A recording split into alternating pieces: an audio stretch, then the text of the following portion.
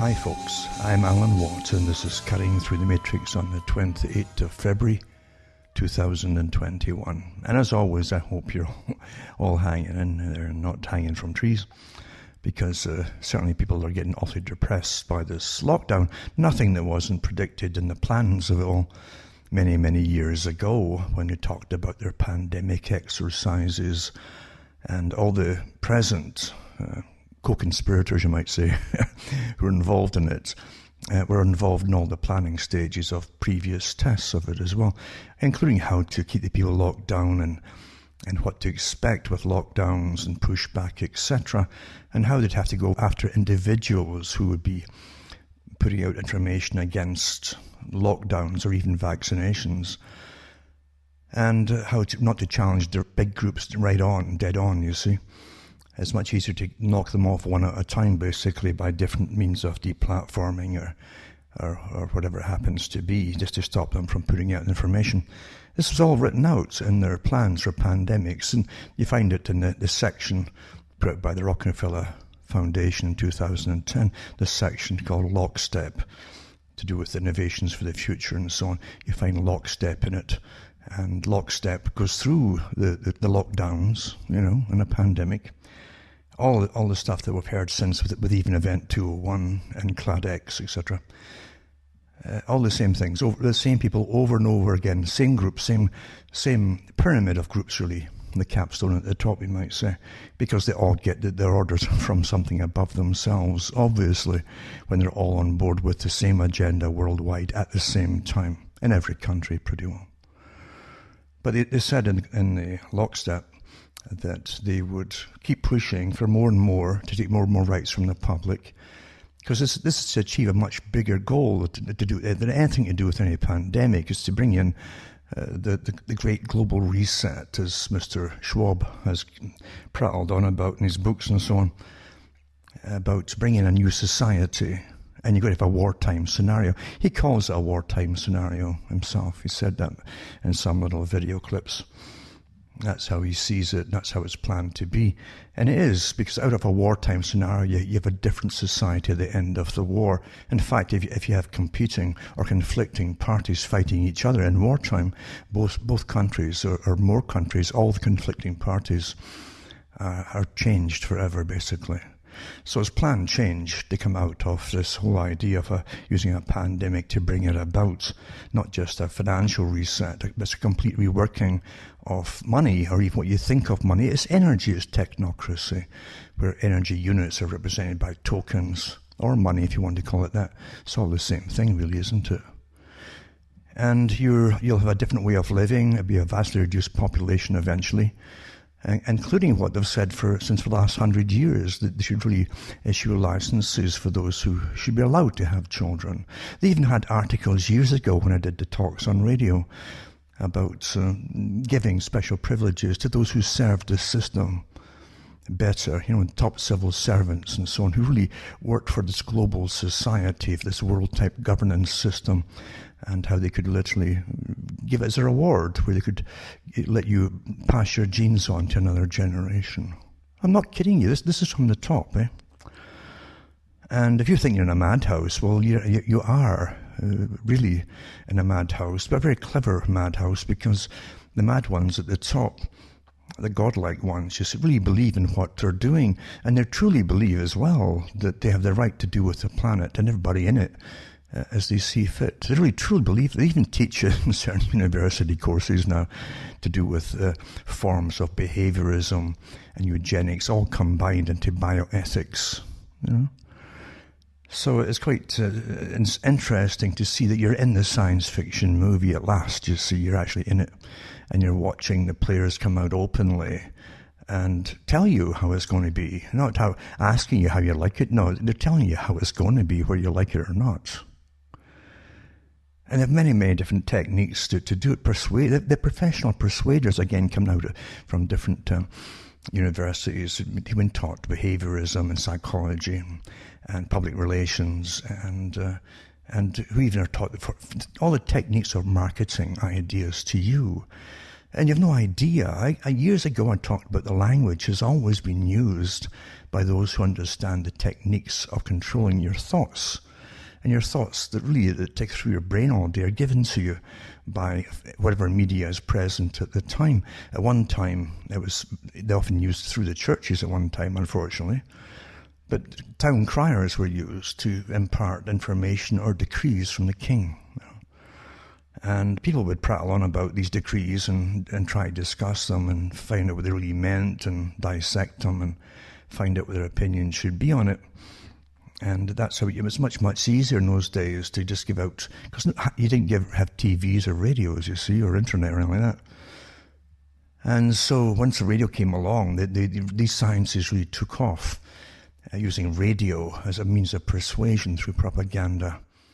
People don't realize how far ahead it was even in the 1920s and 30s, building up to World War II as an example, and how incredibly accurate it is today, to do with the uniformity of information. If you must control societies and worlds, you might say, or nations, then you must control all information, you see. But never give the impression that you control it. You simply make sure that 1,000 different points of light, as they often refer to their agendas and their NGOs and think tanks and so on, that work towards the same goals and put out the same information. But it appears to the public, oh my goodness, they can't all be the same, because there's 1,000 newspapers across the world and magazines all just, so they can't all be connected. Well, they are all connected. It's quite easy to have them all connected, especially since they're all taking information from one or two news sources. And that's why they all have the same propaganda. And back in the 30s, I did the talks years ago to do with the 1930s and the 40s, where the Rockefeller Foundation actually put out surveys, did intensive surveys, and they did very accurate ones, just as the same today, you know.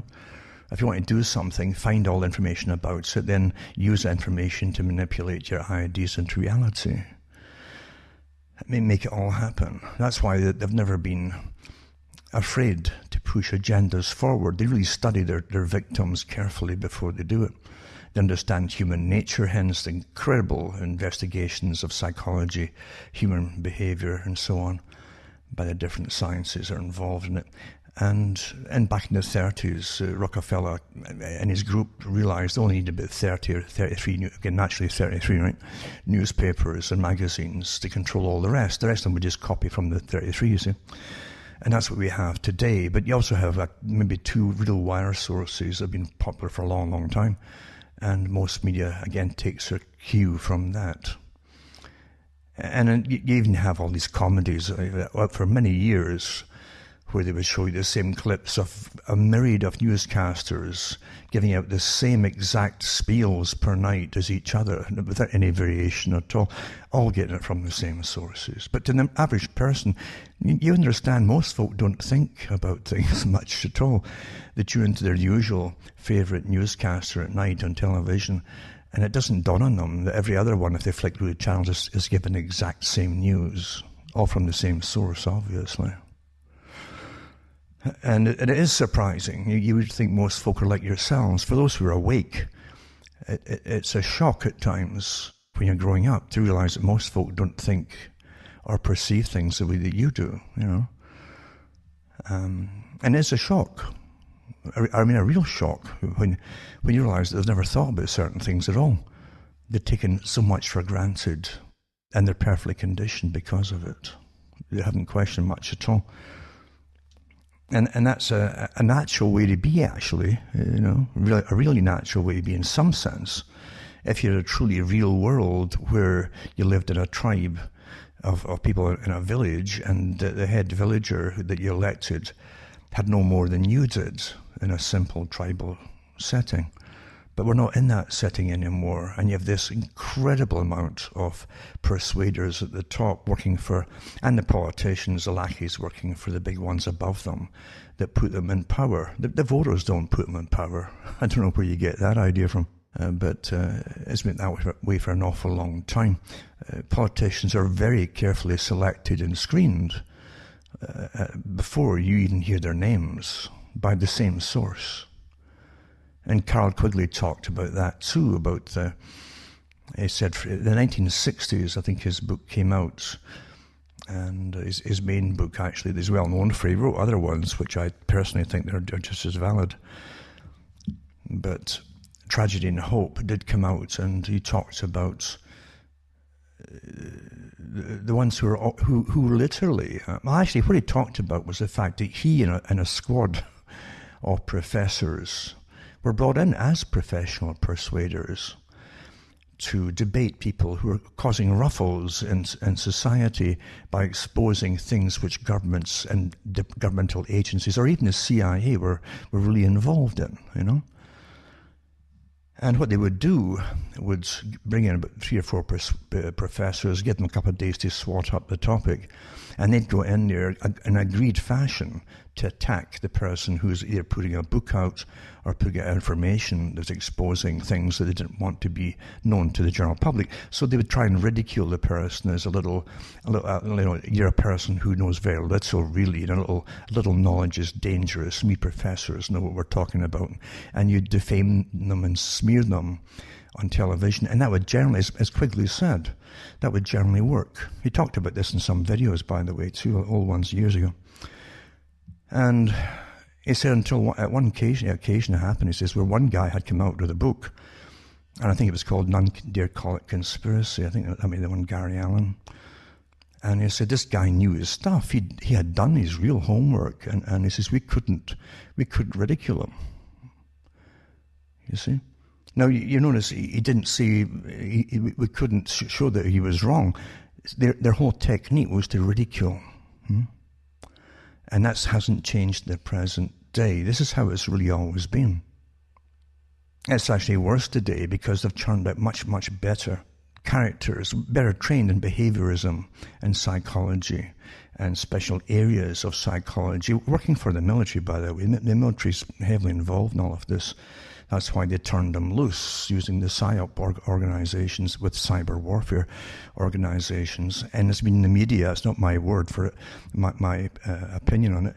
I've read the articles from the mainstream on it, where they turned these characters loose on those in the internet media to attack them and defame them and do all kinds of dirty tricks, which they'd used across the world, across the Middle East and Syria and Egypt and different places over the past, and Iraq and so on. And it said in the newspaper, this same organizations are now being authorized to be turned loose upon the public inside their own countries. Do you realize what's going on here? And you idiots, and I have to say idiots, go out and vote all the time to keep the same system going. This is incredible.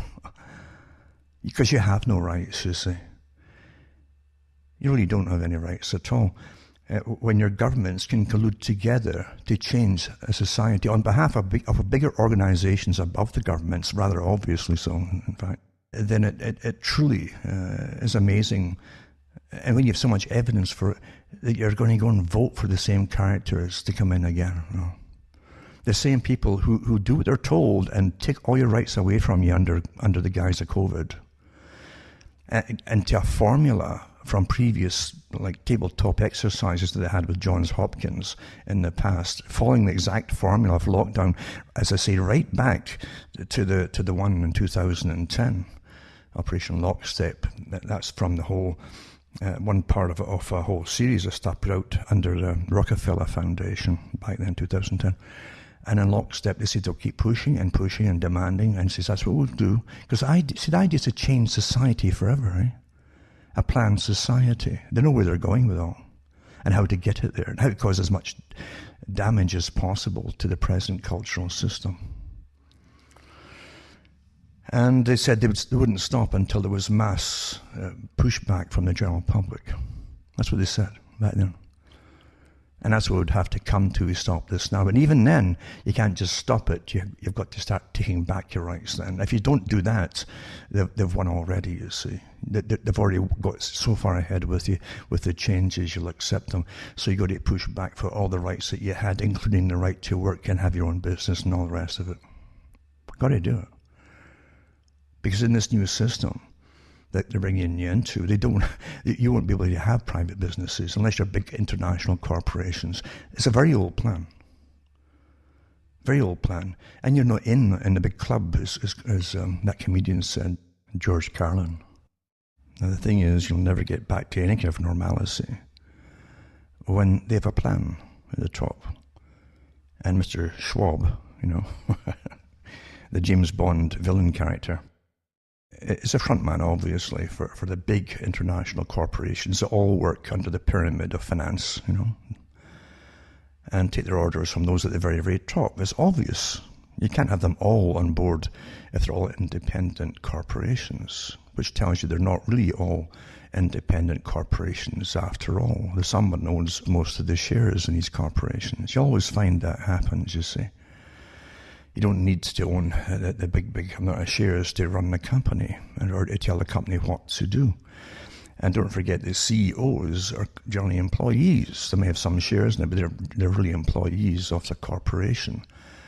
And the corporation then serves the bigger system that brings them in, helps them, and gives them financial help that they need to get through bad times, good times, or increase their profits. They don't do it all themselves. And so you have the appearance of big successful corporations, but you've got to understand that they get big because someone chose them to be big, someone at the top, the big club, And they do that too by eliminating competition. That's how you get to have a big international corp, a monopoly, basically. You eradicate competition. And of course, after the different takedowns of big corporations in the past, like the Rockefellers before, with their oil corporations and monopolies in so many different areas, which is a sign actually, it's like signs of a disease. When you see the same signs creeping across the world, you'll find these guys all know each other at the top in different countries, and they're doing the same thing. They take over the resources of the planet. You'll find that too in Quigley's books to an extent too. You also find it with the statements they make, the ones that represent them, like old David Rockefeller, who died, and his father before him, that said competition is a sin. He wasn't being egotistical as such and just arrogant. He was actually saying what he really believed. And the idea was to eliminate competition. They had the right, these guys like himself and an organization he belonged to, had the right to take over the world's resources. And only they could work it properly.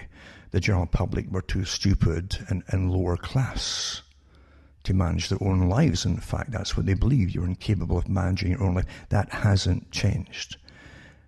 And so you'll find from old books from H.G. Wells, even before Wells actually, but H.G. Wells was rather arrogantly all for this agenda, and the same agenda that pretended it was left-wing because they had the working class on board with them, the Fabian Society, financed by the biggest, richest folk of the era, so we're told anyway. I think there's bigger ones than them, like the Astor family.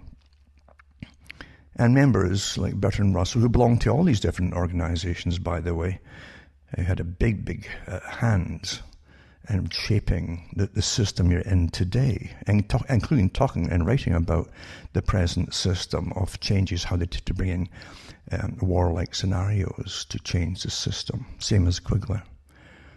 But Russell also talked about useless eaters, because he and Wells and all the rest of them were eugenicists. They believed in superior types and inferior types. The socialist leaders they created, like George Bernard Shaw, were very open about that. They had the right to choose who would live and die. We saw that in operation when the Bolsheviks took over Russia.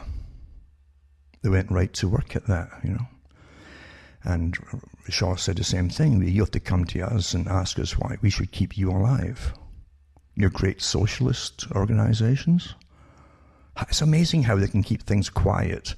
And other socialist countries, they can actually paint with as a villain and make thousands of movies about them. But when you find they're all the same, really, at least the ones who run them all are connected to a higher group. They're all the same. There's dead silence. That shows you that you're actually on the right track when you begin to get that little light come on in your head. And that's how it is. Useless eaters, Bertrand Russell said, when talked about overpopulation. If you just let the people breed and all that, and H.G. Wells said it too. He says we can What about the people, helping the people? He says, well, we can give them food and we can help them get better hygiene and so on. And what do they do? He says they breed. He was so disgusted at that. It was okay for him to breed with different wives and so on over time. But you see, they belonged to the right people that had the right genes, the right makeup. And you didn't, you see. And you find the same thing with Margaret Sanger, Planned Parenthood. She talked about children being weeds.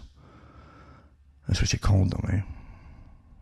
And certain ethnic groups too. She was straightforward. Well, no one hammers her, You'd think, this is the whole thing with logic. Logic has to be logical. It has to be the same. When the same circumstances are applied across the board to the same scenarios, you can't say these ones are evil and these ones are good. When that happens, there's something else at play, obviously, and people miss that all the time. But yeah, you had H.G. Wells, who was a frontman, propagandist for the global society. He was all for the world wars that were coming. They knew they need a world war to change society. And he, again, I've said this before, he was the one who invented the slogans for the military to make you hate the enemy, because most folk don't hate the folk they're told to go off and kill. And so you've got to demonize the enemy. Same within society under COVID. They're demonizing sections of society. Same techniques are always used before you isolate them and you deplatform them, stop them from having any speech, and then you eradicate them in one way or another, you see. Standard techniques never change. But H.G. Wells, he came up with the idea of the Hun and the Sun, beware of the Hun. So there weren't German people, no, there were Huns, you see, like the old tribal groups and so on. So you dehumanize them. They did the same with the Japanese World War II, of course, big time. But he also came up with the idea of splitting society internally. Because in World War I, at least initially, they didn't have drafting, you see. It was voluntary only, and so the propaganda was very basic but perpetual for the whole duration of the war. Go off and fight for your country. And I've said this before, years ago, if you look at the posters for the British monarchy, go off and fight for the king, You'll find it's the same. They were the cousins. The Kaiser were their cousins, And you'll see the same features on the posters. It doesn't matter if it was German or British, because they were all Germanic. that was a big joke of all. And you could literally change. A lot of people wouldn't know the difference who was who in the posters, because they were so closely inbred. They looked so similar.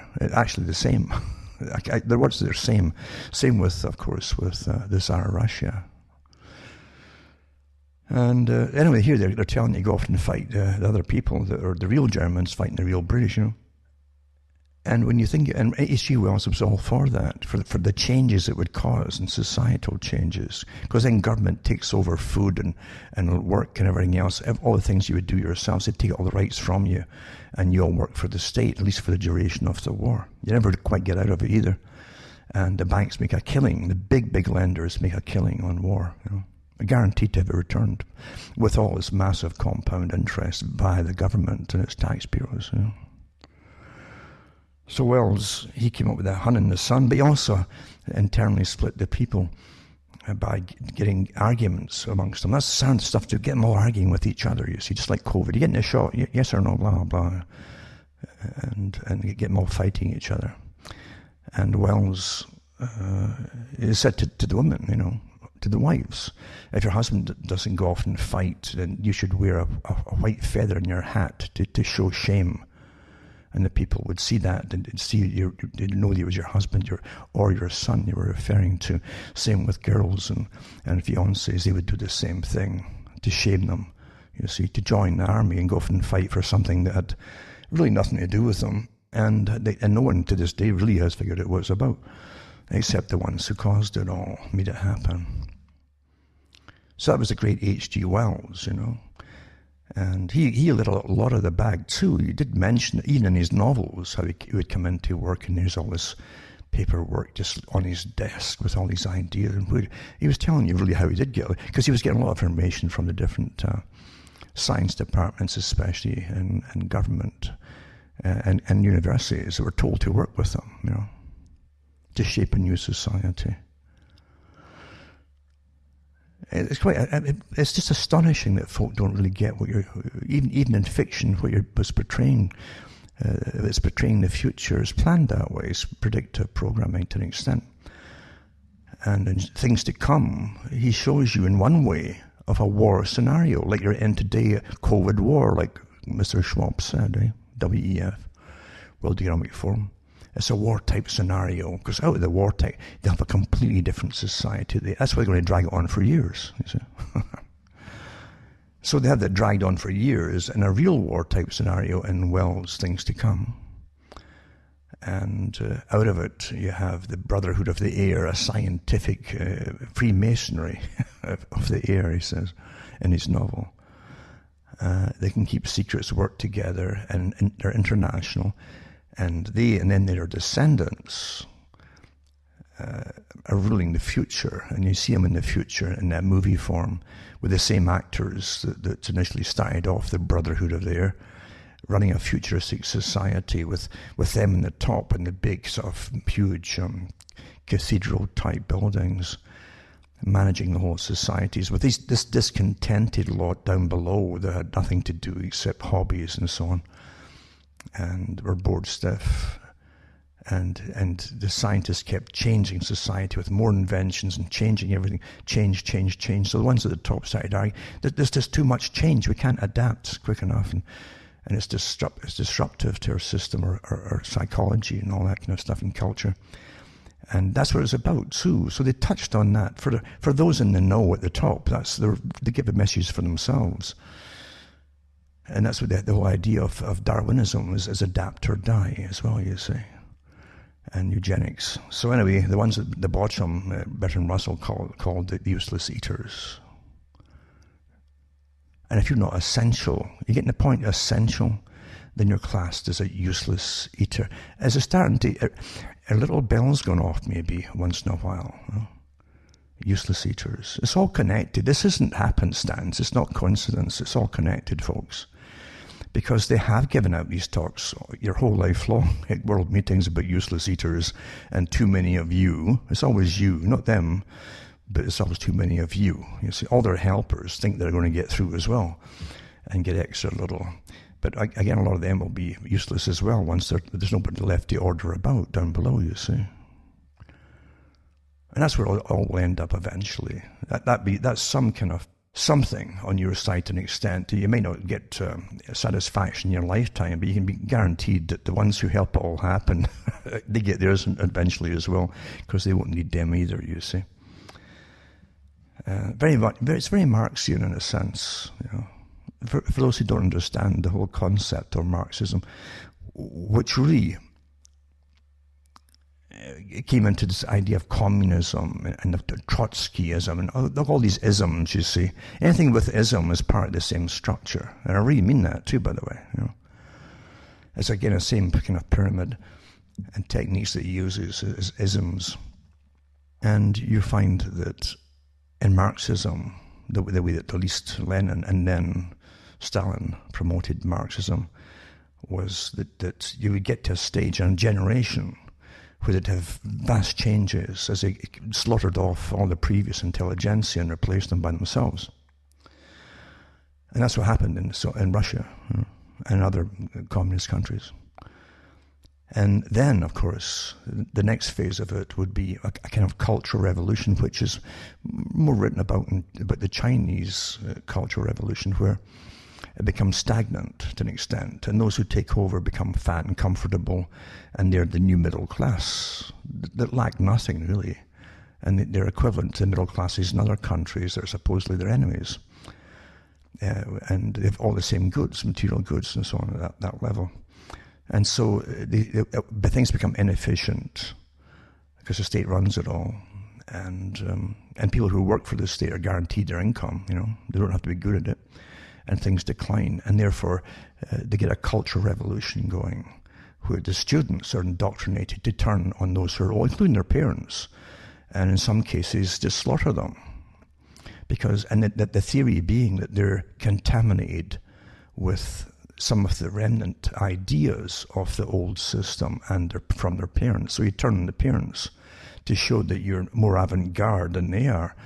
And you're the next step of the phase of this religion of communism or Marxism, you see.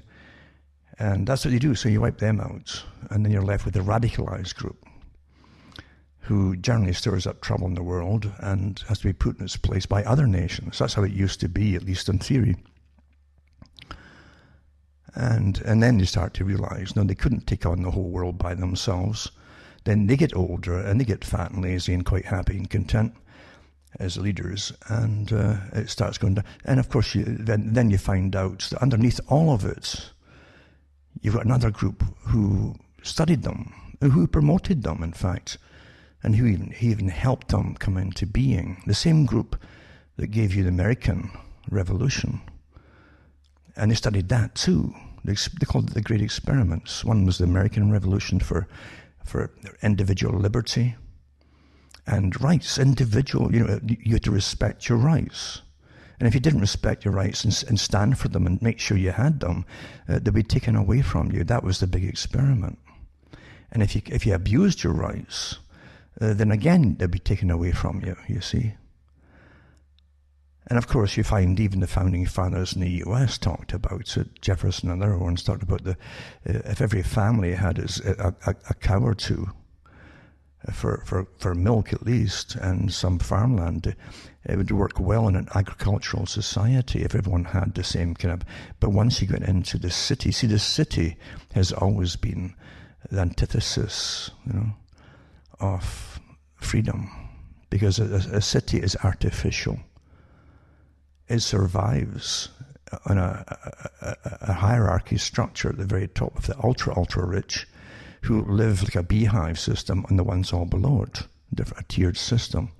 And once you enter a city, if you're working class, you're generally trapped there for your life quite often, because you can't get out of it. The money you earn goes off to pay for rent, which is atrocious, and stuff like that. So anyway, the agricultural system, it was the only way you had some kind of freedom, and space as well, by the way, And that was always the problem down through history. Even in ancient Roman times, you had the Senate trying to take away the peasants' small holdings, agricultural societies encroaching on them to take land off them and so on. And it caused an awful lot of problems and revolutions and backlash from the peasantry. And then, of course, once you run short of food because you've taken land off the people, we've seen it all before, haven't we? In our own lifetimes, or at least your parents have, with China and the Soviet Union. The Soviet Union imported most of its grain from the West in its entire existence. And again, you have the strange thing, why would you be feeding what we're told is the greatest enemy? When things don't quite mesh, there's something going on here that you're not in on, Because your own countries have used starvation across the world by starting wars, getting folk wrapped into the wars, even off the land, until they're all fighting elsewhere. And you find across Africa, the starvation is caused because there's other wars going on around them. And often from the West, it's inspired by the West and funded by the West, and corporations are involved. And again, a lot of the best land is taken away from them and put under United Nations Habitat Organization. Some of the best farmland, or the Sierra Club and Prince Philip's groups and so on, some of the best farmlands. That's not coincidental, because they know if you feed the people, they might be healthy and then they might breed, They talk about it, for goodness sake. They publish this stuff to their members. And somehow the people outside in the first world countries think, well, that doesn't mean us. That's the greatest thing of all, that you don't realize that, you're the first subjects to be introduced to forms of sterilization, not all at the same time to the same extent, but your number's been plummeting for a long time, and they keep publishing these quizzical results. Why is that happening, they say, Meanwhile, they can spend billions to find out all about coronaviruses and things like that. Even then, they can't tell you much about them, really. But you would think they would certainly, and they know plenty about anatomy and physiology and biology and biochemistry, but it's a big puzzle to why your sperm count's dropping. What's changed in the last 100 years? Well, has your food changed? Well, to the extent it has. But what else has changed? Has anything been introduced into your body and you're like, well, I could mention what it is, but I'd get black marks for saying it. Well, it's basic, Occam's razor, It's Sherlock Holmes, isn't it? What's changed? And believe you me, if you hit on a certain topic, alarm bells go off. You'll find out very quickly. And again, I've mentioned before that Bertrand Russell said that by means of diet, injections and injunctions, they could reduce the population and make them placid as well and obedient. Drops in IQ. The same IQ levels that the United Nations has been publishing for years. Every few years they publish the same test results in different countries across the world. And it's a big puzzle why the same tests are showing that there's a drop in the intelligence of people across the board. It's just, it's one of them things, it's a puzzle. There you go. And I guess most folk, if they bother to even read them at all, accept them as just some mystical thing, perhaps. Mystical. But there's nothing about us that's not known by the huge, huge layers upon layer upon layer of a system of observation, investigation, and analysis, and the collecting of all kinds of data on humans. There's nothing they don't know. Nothing. They actually say that, especially in their psychological warfare operations. And when they bring in anthropologists, it's astonishing. I've got so many articles on it over the years, but I know that they sent anthropologists into the Middle East along with the military. They had it in the newspapers at the time to train the soldiers on the culture, you see, and how the culture developed, but also to train them on what terrifies each culture. So the anthropologists would work with those eventually that did the torturing, the ones who did the extraordinary rendition, like to call it, rather than just kidnapping. It's extraordinary rendition. And they even made a movie about it, remember, with a woman in charge of the CIA in the movie, actually basically based on the reality, where they would have people tied up and covered in blood and all kinds of things and stuff, and tortured. And that's why you also saw certain things happening at Abu Ghraib, which they knew Muslim countries did an abhorrence of. That's why they used what you saw there. Thanks to your anthropologists and psychologists and behaviorists that you pay for, that are now working on all of you at home. But we have gone into science fiction. Things which were absurd years ago are being pushed to the top to become the norm. At least to try to persuade you that it's normal. All kinds of absurd things. And I even hate to even mention it, but I'll put up one article for anybody who cares to look at it. It's been all over the media, naturally, because they tell you what to think about and what to argue about and so on.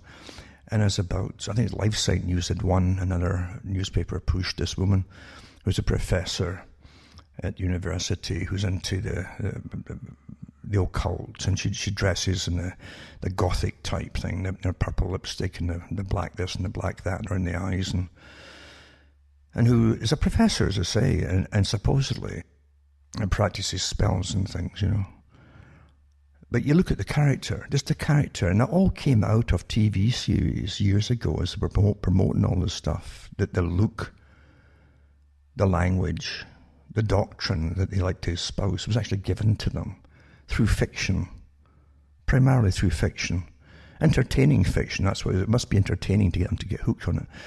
And for back through the 90s, and you're seeing these. But at one time they would put these in science fiction, say in the 1970s, of a future society. And isn't it amazing? They look just like the characters in the science fiction with the hair that looks really, really, really weird, almost like a Medusa thing, like snakes coming out of it and stuff.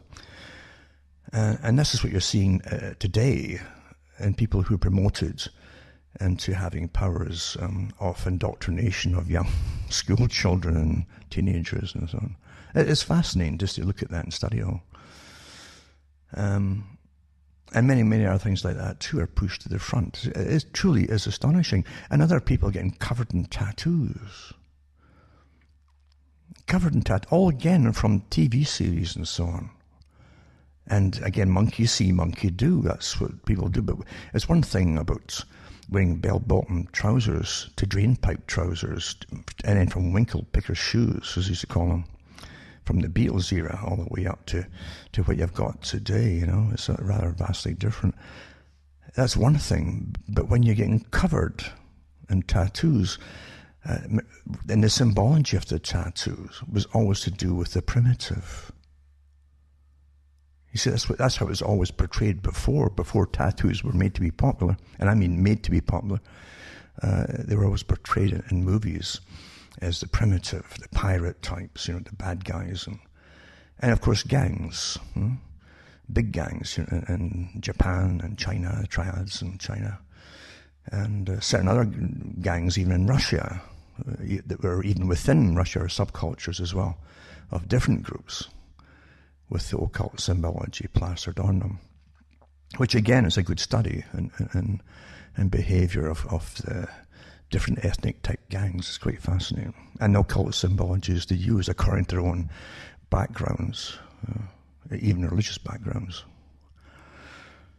So, but there's always again, basically associated with, now you're seeing cops wearing them.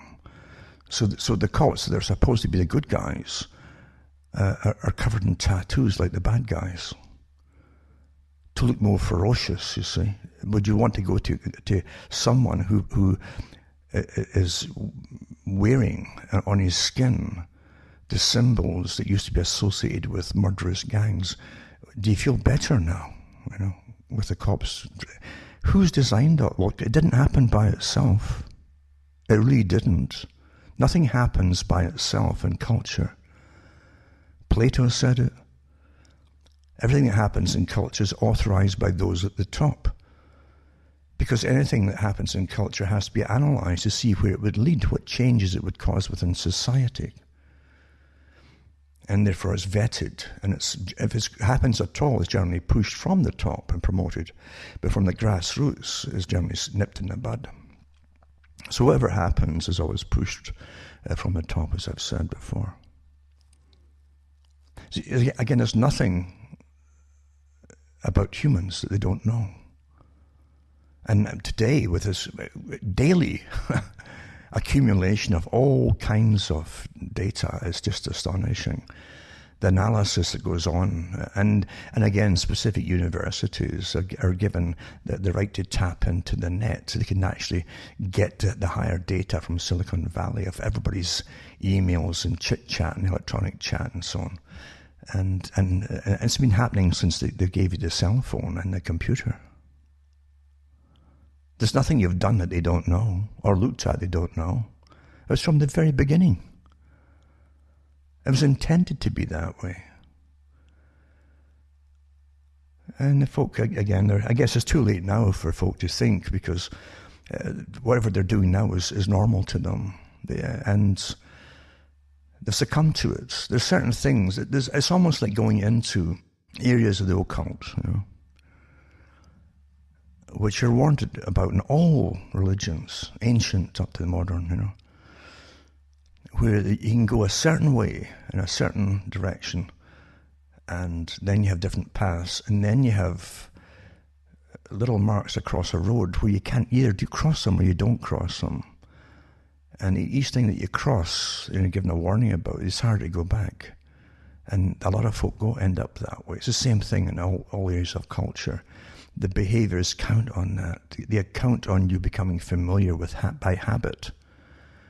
And all the things which really are detrimental to you. All the things that Aldous Huxley warned you about. And he was almost a Mr. It's a Mr. Mills character. For those who don't know that, Mr. Mills is an occult figure, a term used in occultism, that appears in every generation. And he's a neutral character, and who gives warnings. Very plain warnings about do this and this happens, do that and that'll happen, and so on. And you'll find that kind of character came in to the modernized version of Titus Andronicus that Anthony Hopkins was in. They have a kind of Mr. Mills character that appears every so often in that one too. But it's a common theme in occultism, where certain people come out every so often and give you the warnings, and blatant warnings, accurate warnings, and are either obeyed. People are not obeyed because it doesn't tell them what to do.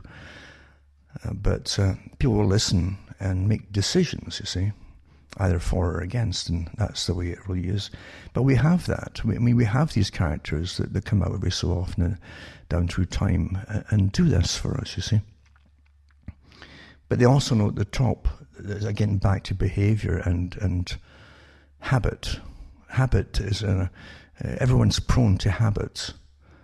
If they get up in the morning, it used to be on radio before internet, folk would turn on their radio, a lot of folk, and they'd listen to that, sort of opening their eyes and getting ready with a coffee, go to work and so on. And then listen to radio on the way to work, and they'll all have their favourite DJs, you know, the mouthpieces of Babel, you know, because we live in Babel, constant Babel. Our whole lives now, electronic Babel. Most folk now are afraid, and I've done so many studies on it, afraid now of silence. It's a terrifying thing to a lot of people, the silence. Special forces, by the way, they've done tests with modern special forces now, and they set them off into the wilderness somewhere, and they'll take away any communication occasionally, and some of them crack up because of the silence. And the fact that they can't communicate with anybody if they feel that they might have an emergency or might have this, all the mights, all the maybes, it works on their minds and they become fearful, you know. Even the sounds in nature can get to them because they don't have that internal confidence that people used to have. And they'll crack up and ask to be let out. It's just astonishing. But a lot of folks can't handle, because once it's silent, you see, you've been trained your whole life to listen to other folks' voices all day long, either through music or news or whatever it happens to be, but it's babble, babble, babble. It's completely unnatural, but to you it is natural because you're habituated to, you see. But what you miss is that quiet time where that little inner voice of your own should take over as you think things over and come to your own conclusions. You see, the whole technique today is to overwhelm you with data, and I've given these talks over the years from the sources themselves and government sources, at least the agencies that work for them, where they talk about overloading people with data. Data can be just nonsense, you see. It doesn't mean it's factual or even handy to have it. It's just overwhelming data. And the more you take in, the less room there is for you to make up your own conclusions of your own data on anything. It's a technique which is it's actually taught in the PSYOP groups and the teams and agencies. See, the biggest problem that they have at the top is that folk will think for themselves.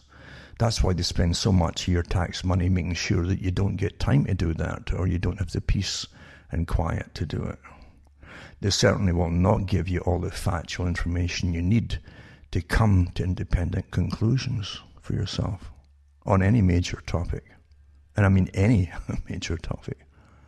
You have no idea of how much mind control most folk are already in and under. I'm not exaggerating it there either. This is where it really is today. And years ago, I used to have lots of information from MIT. Because they'd love to publish. They were giving you divisions to study this or that on internet and even cell phone chat in real time. They were getting to get into calls and so on. Of course, they were using all that information that they pretend was private. Oh yeah, you private stuff on the net and all that in private. No, you've never had that. They've recorded everything from the beginning, folks. Well, they didn't have the laws then to stop them, or they did have laws. No, they didn't. Or they did. They didn't care. That's all for you to believe in, you know. Getting back to the cultural revolutions that the communists used, the same kind of thing. Communism is a religion that people had to believe in. And you see, you could understand the science. They called it a science of Marxism. Only special folk could understand it, like Stalin, you know. And so they all had to praise Stalin for the little things he came out. Even if you didn't understand what he was talking, he was such a genius, you see, and so advanced or steeped in advanced Marxism that you wouldn't understand it at your lowly level. They actually had churned out books like this. Well, that's what you're in today, you see. Most of what you really thought about was given to you. Most of it's trivia.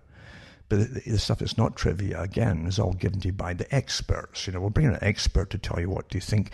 Bertrand Russell said this in the 40s and 50s. We'll train the public that they can't have a thought of their own or do anything themselves without the advice from an expert on anything. From having children, to how children are born, to how you change the diaper. They called it a nappy back then in Britain. Women would have to be taught by experts every step of the way, and the guys too, and what to expect. And that's happened in my lifetime, you know. At one time, everybody just knew, from folk having children and families, as you grew up with them, you knew what was going on. You knew what was expected. You knew how to do things. You didn't need experts for anything. It's astonishing to realize that the modern medicine isn't very old at all, you know.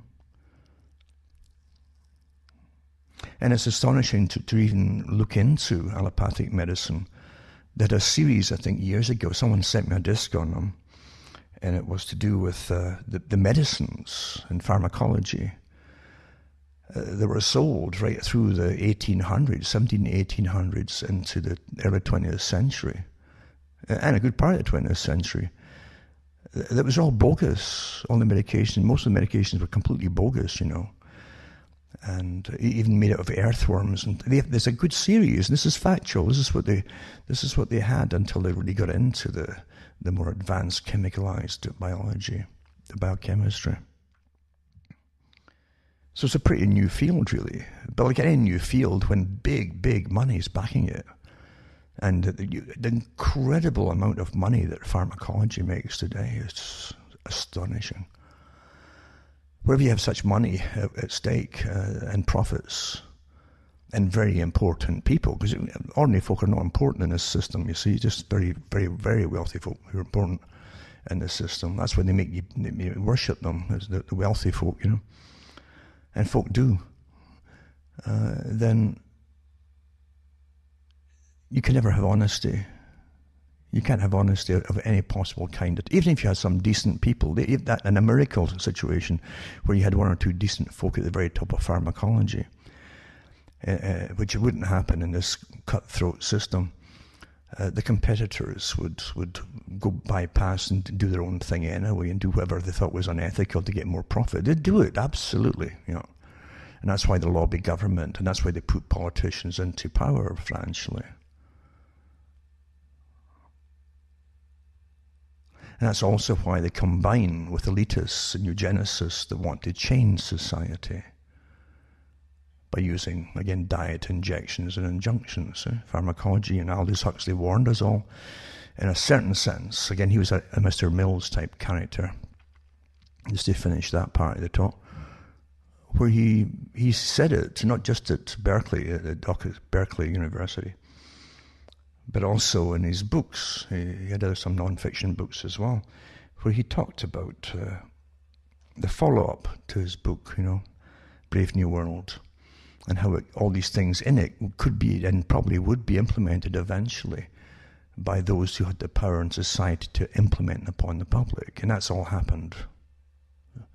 So he's Mr. Mill's character that he did warn, again, at least on public television, on the Mike Wallace interview, where he said, well, with the techniques we have now and where it can go, because they knew the rate of change in society and these behavioral sciences and so on, he said that the techniques of persuasion, they could get people to do things eventually that perhaps wasn't in their best interest. He knew how advanced it was then in the 1960s and where it would end up going, and this all happened. He was careful not to say so much in the talk that he was all for it. But you got to remember too that Aldous Huxley belonged to the Huxley family, a scientific elite. That's what his brother called it, a scientific elite, the branch of the family. Amongst many other parts of the scientific elite, the dominant science group that ran the world on behalf of the dominant minority, the ones who run all the finances above them. So the scientific elite below them, including all kinds of behaviorists and scientists and social scientists, they worked for those who ruled, and they used their sciences like spells over the public, you see. So he was careful to mention the other part that they believe in, of course, and always did believe in. In that talk with Wallace, he did start off his talk, well, the population of the world, and he mentioned what they claimed it might have been then, and how it would double or whatever by the year, whatever, 2000, whatever it happened to be at that time. Because they're always fudging figures, so it doesn't matter. So he lets you know right off the bat, there's too many people. He doesn't go into his deeper beliefs that there's too many useless eaters, because he was an elitist himself, Aldous Huxley, as his brother was. His brother really became one of the head members of socialism because they guide society into family planning, depopulation, all the rest of it under the guise of helping the working class. So you got to understand that there was nothing that in eugenics and elitism that he didn't know about. He belonged to. That's why he could write Brave New Worlds years before, but 1932, 1933. Because he mixed with those world groups. He had world meetings, those groups, And they've always had world meetings. And Huxley also talked about, well, if you let it go this way, we'll have all kinds of physical problems with people who have hereditary ailments. He was also talking about IQ levels and so on. And he says some people, for instance, if you wear glasses, he said, well, then your eyes aren't perfect, and so you'll pass that on to someone else, and they'll have bad eyes. He's talking about supremacy of eugenics and how the eugenical supreme classes should go on. That's what he was talking about. It's amazing how folk can like what they're hearing, and they're not hearing what they're hearing, but they like what they're hearing. It's coming from a guy who is so well educated, and from an elite point of view, he has such a great command of vocabulary. And it's true enough, the vocabulary of these guys was almost 17th century vocabulary, because they were taught that way, to talk very carefully about every single vowel and syllable, and that's how they pronounced them, Very impressive at the time. But folk often don't really hear what's being said, because the guy wasn't wearing a uniform like some supreme nasty commander, of history. They always give you uniform guys. I've mentioned it so often, where the greatest thing you're worried about today is either a white coat or a suit. These are your terrorists of today on the general public. Why do you think even a lot of these doctors they're using for COVID might be given a talk from their own home, and they've got a white coat on? Do they walk about their homes with white coats? No, it's just to impress you. Because you're trained to see that white coat and believe it more appropriately. So they must, well, yeah, they've got that white coat. That's the priest coat. This is the new priesthood, the white coats, you see. And that's what they are, a priest class, with their belief systems. I prefer the other religions, you see, because they give you commandments and things and this and that. But the priestly class of white coats, especially in medicine, and even the vaccine, studies that they've done, all kinds of well, it may do this and it may do that, and it might, and lots of maybes and might, very scientific. So it's better to have white coats on, because then you don't question it. Well, look at that, that they've got their, and it's almost like the stole that the priests would have around their necks, as well.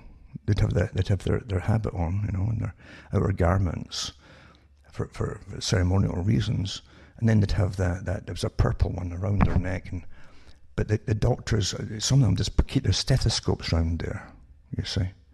So the white coat on and the stethoscope. These are religious uniforms you're looking at, folks. And you're trained at as soon as you see them, your mind alters.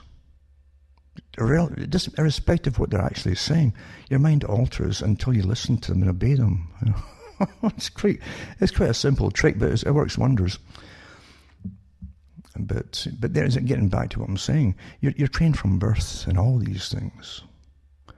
And you're persuaded to go along with a system where nothing that you hear on television, pretty well nothing actually, isn't rehearsed and scripted and produced and put across as spontaneous to you.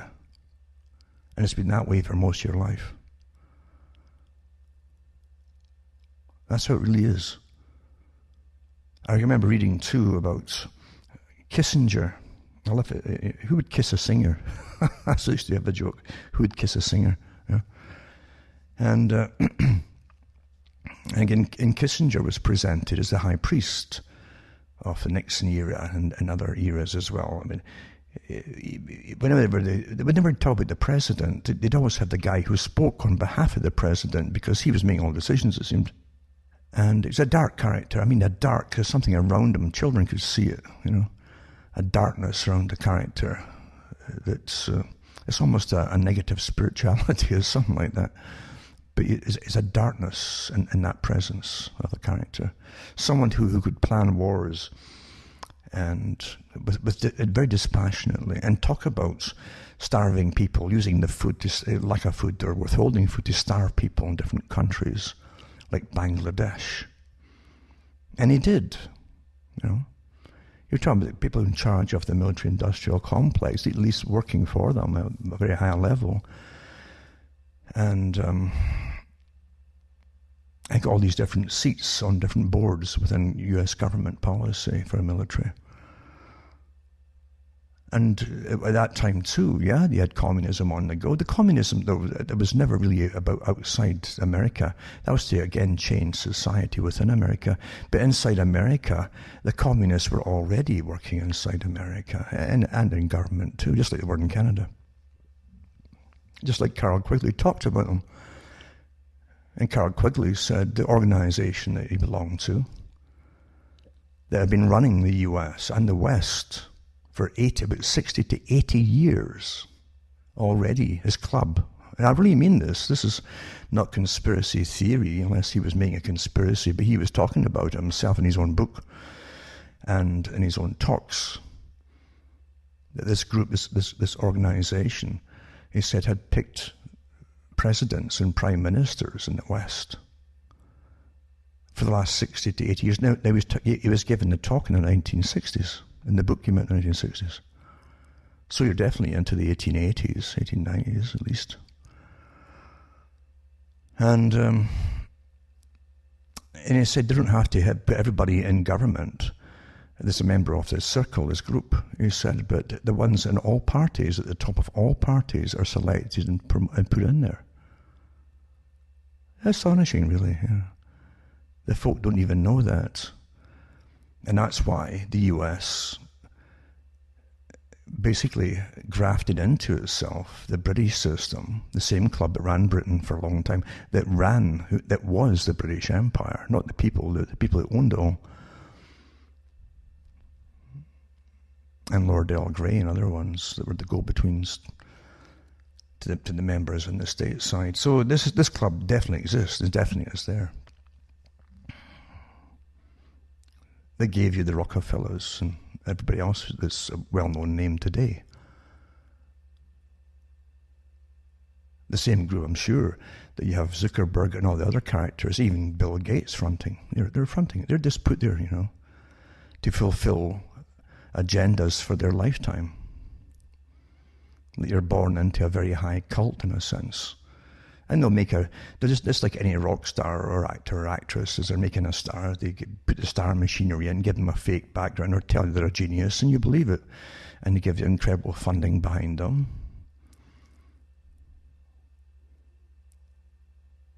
And they must make a certain amount of money, but they put it so much out in so-called philanthropy, which is just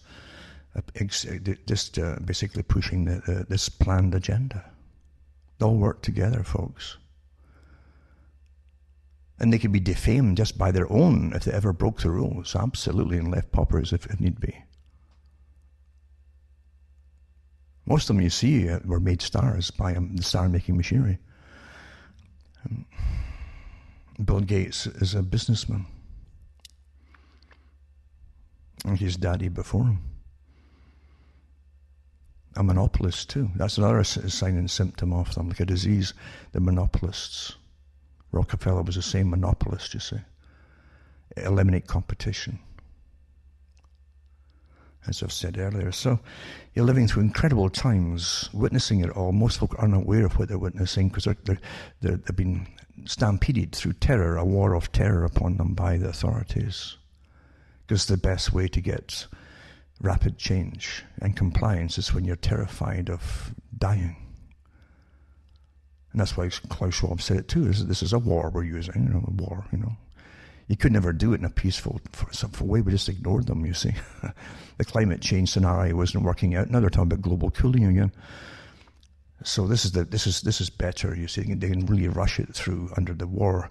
And no one's going to come out of this without being non-essential except the very big boys, and gals, and you'll all be non-essential, and you'll accept that you're useless eaters. You understand what's happening here? Do you really understand what's happening? Never in history have nations been shut down entirely by an order from their own governments, business-wise, into complete bankruptcy scenarios. Never happened.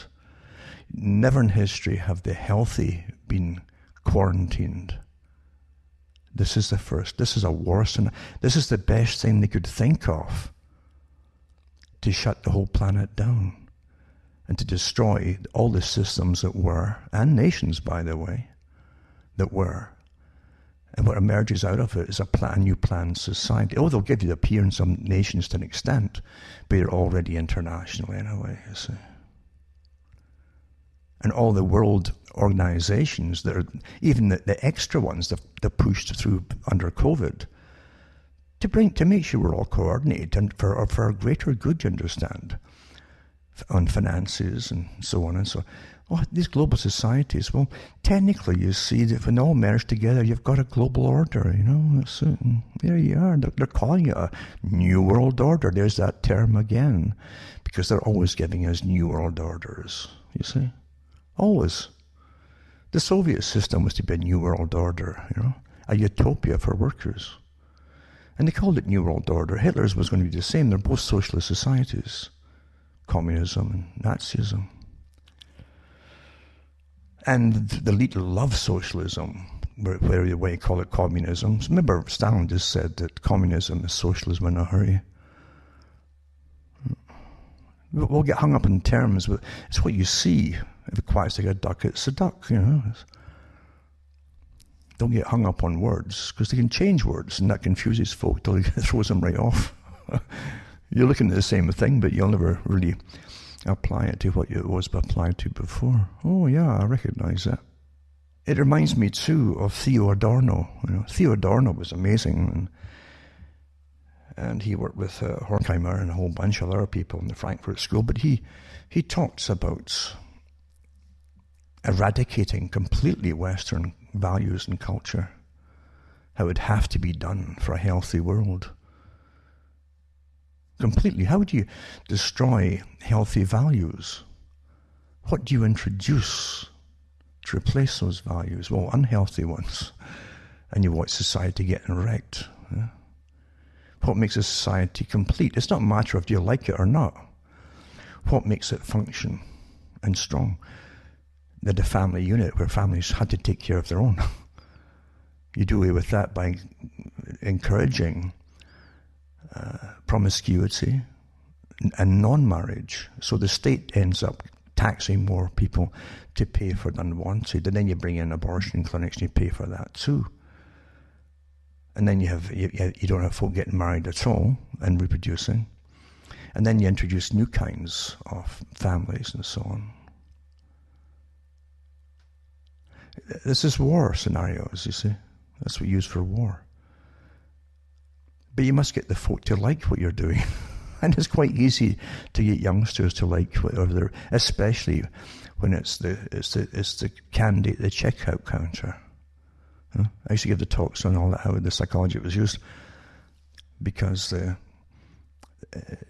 it's admitted, and you've probably come to the conclusion without having to be told, but why are all the candies that you see in a store, even general stores and grocery stores, all the candies are at the checkout counter, and all generally from shoulder level downwards, from different levels, so as the children can grab them with a restriction.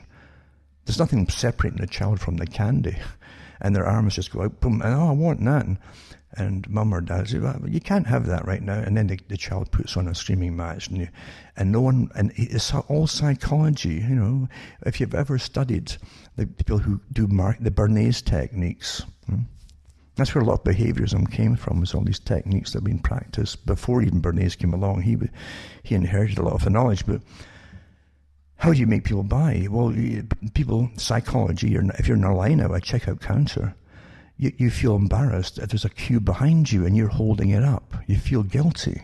Guilt is an incredible persuader. That's why they use it now against COVID, you see. Guilt. They actually have it in their manuals in the PSYOP operations right now. And I really mean that. I've got them here. Use guilt as a weapon to make folk to comply, you see. Well, they got it from that kind of checkout counter idea, where mum or dad feels embarrassed and she's got her groceries all sitting there, and here's the people behind them going, oh, here's a screaming child, and she'll pay it, you see, okay. And so naturally the child's going to do it every time it's there. It worked, right? And that's why it's there. Well, if you want to destroy society and culture, and like they said in the Communist Manifesto, the end of the family unit, so it said the same thing too by Albert Pike at one point. If he was talking about because he belonged to the World Revolutionary Party, and he talked about ending not just the family unit, but private property for most people. I say most. It's very important, that little word, the most thing.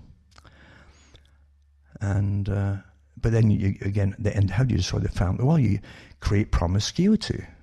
How do you also do what Julian Huxley said?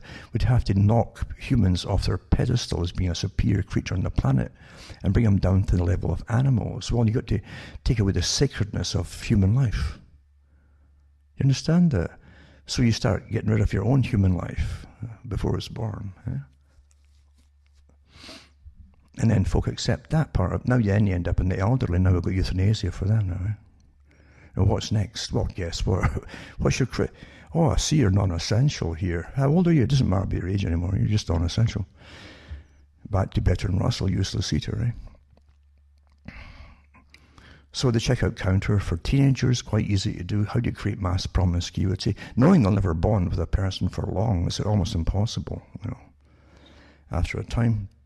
And then you promote it as normal culture. When it becomes normal, everybody's doing it.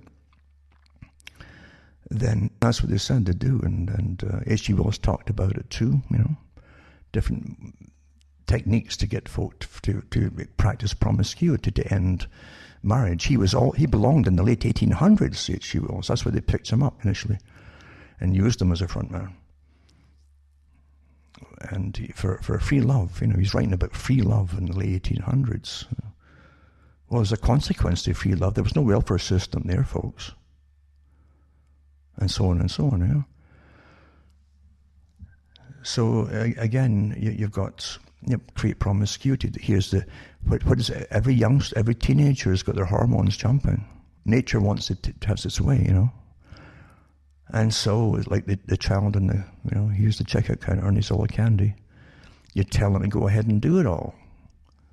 Through media, mainly through television at the time, and 1960s, leading up to it in the 1950s, but 1960s, and away you go.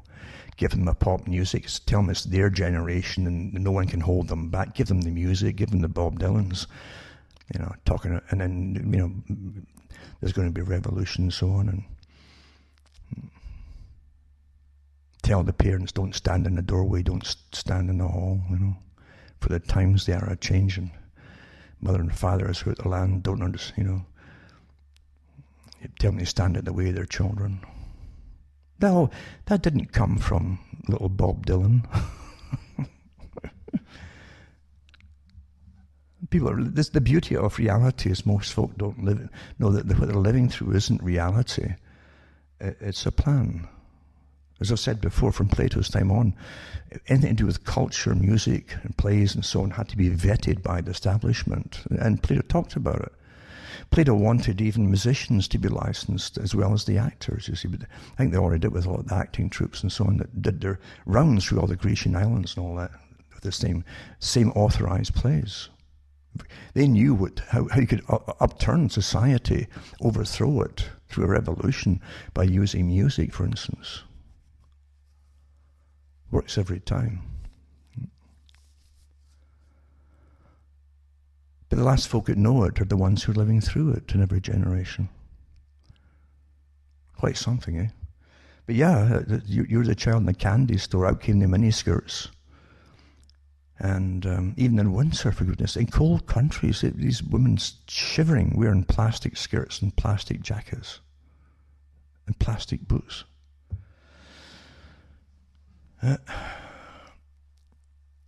H.G. Wells also said, it'd be for World War I, as he's promoting World War I, as a propagandist for the British establishment.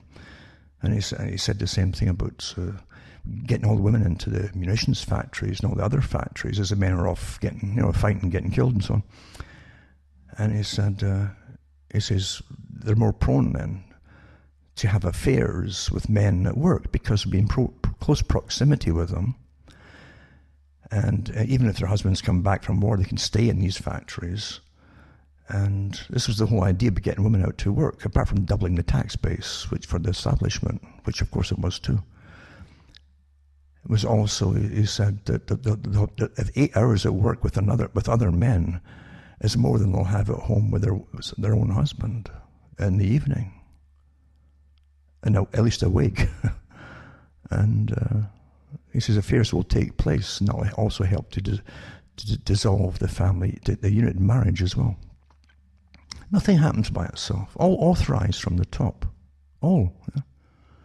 If nothing was authorized from the top, you'd have seen kings and queens and all the big figures at the top coming out speaking against it. None of them did. That gives you another clue it was all authorized, you see.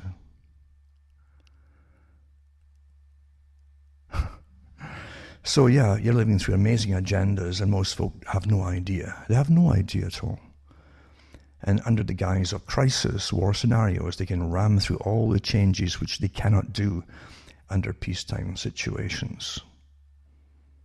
That's what Quigley also said. I've said it so many times, as by rote, but basically said the same thing. It says, you get more done in 5 years of war, because the government takes over all resources, thoughts, propaganda, everything. And the people have to obey to survive. That's what they're taught. You have to obey us to survive. And you can ram through all kinds of social changes. And that's the whole idea, social changes, you see. In 5 years of war, where it would take, it's hard to do even 50 years of peace and propaganda. So that's why they're using COVID right now, to restructure the whole society and the world. And you're all being trained at every possible step as to your own place in this society now. And you've yet to experience, by the way, because they're going to get worse before they get better, you might say. And I mean by forcing things upon the public. They've already got the techniques for stigmatization of segments of society who won't go along with what's happening. You demonize them. And when you demonize people to the rest of society under this kind of terror system, and folk are being terrorized by the incredible daily propaganda that's deliberately spouted out there, and exaggerated, by the way. I'll touch on that night too as well. And then you'll see the weird things happening within, and you'll also see the players in society that are put out by the authorities to give you halfway, almost fictitious representations of people who are protesting something. There's ones, I saw, it's probably a coincidence, but this week, this week past, someone came out in Canada coming into an airport. It was a stage thing because there was cameras already there to see the guy coming. He wouldn't wear a mask, he wouldn't take a swab test, and he said he couldn't be restrained and kept or put off for quarantine. He said it's against the Charter of Rights. And I think you can actually look it up on Rebel Media or one of these organizations, where the guy who has had publicity before said that the police, even after the cameras were off, shook hands with them and the whole thing. They were kind of all for him and all. And I'm still got my mind trying to wrap my mind around it. Okay, we know it was staged. The cameras are waiting for him. The whole thing, it was for publicity. Because everything now is a reality show, and you've got to remember that too. So I'm not saying it was fake or anything like that. I'm just saying everything's kind of staged in this day and age. And then you saw in the same week, and I might put that clip up too, the reactions of security personnel in a Canadian Tire, the big store in Canada, in Burnaby, BC, I think it was, of a man. I don't know if he was known before. It makes no difference if he was known before for being an anti-vaxxer or anti-masker, at least. I hate even these terms because these are meant to stigmatize people, and that's what you use in war, is you demonize an enemy before you annihilate them. But they've so demonized people before already, right, with the incessant propaganda. You'll see these security guards going up to the guy who wasn't wearing a mask. You actually see them, at least in the bit you see. Don't know if that's all the footage or whatever, but you do see one of them striking out towards this fella. They're trying to see the guy punched him first, but you see them striking out at the fella, and the guy putting his hands up, and like you may defend yourself. So you don't need to know that part of it. But the fact is, one of them jumped behind him and got him down almost on his knees, and he was using a judo hold, which is a true stranglehold. The word is stranglehold, It's not just a chokehold, it strangles you. And in judo, you would know what to do, because if you can't get out of it, then you've got to tap the mat or tap, a person or whatever, or just tap something, and that's because it's actually a contest. In real life, you use it to kill somebody. And you'll see this guy's face turning dark red, almost purple.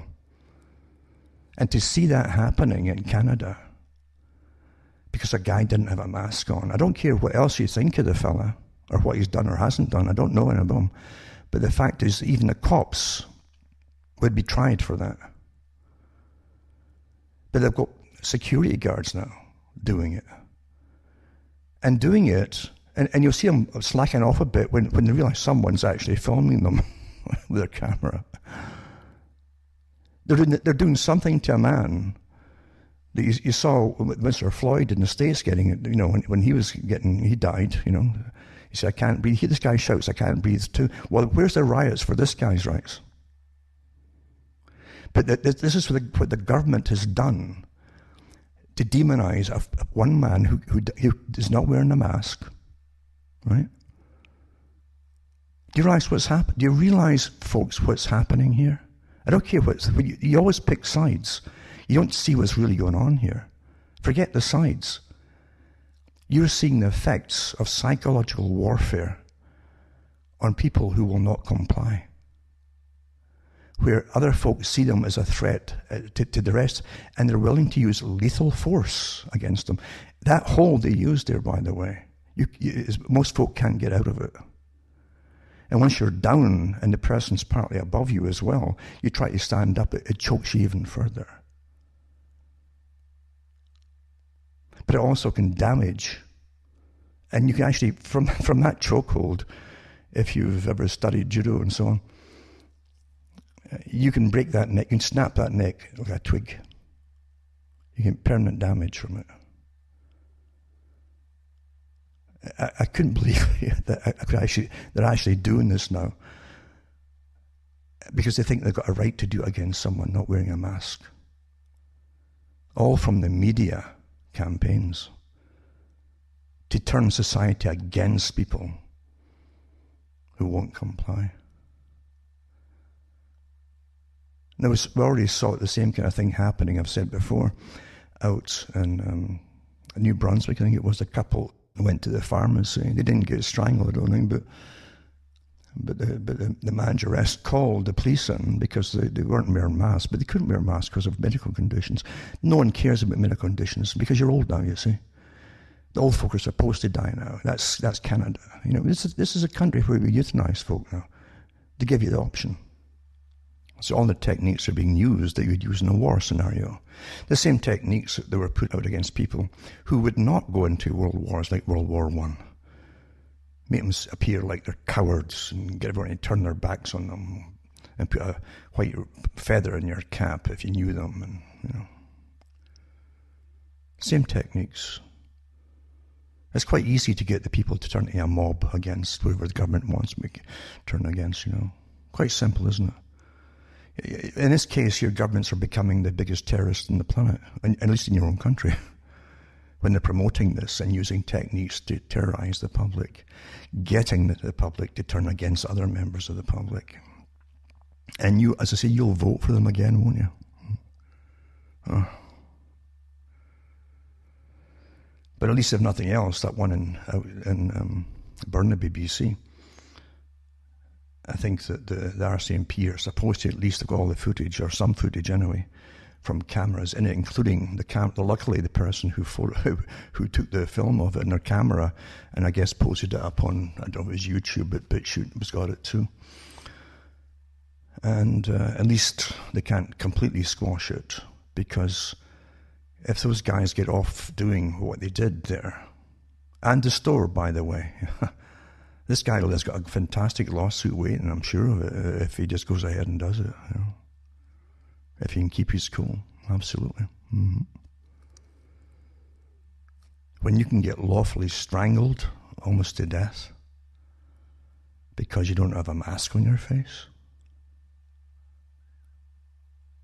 is that the highest crime there is now? That warrants a death penalty by the person doing the strangulation? Something's wrong here, and it's going to get worse. It's going to get worse, folks. You're seeing terrible things happening. But these are the techniques, I see, that they've used against dissenters and conscientious objectors against their previous world wars.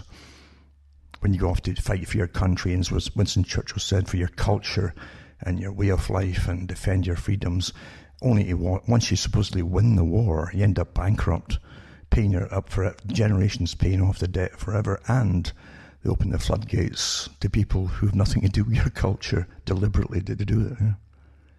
Yeah? You're lied at every step of the way with the characters who run the world. And again, this is the same club that created the British Empire and took over the US as well, passed on the baton, as they said at the time.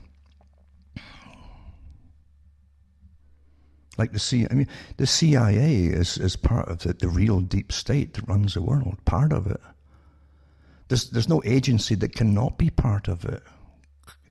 The very fact they're not against each other tells you this, they're all one, you see.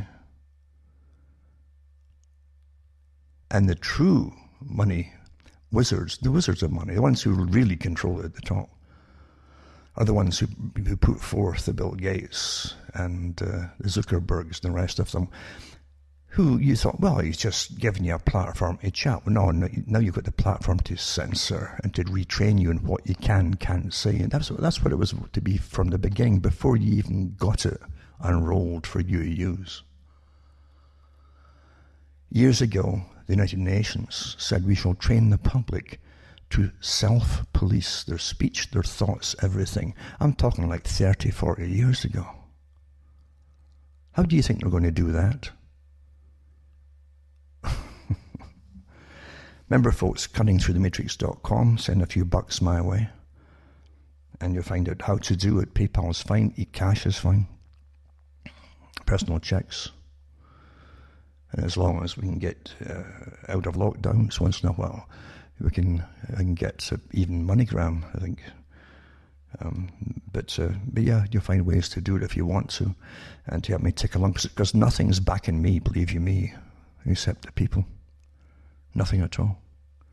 I don't belong to any organizations. And I'm not a front. And they do give you your mouthpieces. They've always given your main mouthpieces and your leaders. The techniques I've talked about for psychological warfare operations across the world sometimes take 20 years, sometimes 25 to 30 years of putting in their own front people as newspaper people, and then putting bloggers out in this day and age in other countries before they overthrow the nations and involved and so on. This is from their own writings at the military level. Now they're using them on you. And you've got a plethora of all kinds of bloggers suddenly coming out there, all getting supposedly top ratings. You can't really believe that. But the rating system is all nonsense anyway. It's a joke. They create ratings. It's all fictitious. It has been for years. Because just like polls, folk go along with the bigger numbers. Well, if 90% are going to vote for so-and-so, I think I'll vote for them too. It's the same thing with the rating game, Same characters behind it. Yeah, the bigger number. Oh, it must be really good if they get that. So, who's kidding who? Think for yourselves. It's a hard thing, thinking for yourself. So when you're overloaded with data, again, cut a lot of the data out and start thinking. So CuttingThroughtheMatrix.com, as I say, and by the way, I've got some books and so on posted off there, because we're out of temporary lockdown, or what can you say? It's a permanent lockdown with little interludes in between it. It's to go on for at least 7 more years, at least. And they'll play that out too, that depending if they've achieved most of their change of society objectives, you see. Because what has to come out at the end of it is nothing like you ever had before. Fauci said this last year in the spring. Everything that was to happen, he said it. Oh, it's never going to go back to normal, he said. What part of that didn't you believe? It wasn't because it had anything to do with medicine. It's because he's in on the script. He's got CIA clearance. You can't work with the biowarfare labs in the States, including the military ones. And don't forget, he's an overseer on the board of the military one, without being in the CIA. The real deep state that runs America, the organization, with all its a parallel government that's bigger than the government, because it's also parallel government over parts of the world. Totally merged with MI6. The British folk used to scratch their heads and say, what on earth is MI6 up to? Because they couldn't fathom, when things were leaking to the papers about overthrowing nations, and they could say, okay, it's just because there was some bigwig in Britain wants to take over the uranium business in the Congo or something. They would do all these kind of dirty deals. But it's much, much bigger than that. Same with the CIA. Americans can never, they'll always overthrow countries to take over their minerals and so on, so the American companies can get it. But these American companies are all part of a separate, they're separate entities from the country. They're international corporations, big, big, big corporations. It's just astonishing to folk don't even know. I mean, the CIA, I think, were first uncovered overthrowing one of their early countries. I don't know if it was the first one, but it was one of them. It was in Zaire, I think it was. where they got a president of Zaire elected, a prime minister, and he had a great idea of eventually having a United Nations building set up. He was all enthusiastic for the African nations, you see. And he started giving rights to the people, and if you're going to tax the people, you should get something back for the taxing. And of course they call that socialism. And they weren't happy in the West. And I think Zaire at that time, I'm sure it was Zaire, had large bauxite reserves. You know, that's the raw material that they make aluminum from. Aluminium, they say in Britain, but aluminum in America.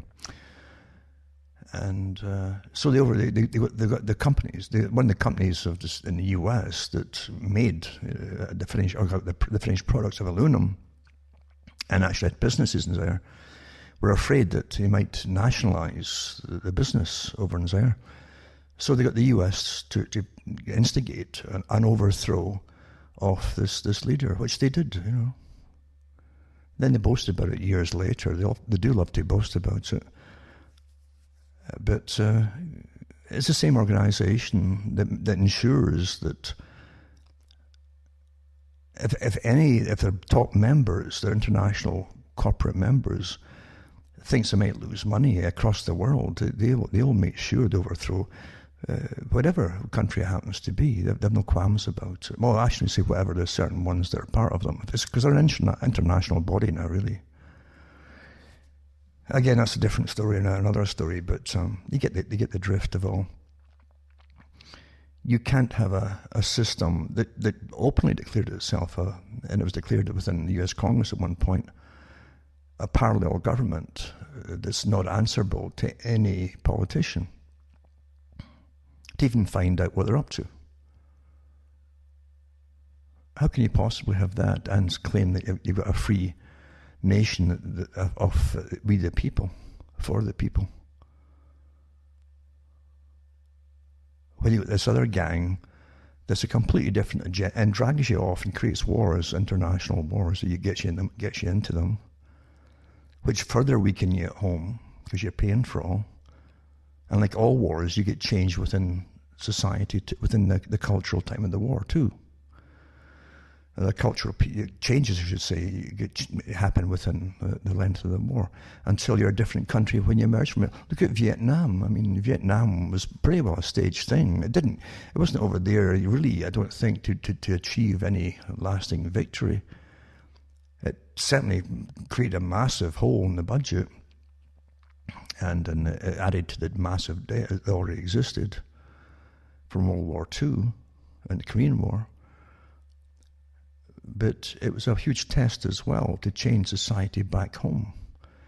Because at least society back home was, what on earth are we fighting over there for? What's that got to do with us?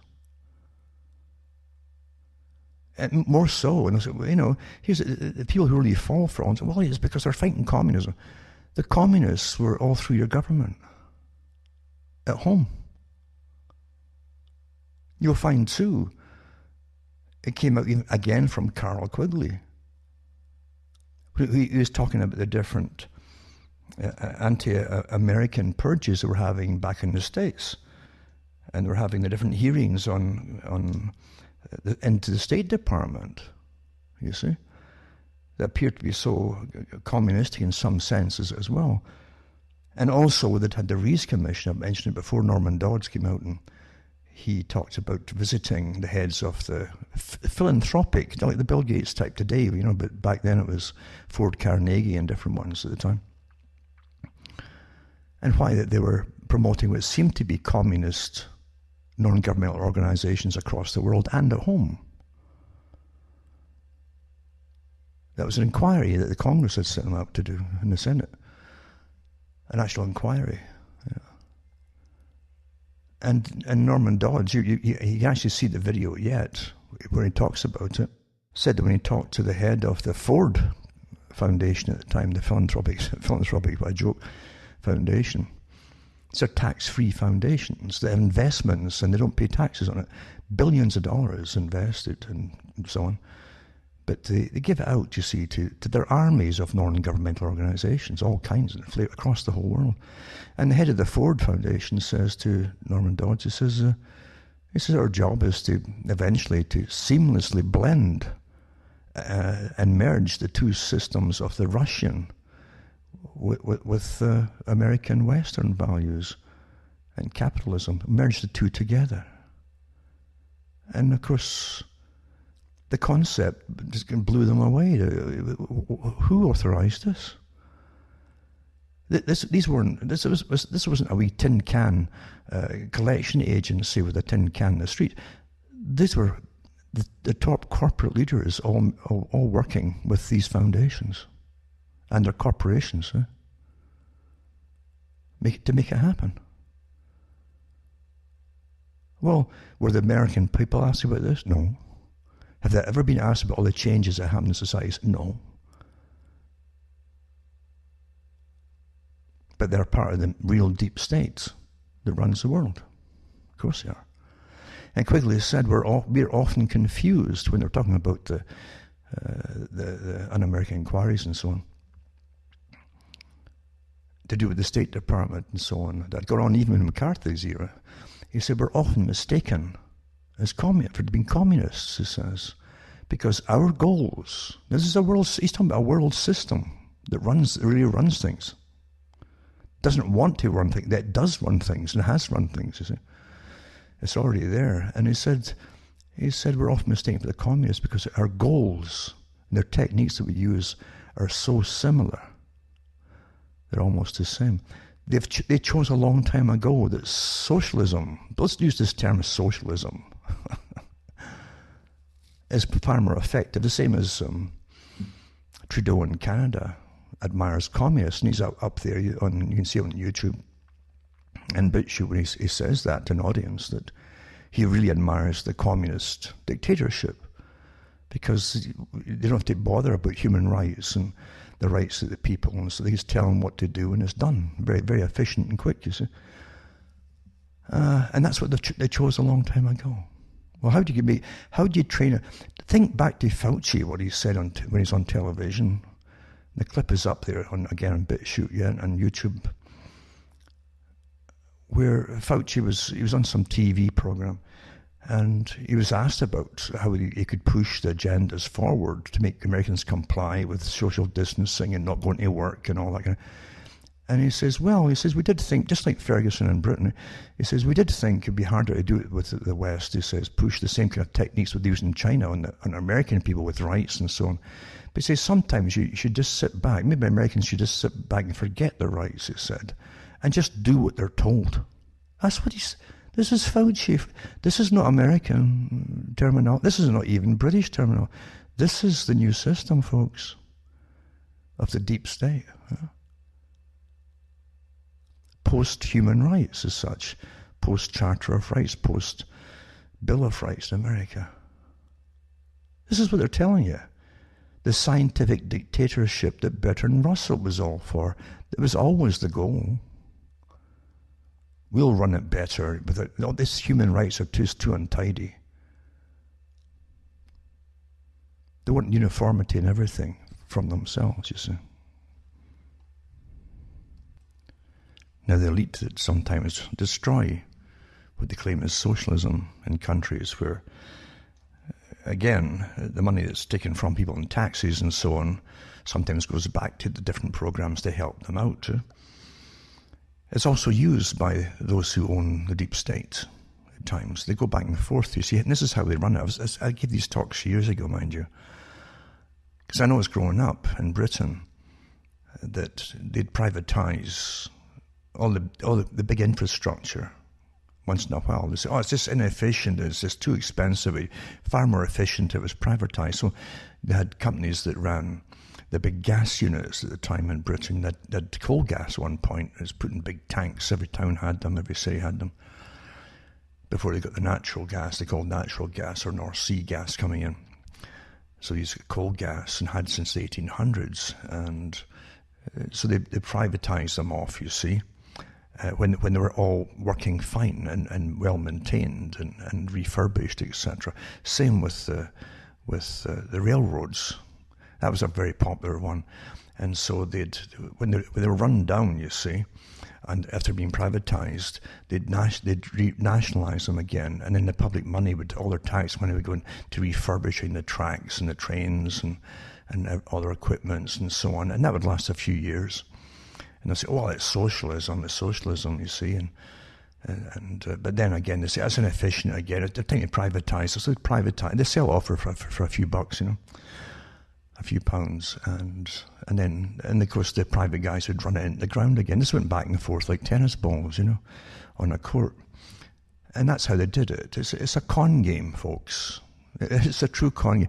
You really think you outsmart them, or you've won once in a while. Oh, we got in some rights for the people here, and really, for how long? It's just amazing to watch this your whole life long. And all the other countries did the same kind of thing, You're taught that you're winning, and they'll give you front people for what you think are your sides. We're going to. I'm a politician now, and I'm going to make sure that people have the right to desserts and so on. And nothing happens, as you well know. Money is squandered off in different areas. In fact, that never mentioned, and that's how it works.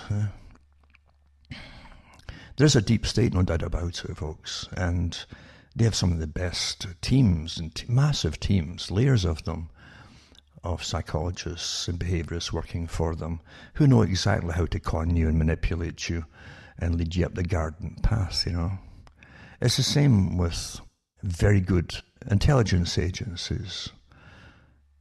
The person who knows nothing about intelligence agencies really thinks that they have a different idea of what they really are like and how they operate. And they think of them as either there to really protect them and defend them. I don't know what gives them that idea, unless it's just movies. But intelligence agencies don't go after things to destroy things generally inside their own country. They watch what's happening, it's like a spider standing outside a web watching what happens and what comes onto its web and what's trying to traverse along the strands of the web, or might get stuck, might free itself and start walking. It studies them, and that's what they do. They study the people. And the first thing is not to eliminate them. They might want to do that in a different way, but how can we use them? That's the easiest way to do it. How can we use this movement or this group or this whatever, or this emotion even? It could be a retaliatory emotion because of something. How can we use them, you see? In fact, they can be very encouraging. If they realize it can be in their interest to use it and encourage the whatever dissident type emotion is rising up. And they can even supply you with cash, or the leaders, you see, and the techniques to implement it all. They might give you a whole network without you, and you'll think this is yours. That's how they do things. And they've always done that, You might think you're a smart ass even going in to see them, and I know people who have. And really they're being given the runaround they're quietly being studied and tested without knowing it generally. Because they don't just do a mad jump on you, in intelligence agencies, They, as I say, they study you. And you're categorized. So you're important, not important, maybe a nuisance, or maybe not even a nuisance. They're maybe even an asset down the road, That's how they study people. And I know folk who've had brushes with them in the past who's had to step away from them. And afterwards realize what it was about, what was going on. And there are all tricks that they'll play with you as well. They do play tricks with you. One of them that I know, he did go into MI5 at one point because of some old, I wouldn't call it the trouble he was in. It was a bit of mischief, put it that way. And eventually that asked him to come down to London and had the plane ready, the ticket ready, the whole thing. And the whole idea is to study you on the way down, to see what you drink and so on. You're being studied the whole way, even in a regular aircraft. And then, of course, you end up in a pub. A person you have to meet has to meet in the pub, and then they order what you had in the plane. Of course, you'll say, how did they know that? And it's sort of throw you off here and there to make them seem absolutely superhuman in a sense. But most folk who work in these agencies are basically psychopathic personalities. And years ago, they had a TV drama. Someone sent it to me. It was a simulation using real people, going through techniques of how they recruit people for, say, MI5. And of course, they put out their advertisements for, probably on TV. I don't know how they did it, but they'd give them little tests, you see, and they'd say to a group of them, your job is to get in, see that building up there. There's a woman who lives in that building, and whatever floor it was, an apartment and so on. You have to get up there and find a way to get in to her place and get through the back, right to the back of the building, go through her apartment, go through the back room and into the veranda at the back side of the building, and we'll photograph you there, wave to us, and you've succeeded, you see. And they showed you the different techniques different people tried to get into their house, and saying that they were this or that to get permission, and constantly being denied. And it was one guy who did the right approach. He came with a little briefcase or something, and his technique was, you'd won something. Can you believe it? All I have to do is fill in a questionnaire, got invited in, and had some things drafted up already and photocopied, and of course you sign them, and then he just went in the back and says, that's a nice view, waved a hand, and he won. But they're psychopaths, you see. They'll cheat and lie to do whatever it is with the general public, and we're testing this out on real members of the general public. This is what they do. Other things they'll do, of course, are attach little tracking devices into underside of cars and things like that without being seen or caught. But they test them, these people out on the general public. That's how they're trained. Nothing like what you think about it. I remember, too, years and years ago, reading about the Blake case. I think it was Blake in Britain, who was a spy, one of the spies, the Cambridge Five, I think it was a 5-member team. But this guy came in late to the groups, and eventually he was caught. And they put him in the same prison that Julian Assange, I think, is in now, same one. And it was being renovated at one point, and they put him in to the part that was being renovated that had literally security problems at the time. And that's not by accident. And that's what I clued in 2 years ago and early on. And it was one of the Redgrave family that ran the left-wing communist group in London at the time. They arranged for his escape, and they got ladders up there and got him out. So now you can't get these guys out without the complicity of the government. They were letting them go, you see, obviously. Because even the Cold War was nothing like they told you it was at one level. On one level, a lot of folk really did die in the Cold War games that went on. But on another level, a higher level, it was all planned with a higher level of organization. And also, with both sides participating in it. You know. There's no doubt about it. You know. Most of your reality is fake. It takes you a long time sometimes to realize that. But it's like when you look at Philby, Kim Philby, he had the same traits that they all had, like they mentioned too, and Blade and the Feather, the movie by Potter, where at the end they said, do you know that all of the spies, all of the ones who worked for the Soviet Union, all of them that were double agents in Britain that worked for the Soviets, he says, they all came from our class. He says, all of them, without exception, our class. All from the upper class.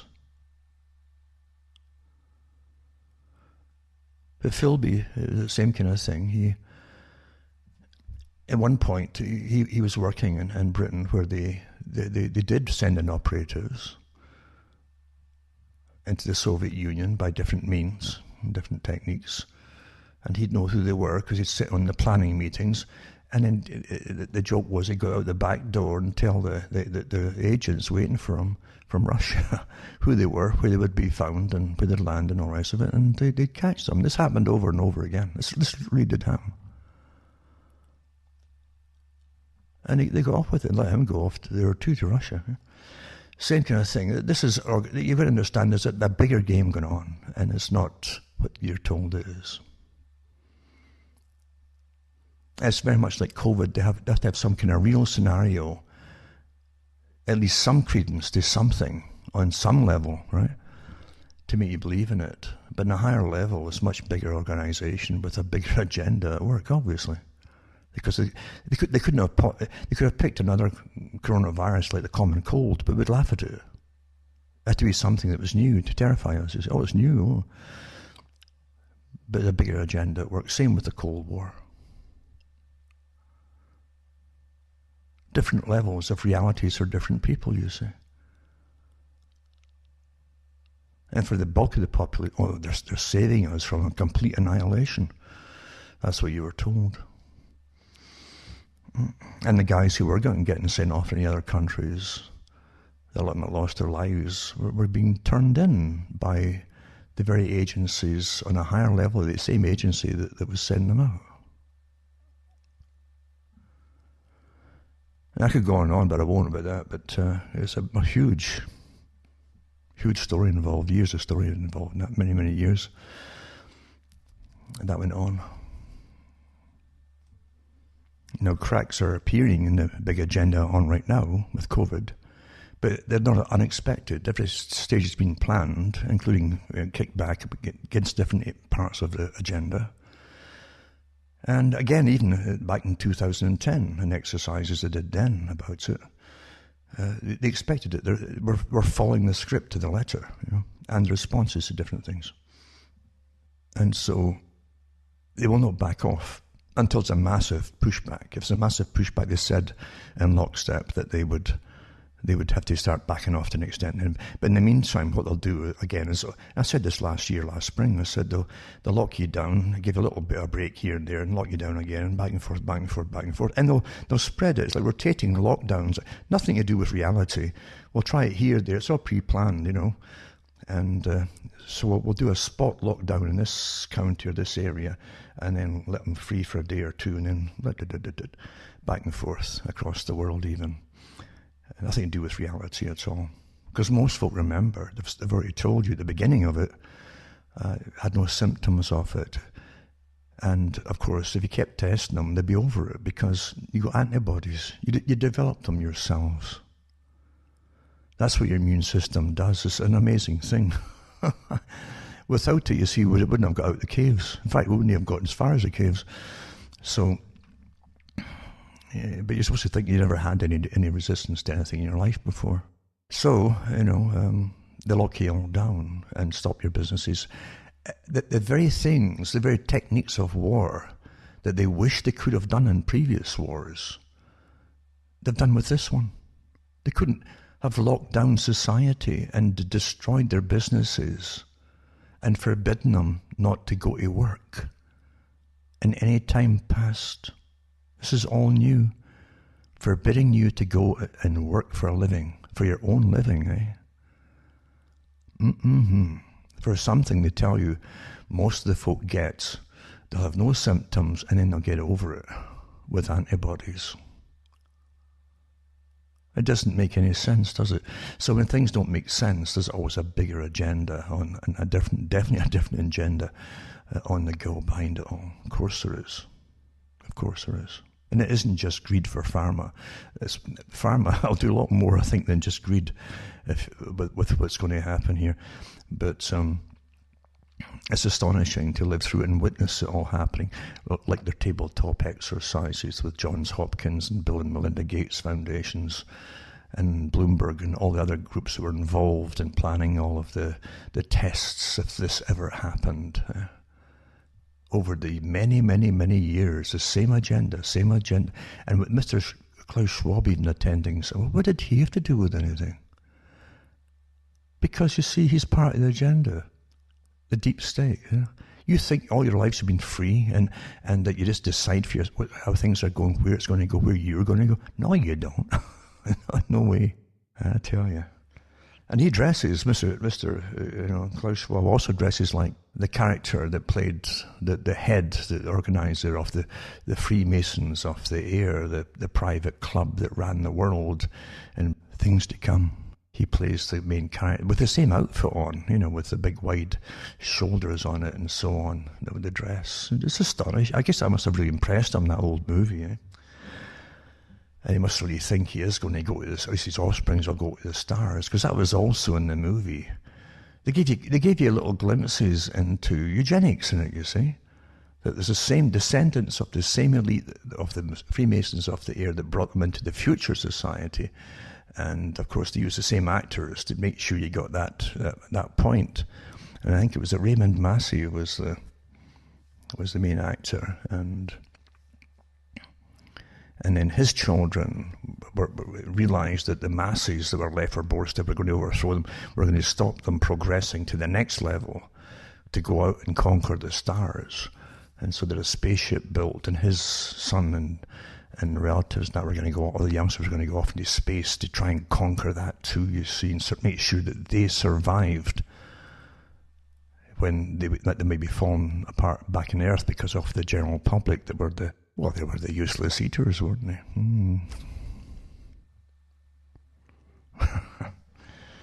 I tell you, it never changes, eh?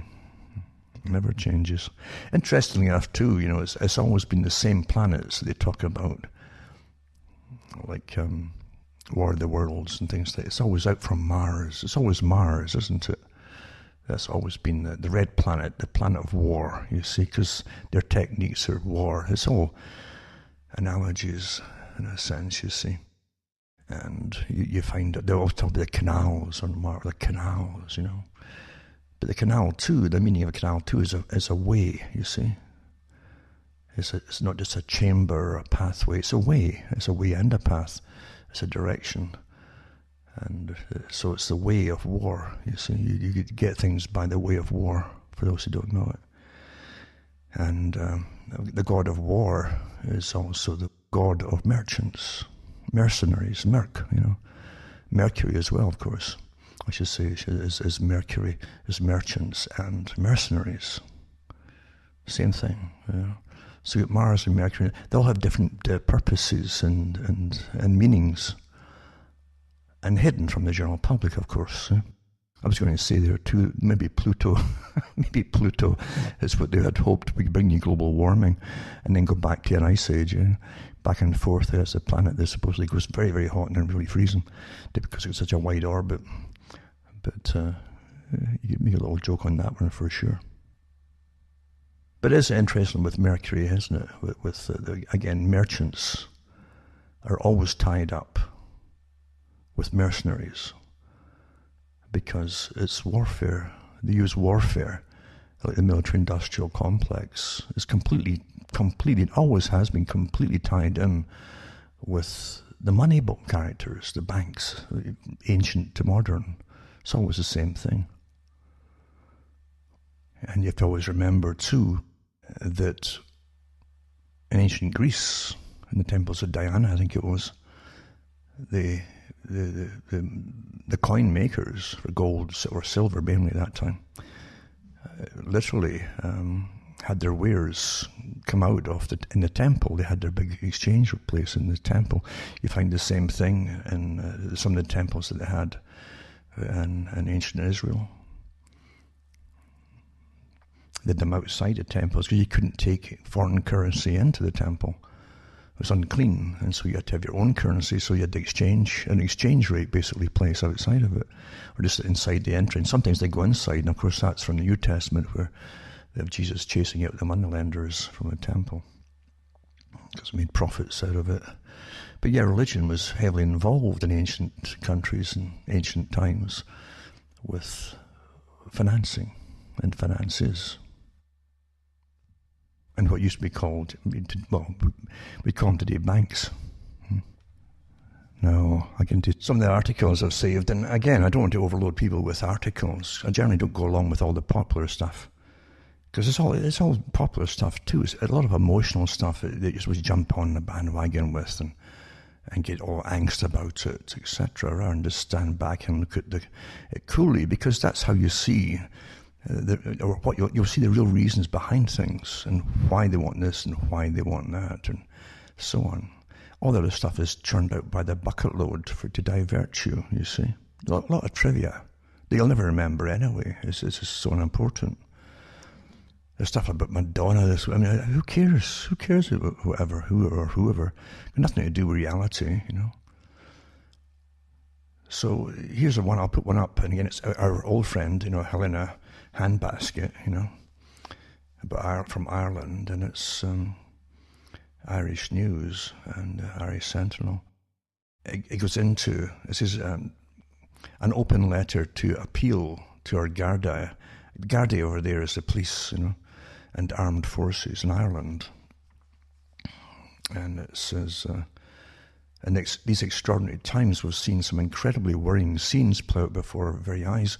It's true we've all had some serious challenges rolled out before us, from our elderly who've been imprisoned in hospices to frontline workers who've been told they have to risk their lives, to the children locked up in the bedrooms and tuned into online schooling, devoid of any human contact with extended family and kept away from their friends at the most crucial stage of their development.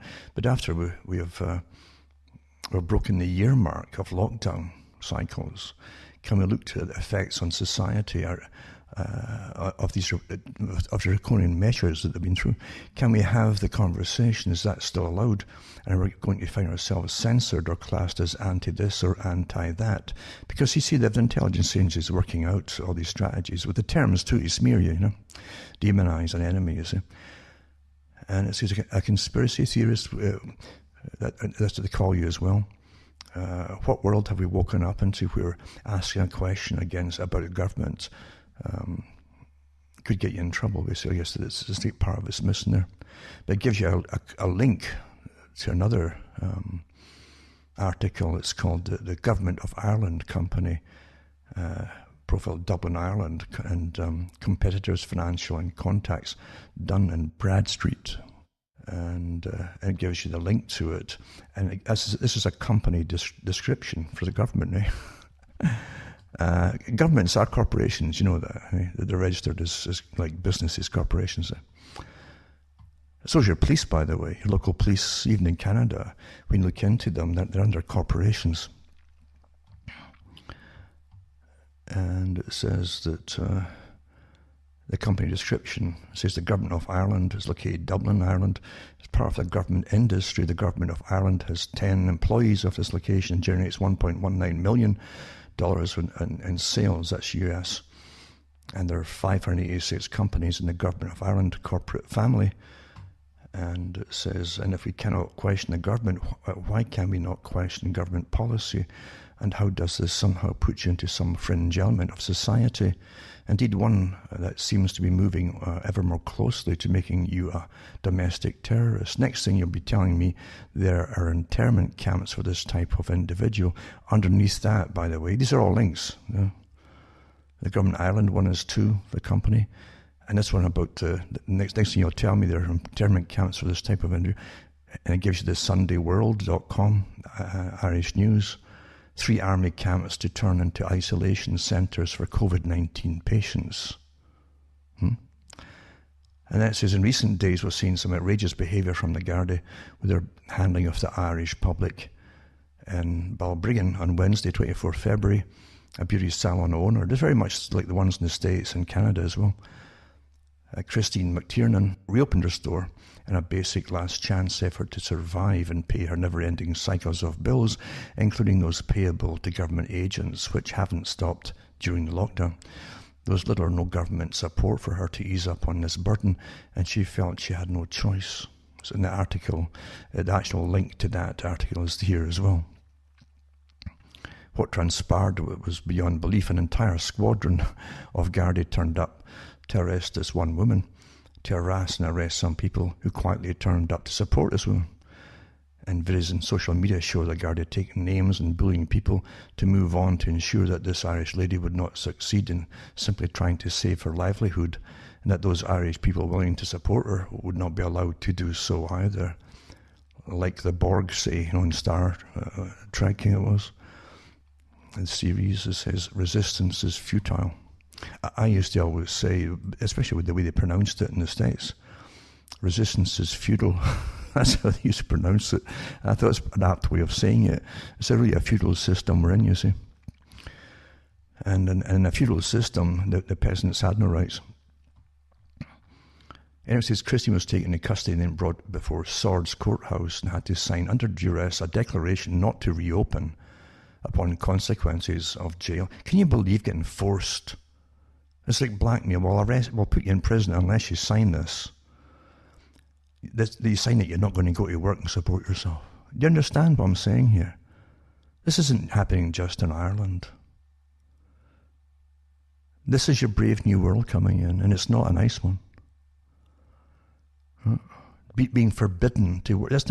No one's been forbidden to work during world wars. This is to wreck this whole of the system, to rebuild a new type of system.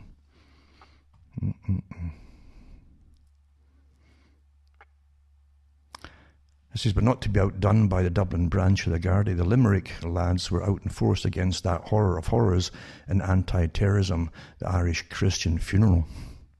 A significant number of people turned up. It says the armed response unit even got a chance to attend for a time. This is brilliant. Those pesky Irish and their traditions, eh? They could kill Granny. Aren't they so selfish? It says, and it gives you the link to that one too. A significant number of COVID fines following large funeral in Limerick town. And however, there's another side to this when it comes to non-Irish. The Gardaí, it appears, seems to be extremely busy, or at least otherwise engaged, likely finding out where the next domestic terror attack of 11 people in a church are to attend Friday prayer meetings for, and mention that the Muslim friends. See, in Britain and in Ireland, they'll leave the Muslims. They respect the Muslims, because the Muslims aren't going to put up with this stuff. And so they'll keep up. And now they want to get fired. There's so many laws now, and everyone's so sensitive that they can only go after the simple Christians, you see. Okay, I'll be good and I'll do what I'm told. But there are certain groups they won't touch. I said this years ago, unless you belong to an elevated group in society that's got special rights, then you have no rights at all. I said that many years ago. And all these other groups have their own spokespeople and so on, and they just tell government where to go. And you've got to respect them. You've got to respect the Muslim groups that they won't put up with this nonsense.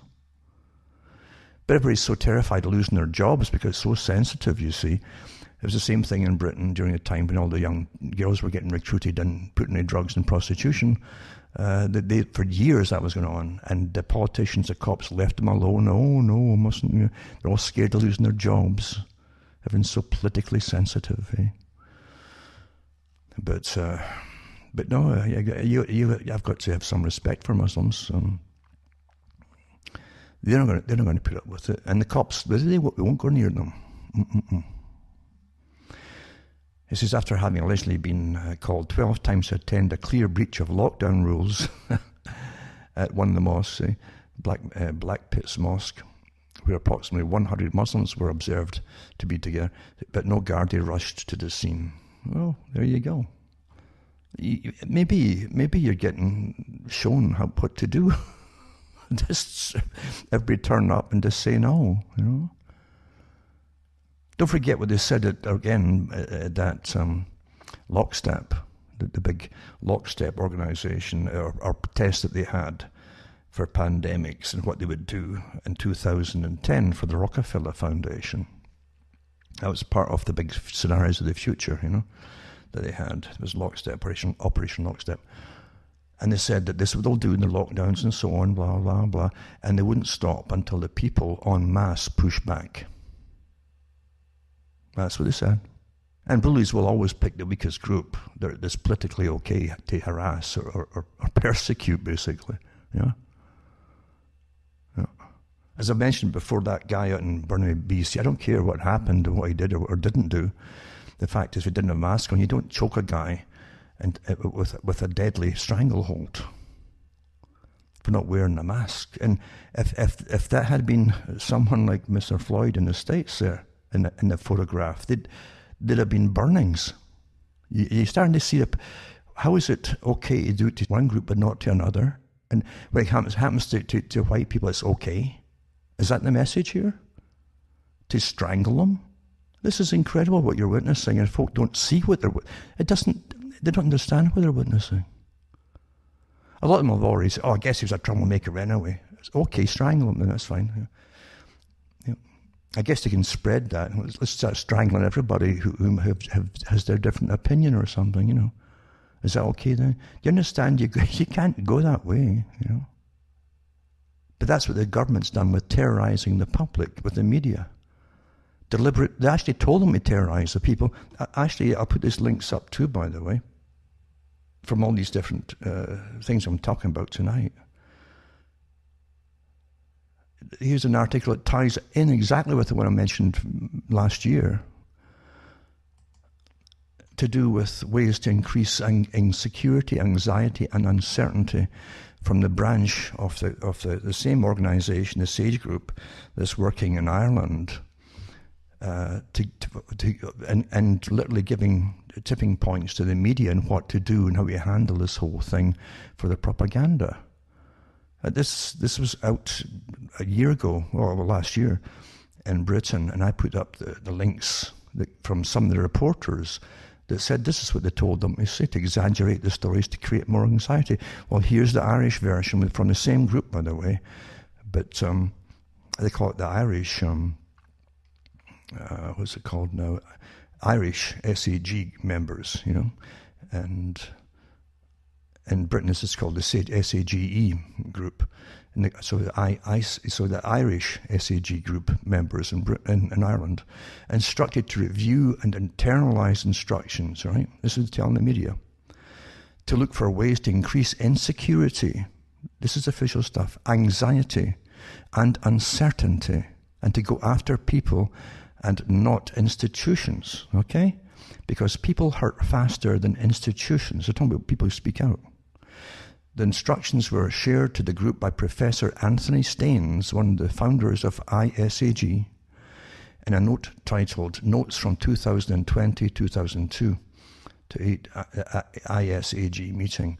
The note's title contains a typo. It was actually posted on the 8th of February 2021. The note reminded ISAG members of the importance of ridicule, listen to this, as man's most powerful weapon, and that the threat of a thing is usually more terrifying than the thing itself. This is psychological warfare, folks. This is the same as the military. ISAG members, many of whom are regular guests in Irish media, were told that they could count on imagination to dream up many more consequences than they themselves, as the threat is usually more terrifying than the thing itself. These instructions are based on, literally, and they are too, but it's also used by all the military, because I've got lots of it here actually, on Saul Alinsky's book, remember, Rules for Radicals? And I've told you these groups are on all sides, always have done, which argues that the creation of conflict is necessary for activists to succeed, and that the organisers should find or create an enemy who can be singled out, personally blamed for everything that's gone wrong with their lives and everything, and attacked and ridiculed unmercifully, regardless of the chosen enemy actually bears responsibility for the things you're blaming him for. The book tells organisers to allow no middle ground. So it's all you, and you can hear that in the States now, who's responsible for everything. They're actually brought down to the ethnic group of colour, as you know, who to hate. But back to this one, this is Ireland, remember, and this is the special advisory group to government, based on and actually connected to the one in Britain, the SAGE group, special advisory group. So it's, and this is again from the military. The military is using the same techniques, you see. Interesting, a copy of Alinsky's rules was sent to the ISAG by Dr. Gabriel Scally, a Northern Irish public health physician best known in the Republic for authoring the Scally Review into Cervical Check, Dr. Scally is involved with the Zero COVID advocacy group, Independent Sage, that's Independent Sage, S-A-G-E, the Britain one, and has made numerous comments to Irish media on the need to support the adoption of zero COVID policies within Ireland. Independent Sage was set up as a left-wing alternative to the Special Advisory Group for Emergencies, that's SAGE, which is advising the British government. And that was also, again, what Ferguson was also involved with too, by the way, with all these false figures. We offered Professor Staines multiple opportunities to comment on the story prior to publication, but is yet to do so. Now that's what came out of Britain too, the same kind of wording, at least last year, when some reporters said that this is what there's a handout they were given and how told to exaggerate stories to increase anxiety so the public will become more anxious, to increase anxiety. Exactly the same as they told them here in Ireland. This is your own government's doing this. This is terrorism. I'll put these links up, remember, for those that want to go through them. An article here was mentioned earlier about the CIA, that's part of the big deep state that really has nothing to do with what Americans think it is to do. Americans don't realize the CIA was set up to bring in a world society along with the British MI6 and the other groups that have since merged with them all.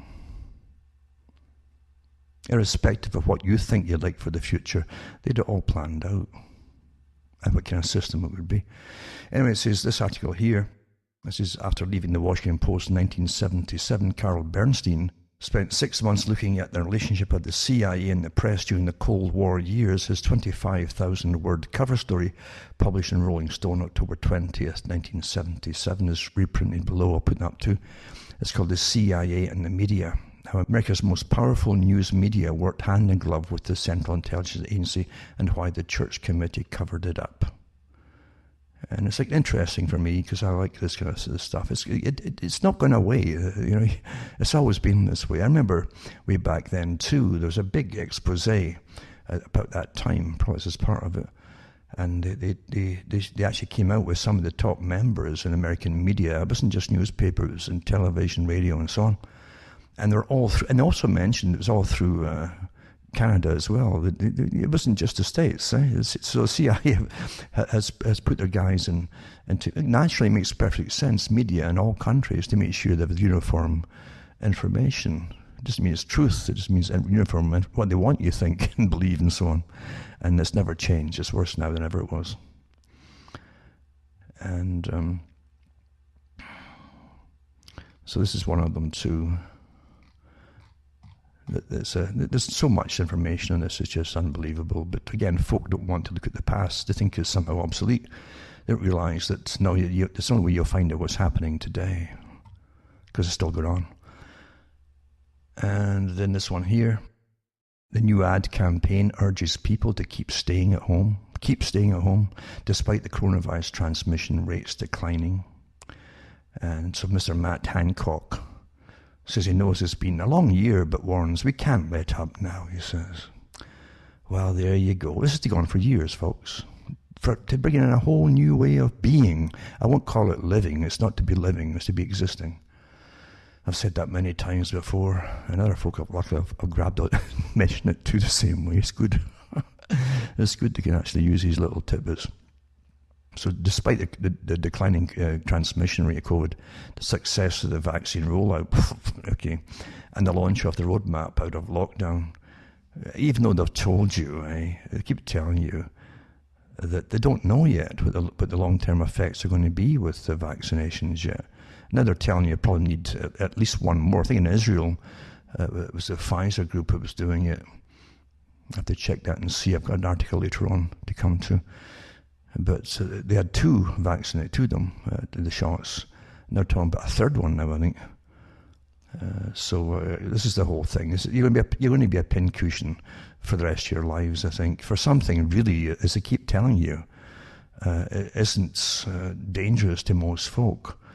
And even it's 99 point something people get over it quite easily, you know. And then the ones who are seriously damaged by it and hurt are generally very elderly. I mean, really, the average age in one of the surveys was in their 80s in Britain. So, what really kills them at that age, you know?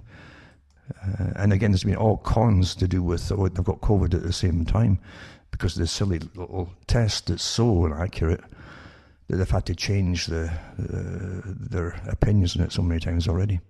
Also, I'll put up an article to do with band practice. This is the latest bit of insanity. You see, you've got to get used to insanity as you go through madness in order to actually start believing the madness. When you forget what common sense is, when you're being taught not to trust your own logic anymore. You see, this is what you're being taught. This is psychological warfare, really to the extreme. It could get a lot worse yet, you know. But it's extreme psychological warfare to destroy everything that was, the economy, everything, and the way of living as it's always been, for a long time, to bring in the new, you see. And so here's part of it, yeah. So you'll see these children with their musical instruments inside these stupid tents inside a room, right? And it's how the return to high school looks like in central Washington, Wenatchee High School. Okay. But there you go. The training that madness is normal, you see. And as long as you'll jump when white-coated people tell you to jump, the experts. Remember, Bertrand Russell said that they're training the people that they can't do anything without advice from experts, even the things that were quite natural. You don't realize that even when they brought out the station for 24-hour weather, people laughed at it. Who's going to watch 24-hour weather reports? But then there was no weather in it. Oh, even a drizzle was going to be a flood, you see. Half an inch of snow could be a massive snowstorm. And they hyped up natural weather and to make everybody anxious about going outside. That's had an amazing effect on people, the hype.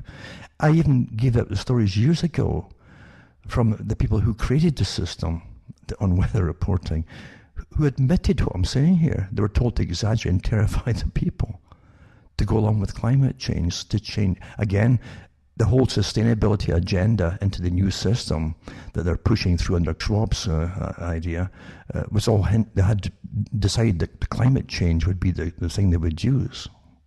And it wasn't going fast enough, we were ignoring it. So in comes COVID, boom. So to terrify the weather first. Oh my goodness. Folk can't even remember generally from year to year what the weather was. That's how it works so well. Oh my God. It rained half an inch today. Oh. Yeah. So yeah, logic has to be thrown out the window. Your own ability to decipher basic events and rationalize them and work them out for yourselves to be out the window. Experts must tell you what to think. Okay? And you're going to be tested on to make sure that you're following the experts on every single thing. It's astonishing. Do you realize that people used to have babies before there was a National Health Service? Isn't that incredible? What an amazing thing that was. Right? And they knew how to have them and raise them without experts telling them what to do, you know. It's just amazing, isn't it, eh? How could we have survived? And again, the psychological rubbish they churn out for the people, like, oh, let's have a happy day, you know. So calls to make June 21st a bank holiday to celebrate the end of lockdown as the Brits share brilliant memes. Let's all have memes, and he's got the best memes. So this is all wartime rubbish put out by psyops. Cooped up Brits are calling on Boris. I think they're calling Boris Johnson something else. They're not calling him to get a holiday on. Believe you me, this guy, I mean, Johnson is such a... Oh. But he always was, you know, before they made him the head guy, yeah. At least the pretended head guy. Health officials push pregnant women to get COVID shots despite known risks, this article says here. It's got a Children's Health Defense Team. And in December, the US Food and Drug Administration granted emergency use authorization. The link is here, by the way, from the FDA. So given the authorization to 2 messenger RNA, that's mRNA, vaccines against COVID-19 because the unapproved vaccine status is investigational. For those who don't know that yet, right? It's not what they call normal legal approval. It's given investigational status. Anyone who gets an injection, whether they realize it or not, is agreeing to participate in an ongoing experiment, it says here, right? And the links are here, the FDA Gov Emergency Preparedness and Response, MCM Legal, Regulatory and Policy Framework Emergency Use Authorization. That's what it says here. This is from the government, right? These links. This is recognizing that there are many unknowns. Many Americans have refused the experimental jab, including members of the armed forces. And that's true. I've heard it from other sources within the forces that a lot of them have said no, and their families, and also healthcare workers. Because they're getting a lot of information about bad reactions before most folk. They're looking outside just the TV to find other information. It says, even without data from Pfizer or Moderna sufficient to inform vaccine-associated risks in pregnancy, expectant doctors, nurses, and others appear eager for the shots, perhaps influenced by the American College of Obstetricians and Gynecologists, which states that neither a conversation with a clinician or even a pregnancy test are necessary prerequisites. It's interesting that they actually mention obstetricians and gynecologists for that doctor, remember, who died after getting his shot, and his wife came out too, so he was very healthy in the whole bit. And within 2 weeks he was dead. He was hemorrhaging because he had no platelets, he said, when he was admitted to the hospital. His platelet rate was 0. His immune system had turned against his platelets and destroyed it. And that happens with certain vaccinations in the past, you know. So it says, do these individuals know that as of February the 12th, the Vaccine Adverse Event Reporting System, as they call VAERS, V-A-E-R-S, had already received 111 reports of adverse events experienced by women who were pregnant at the time of their Pfizer or Moderna injection. The links are here to these, by the way.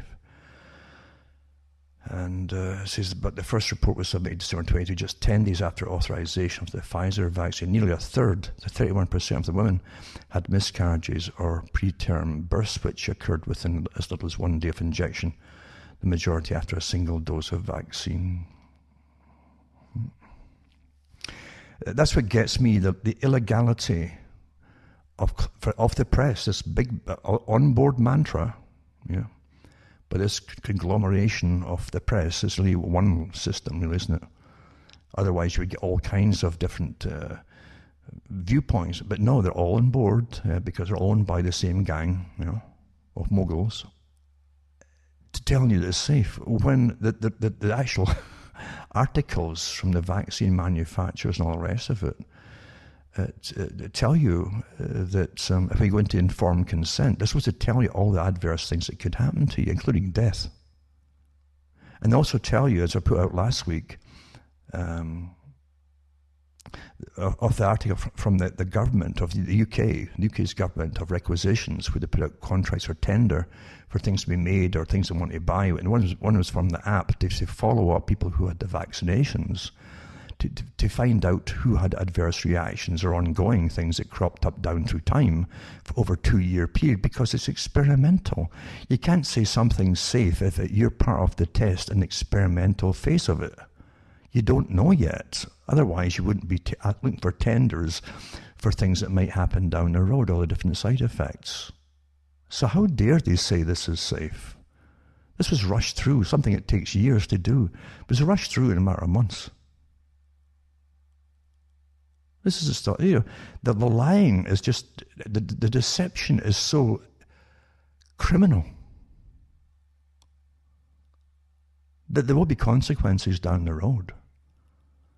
If they can't pull off this whole societal, cultural, everything change, if they can't pull it off, I tell you, there's a lot of people going to answer for what's happening, because you cannot tell people to get it because it's safe. You don't know that yet. You can't split up and say, well, the first few weeks seems quite safe. Only so many folk have got adverse effects. Well, 80% of people are getting reactions of some kind even after the first shot, for goodness sake. And big bumps in their arms at the very least, never mind fainting spells, syncopes and so on. It's just astonishing what this, but what about the long term? Never mind facial paralysis and all, the host of other things. This is astonishing what this, it's safe. I've got articles here too with the psychological units advising people on what to tell the public to get them to conform and accept it. Well, how about the basic truth? Read out from the actual side effects that comes with the vaccines, that comes in the packet, the boxes. Read them to the general public before you get informed. Rather than try to say this is good for you, read what might happen to them. That's a legal thing you're supposed to do. And then let them decide. After all, if you take the shot, it's your life. It's not the doctor here, or the nurse, or anybody else they're using to give the vaccination to. It's your life. You're getting it. You are supposed to decide, after being informed, read the instructions for the patients, and they're supposed to be told to the patients on the packaging with the shots. Don't just say, this is nice, this is good for you, it's going to help you. You don't need psychological units to persuade you to take it. If you just tell the people the truth and let them decide. Don't you get fed up with getting treated like a child your whole life long? And then major things like this, just treat them like children, make them comply. Because this is what this propaganda is. Astonishing what we're witnessing. It really is.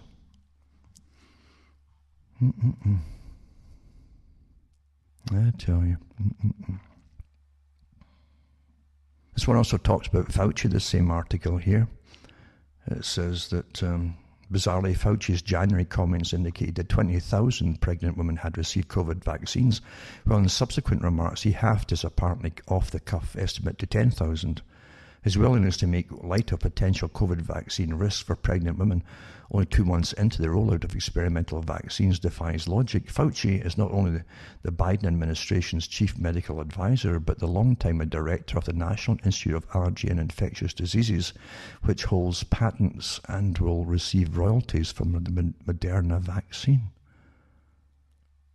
Talk about compromised, at the very least. And he's also, I've got articles here from years ago where he was put in charge of the top biowarfare military laboratories as well. Do you know that as well?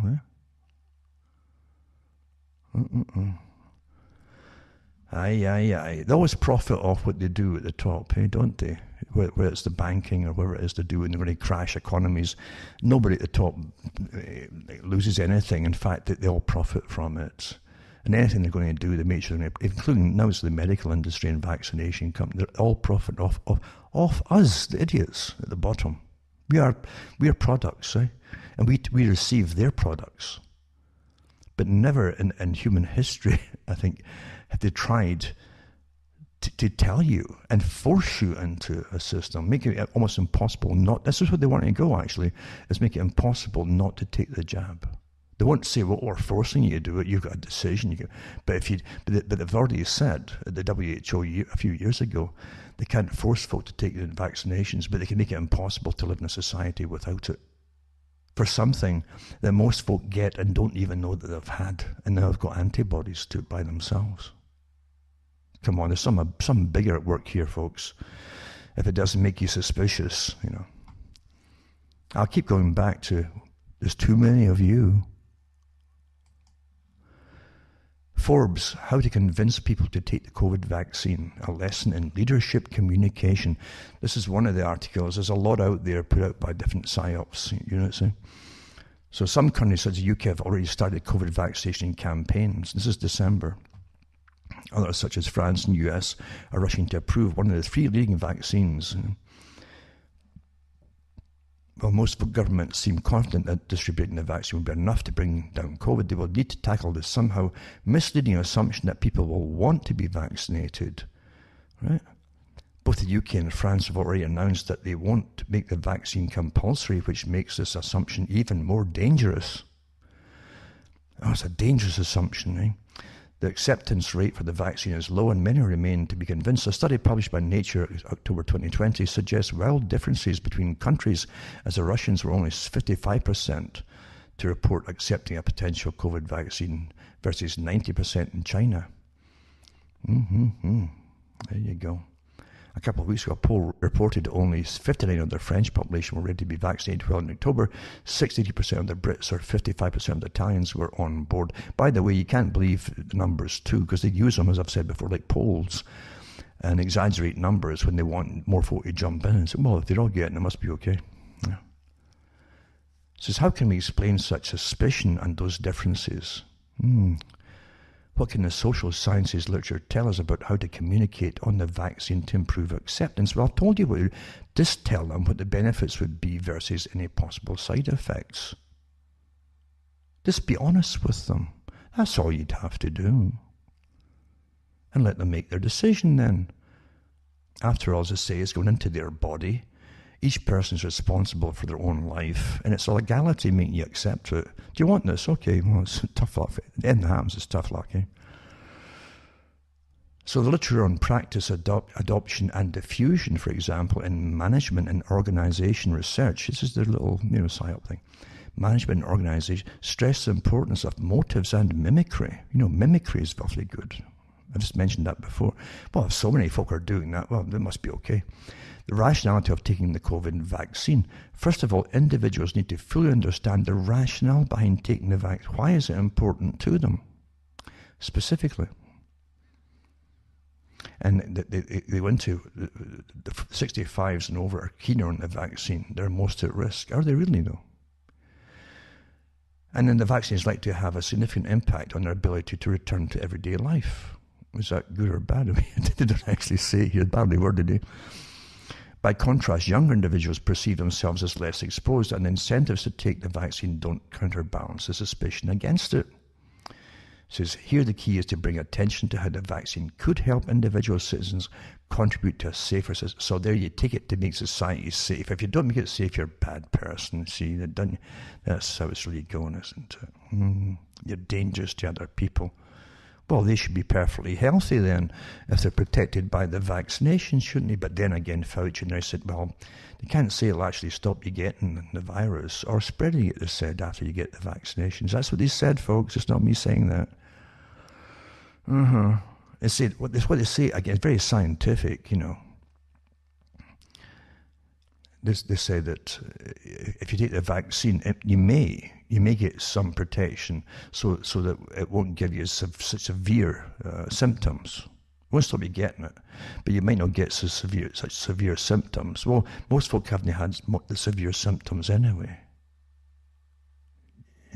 without getting a vaccine. Again, I don't want to go into using logic here, because it's not meant to be logical, folks, It's meant to be persuasive, to just obey. It says the confusion with regards to the success rate of vaccines in the last few weeks has made this effort both more difficult and even more important. Recent study has shown that expectedly, medical experts in the World Health Organization have more credibility to influence the take on the jab, by contrast with politicians. Well, I don't trust the WHO either, especially since Bill Gates funds a lot of it. The guy's got... It's compromised. Everybody's compromised, folks. And Bill Gates, and again, you've got this gang that belongs in a James Bond movie with Klaus Schwab. And Bill Gates, wanting to jab the whole planet with the vaccinations that he's involved in too, They're all making money out of it. It's not philanthropy, folks. There's videos up to where Bill Gates talks about the best investment he ever did was into the different vaccines and so on. You get 20 to 1 return on everything. Every dollar he puts in, he gets 20 back. That was years ago. Yeah? And then when he was asked at a meeting at Davos, a private meeting, well, it was not private, it was a reporter and a TV camera, and they asked him about, they said to him, you put 20 million into this campaign here and that campaign there and so on. And then luckily, the person actually asked a pertinent question. They said, it's all your money. He says, well, no. He says most of the money that I give to them is given to him, his organization, by the budgets, for the foreign affairs budgets of different countries. So he's getting the money for nothing. Philanthropist? No, he's definitely part of a big agenda. I have no doubt about it. The very big gang at the top, folks. They were already into the third hour here. So remember, CuttingThroughtheMatrix.com. List all my sites in case I start getting censored off more places that my talks go up into. And hopefully you can go into my sites and at least get my talks every Sunday night. Remember, they go out every Sunday night. And sometimes it's a couple of days before they get it up on other sites. Other people put my talks up. But my official sites are mine at CuttingThroughtheMatrix.com. There's a bunch of them there. Make a list of them in case you suddenly don't hear from me again. But if you want them earlier, again, the audio, I put it up, as I say, download it, right-click download, and you can listen to it at your leisure on wherever you want to listen to, wherever you record it by, on your computer or your cell phone or whatever. And send me a few bucks because I've got to pay for all the other sites and all the rest of it too. And I would like to get some more equipment, some newer equipment for sure, because I'm using rather obsolete stuff even for doing the talks and then uploading, etc., etc. And with my own service provider, I'm living in the country, so I don't get cheap internet. I had satellite. And believe you me, I'm getting hammered by the authorities through slowing me down satellite-wise. And this actually said that in some of the articles I've found, they were to go after providers. And I guess, too, technically, if you could prove, you know darn well it's them that's doing it. I've called the providers, too. And they've even told me, by the way, their excuse for the slow speed I was getting. I'm talking about crawling even for looking at newspaper articles. 5 minutes to open a newspaper article. This is what they go. This is how they do it. You see, but they won't admit that they're actually doing it on purpose. But you know darn well they are. If you could find they did it on purpose, then you could sue them because they're still taking money off you, and they're also taking money from the government. By the way, the big satellite companies. You know that too. They get subsidized. But I really go through hell at times just doing what I'm doing, and it's frustrating. It's meant to be frustrating. And they have all these PSYOP units and cyber war units from the military. That's been in the papers. I put the articles up before.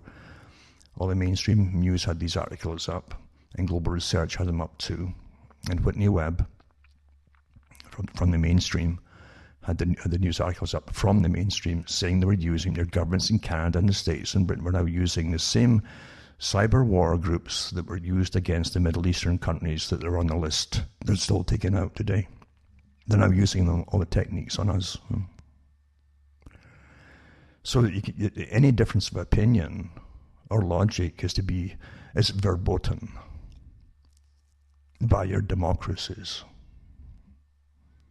So send me a few bucks my way, keep me going, and hopefully I can keep going and get some decent equipment too, and find some more alternate ways of getting my word out there.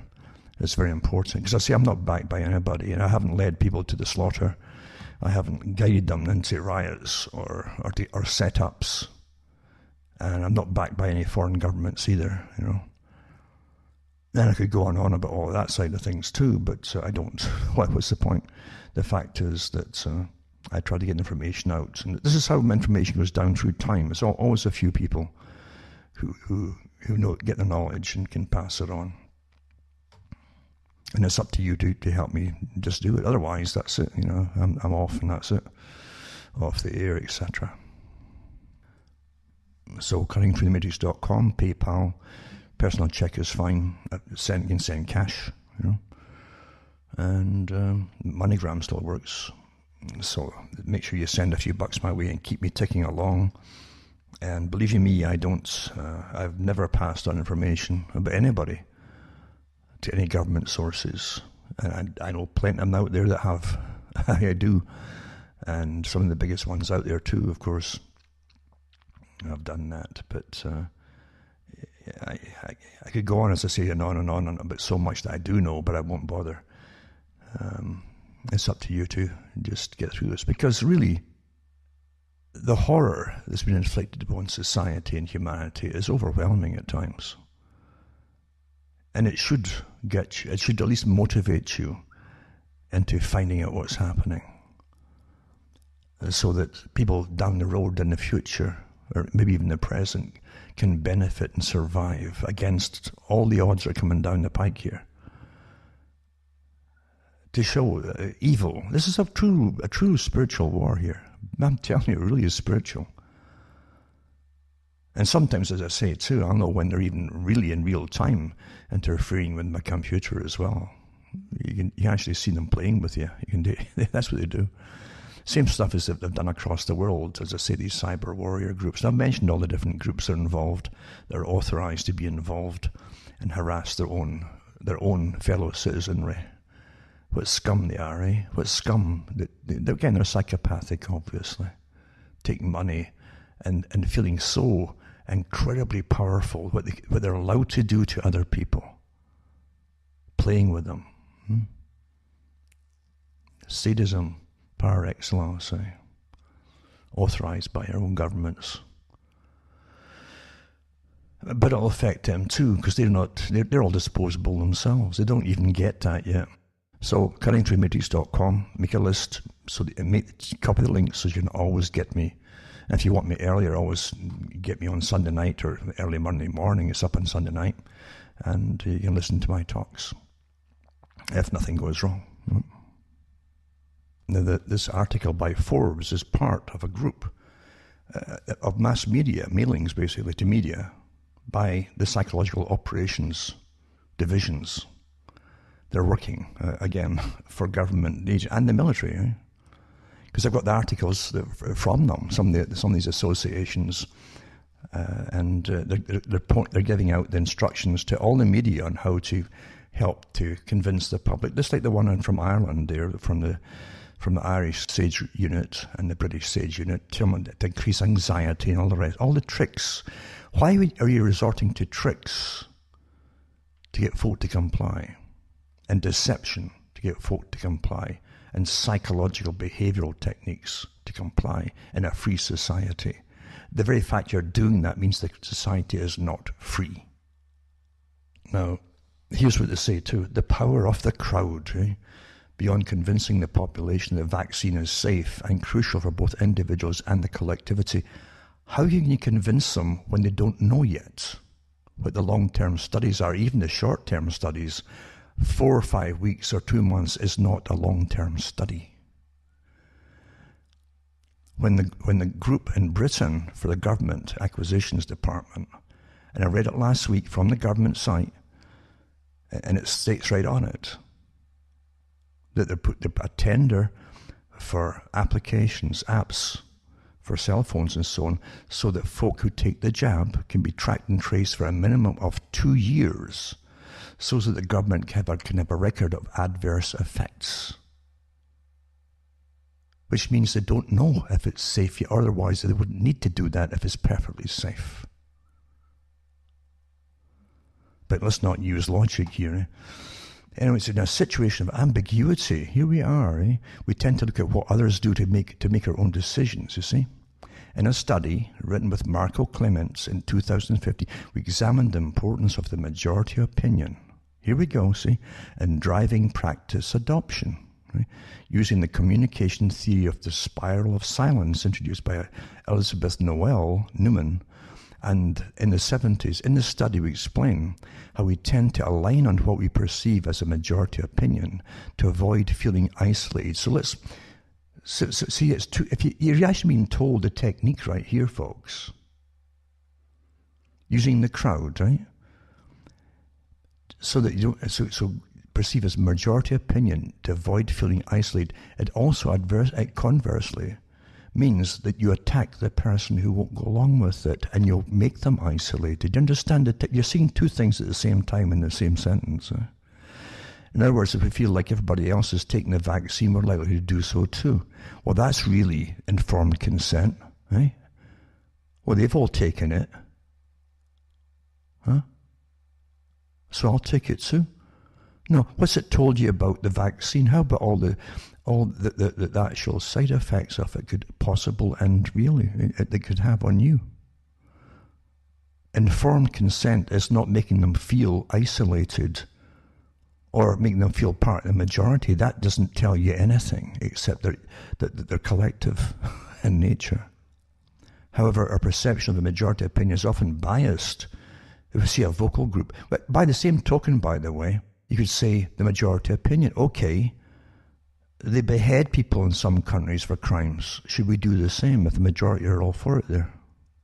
And just, this is not giving you the details that we're talking about. We're talking about vaccination side effects here and the safety.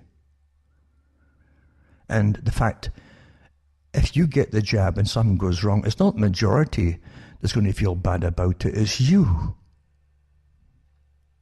So they go through the fact, it's a majority, see, they might appear to us as a majority rather than as a marginal group. The impression will disproportionately influence our own decisions. Social media can play the role of an echo chamber that accentuates the impression. For the same reason, England has decided to enlist sensible celebrities. So here you are.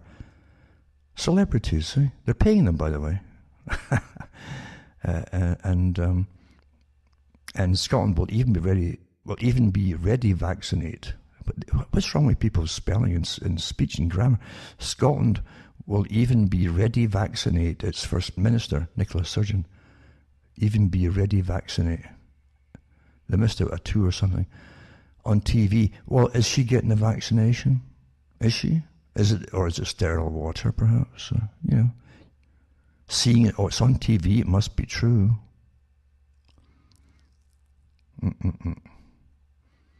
And by the way, they would never risk that live on TV. Because if someone important, not little old you, said a nasty reaction immediately on television, it would kill the vaccination program. Do you understand that? They'd never allow it. They would never chance that. More than celebrities, will need to make visible and legitimate a broad support for the vaccination campaign. Such support also needs to highlight the process. And by the way, this is for vaccinations that they've said won't stop you getting it or spreading it. And you'll still have to wear masks after. Do you understand this? What else is going on here, apart from the changing our behaviours, etc.? Why is it so important to get these experimental vaccines? What else is it going to do to you, I wonder? Bertie Russell would have a good thing to say about that, I'm sure. So they're talking about creating broad support for vaccination campaigns and so on and so on. There you go. Let's use the crowd and let's make it a collective thing that you all have to... Well, they're all doing it, so that's a good enough reason for it. Never mind side effects or possible things or bad reactions. They're all doing it, so it's okay, you see. That's what is that your informed consent? No, this is psychological deception and warfare, actually, techniques. It really is, isn't it? By the way, I've got lots of articles like that, but I wouldn't read them all tonight, because they're all given the handouts at the same time by psychological warfare units and behaviourist groups like the BITS and so on. Huh? Here's what you tell the people, maybe increase anxiety at the same time, And this article here from 2009, right? And this one here is News Canada at the time. Toronto Sun it was from. And that's when they called it the live bird flu virus, see? It says Baxter Laboratories, right? The company that released contaminated flu virus material from a plant in Austria. They've got, by the way, they're all over the world. There's one in Ontario, I think, too. Baxter Laboratories that make the vaccine. And they were the first one. They were given big exposure at the time when that flu broke out in 2009, and the H5N1, they had avian flu virus and a swine flu, they claimed at the same time. But that company they said rush it, they were going to rush it through in months. The same things you're hearing today, folks. See, they've tested this technique before of how to con the public, and get everybody to take the vaccinations. And they were mandating everybody was going to have to get the vaccine. Oh, it's going to kill millions of us. I've got the articles that says that it's going to kill millions of us, and it didn't. But what happened was the laboratory really sunk itself, because this is what happened. They sent batches of the vaccine, along with other batches of live viruses from Austria, a laboratory, to two different places that were subcontracted by them in Europe. And luckily, where they sent them, one guy examined them and tested the ones that were unmarked, and they were live viruses. If they'd been injected into somebody, they actually state that this would have created a hybrid deadly disease. The person would have become the breeder. It's similar, by the way, to this one, the one I give you. They actually say that the person will become a kind of like a reactor to create more of these particular things in their body to fight the virus. This is what they said recently. But getting back to this article here, it says, what remains unanswered are the circumstances around the incident in the Baxter facility. In Dono it was called, right? The contaminated product, a mix of H3N2 seasonal flu viruses and unlabeled H5N1 viruses, was supplied to an Austrian research company. The Austrian firm Avir Green Hills Biotechnology then sent portions of it to subcontractors in the Czech Republic and Slovenia and to Germany. There's 3 places, right? The contaminated instrument, which was being investigated by the 4 European countries, came to light when the subcontractor in the Czech Republic inoculated ferrets with the product, and they died. Right away, they died. Ferrets shouldn't die from exposure to human H3N2 flu vaccinations, right? Public health authorities concerned about what had been described as a serious error on Baxter's part, Baxter Laboratories, have assumed the death of the ferrets meant the H5N1 virus in the product and the vaccine was live. But the company Baxter International has been parsimonious about this, being evasive about the amount of information it's released about the event. On Friday, the company's Director of Global Bioscience Communications confirmed what scientists have suspected. They said it was live, Christopher Bona said in an email. The contaminated product, which Baxter calls experimental virus material, was made at the Dono Research Facility.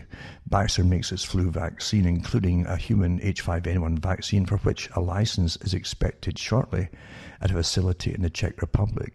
People familiar with biosecurity rules are dismayed by evidence that human H3N2 and avian H5N1 viruses somehow commingled in the Dono facility. That is a dangerous practice. It should not be allowed to happen. A number of experts insisted. There was really the experts to insist upon that. Since the experts let that pass, and how did it get? Luckily, one person did the right thing and tested it on the ferrets. Accidental release of a mixture of live H5N1, live, right, and H3N2 viruses could have resulted in dire consequences. Well, the H5N1 doesn't easily infect people, isn't until you inject them. H3N2 viruses do. If someone exposed to a mixture of the two had been simultaneously infected with both strains, he or she could have served as an incubator for a hybrid virus able to transmit easily to and among people. That mixing process is called reassortment and is one of 2 ways pandemic viruses are created. That's what they do to create them in labs like that, Just in case they ever did it by themselves, that's called gain of function. Let's see what would happen if we do this. It says that there's no suggestion that this happened because of this accident. However, at least nobody's come forward to say they got both. We have no evidence of any reassortment, that any reassortment may have occurred, said Angry. Well, what did they expect them to say? And this is the odd part too. It says Baxter hasn't shed much light, at least publicly, on how the accident happened. Earlier this week, Bona called the mistake the result of a combination of just the process itself and technical and human error in this procedure. He said he couldn't reveal more information because it would give away proprietary information about Baxter's production process. Don't forget, they actually do gain a function in this kind of stuff, which makes things more lethal, by the way. Supposedly to try to keep ahead of viruses. Well, this might jump one day from this step to that step, and maybe 5 steps down the road. So we should always make money by making it more lethal and finding ways to combat it, should it ever break out by itself. What a world, eh? Good business. And there you go. That's one article on it too.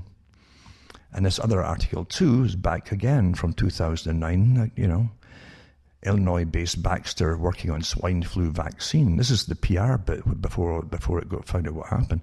The specialty drug maker Baxter International will work with the World Health Organization to develop a vaccine that could stem an outbreak of a deadly swine flu strain in Mexico. That's how they introduced the idea of it back then. By the way, when they stopped, never mind the side effects from other countries that tried that stuff too, and it fell flat and everybody stopped taking it. And guess what happened after? It just died away. You never heard of it again. Just like the same build-up as COVID, by the way. Same build-up, but the same organizations. Try and get it, that they put it on hold and go back to the drawing board. In fact, you think about a year later, 2010, they had Operation Lockstep. See how fast they got on. We can't allow this to happen again, Because you see, that should have, the whole system you're in today with lockdown, they were going to do it back then for the flu, swine flu, they called it. Didn't pan out. And as soon as the folks says, we've had enough of it, we're not taking the screw up with vaccines, it fell flat. And the side effects of the people who had taken it too weren't good. They were good out back then. And the media wasn't all on board with them, by the way. And guess what happened? That flu just disappeared by itself. Wow. So here you are again, 2009. Okay, that's from the Associated Press.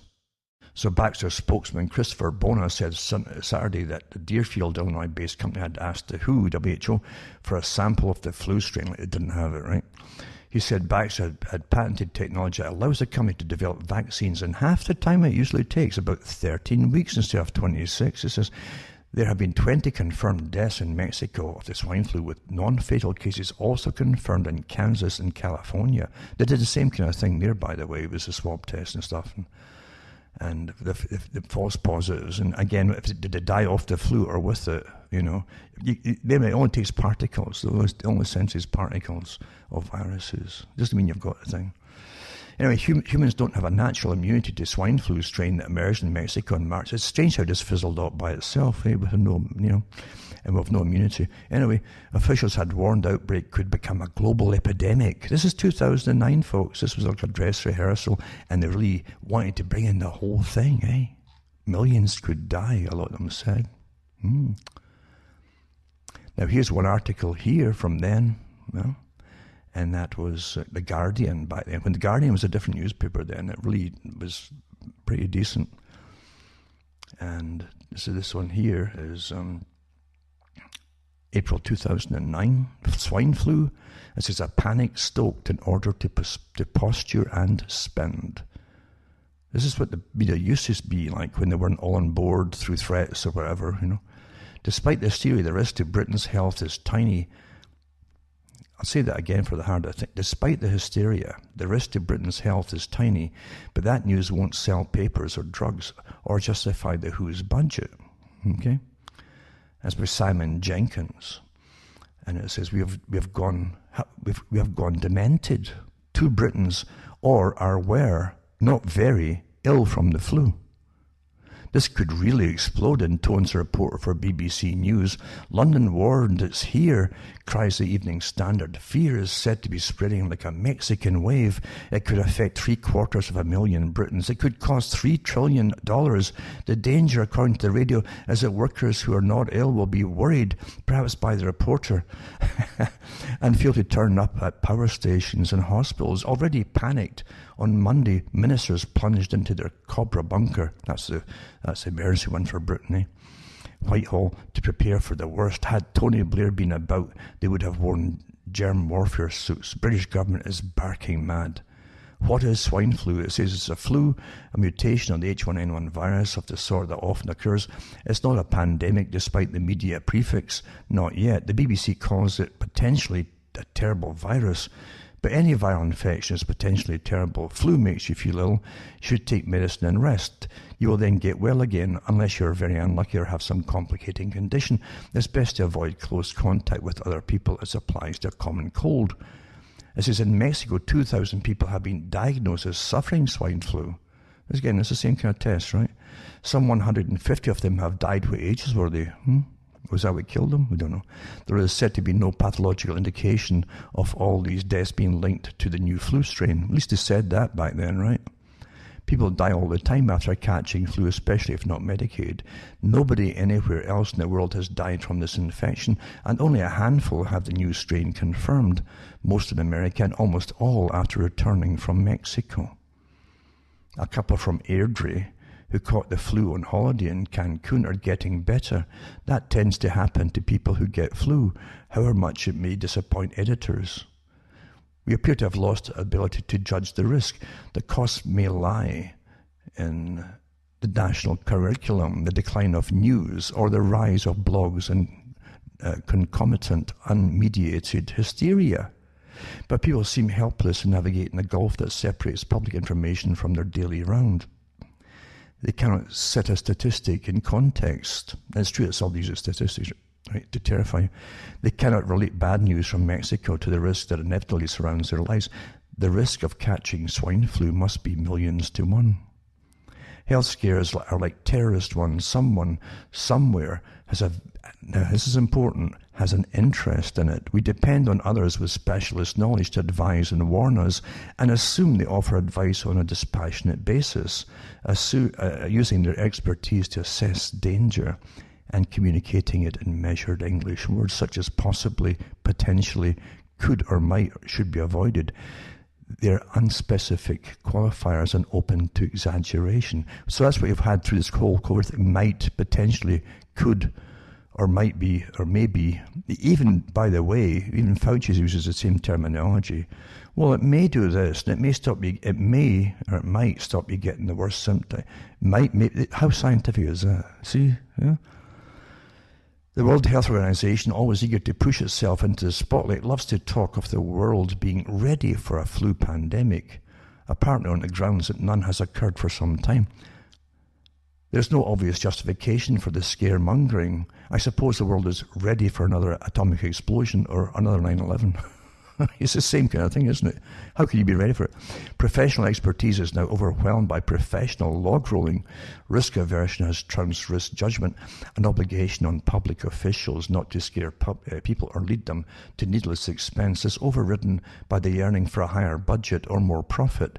Health scares enable media-hungry doctors, public health officials, and drugs companies to benefit by manipulating fright. Manipulating fright, see? It says on Monday, the EU Health Commissioner Andrula Vasilou advised travellers not to go north or Central America unless it's very urgent. The British Foreign Office warned against all but essential travel to Mexico. Sound familiar, folks? Because of the danger of catching flu. This was outrageous. It would make more sense to prefer such a warning against the American crime rate. Yet such health and safety hysteria wiped millions from travel company shares. During the BSE, yes, that's the bovine scare of 1995-97 it was. And it says, grown men with medical degrees predicted doom, terrifying ministers, politicians, right, into mad politicians' disease. The scientists' hysteria that BSE has the potential to infect up to 10 million Britons. 10 million, eh? That's what they told them then. That's the big BSE scare.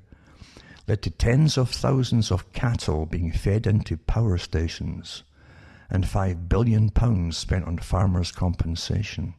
By the way, Ferguson was involved in that too, I think. I know they were doing it on computer modelling as opposed to reality. A year later, the scientists tried to maintain that the BSE might spread to sheep because, according to one government scientist, the absence of evidence is not evidence of absence.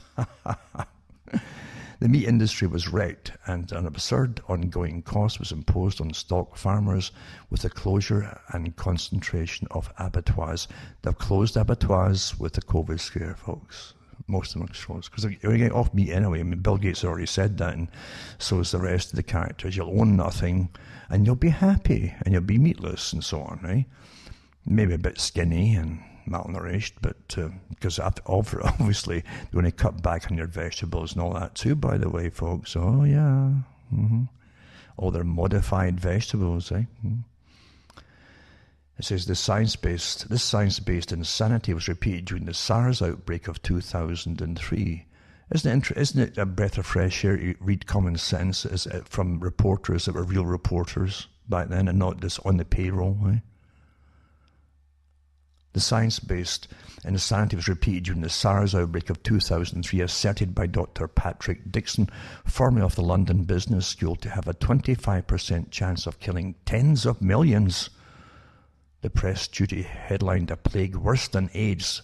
Not one Briton died of it. Same lunacy occurred in 2006 with avian flu erupting after a scientist named John Oxford declared that it will be the first pandemic of the 21st century. The WHO issued a statement that 1 in 4 Britons could die. Could again, see? Epidemiologists love the word could because it can always assure them of a headline. During the avian flu mania, Canada geese were treated like Goring's bombers. It's true, they were killing them, eh? RSPB workers were issued with protective headgear. The media went berserk, with interviewers asking why the government didn't close all schools to prevent up to 50,000 deaths. The Today programme's John Humphreys became frantic when a dead goose flopped down on an isolated Scottish beach and a hapless local official refused to confirm the BBC's hysteria. The bird might pose no threat to Scotland, but how dare he deny London journalists a good panic? Meanwhile, a real pestilence, MRSA and C. difficile, was taking hold in hospitals. It was suppressed by the medical profession because it appeared that they themselves might be to blame. These diseases have played a role in thousands of deaths in British hospitals. The former reported 1,652 and the latter 8,324 in 2007 alone. Like deaths from alcoholism, we've come to regard hospital-induced infection as an accident of life, a hazard to which we have subconsciously adjusted. MRSA and C. difficile are not like swine flu, an opportunity for public figures to scare and posture and spend money. They're diseases for which the government is to blame. They claim no headlines and no Cobra priority. Their sufferers must crawl away and die in silence. Excellent article, but that's what you used to get when they were allowed to say things. Now they had the Leveson inquiry, by the way, to do with phone tappings and stuff from the Murdoch group, apparently. I think it was in the Murdoch group papers that were doing that. But they used the Leveson inquiry to silence reporters, folks. I knew there was much more to it when Lord Leveson was given this task of rewriting the rights and rules and what you could say and what you couldn't say. And this is what you could say the year before, as this reporter managed to do, eh? And put it in the Guardian newspaper, when the Guardian newspaper had some guts and gumption and decency.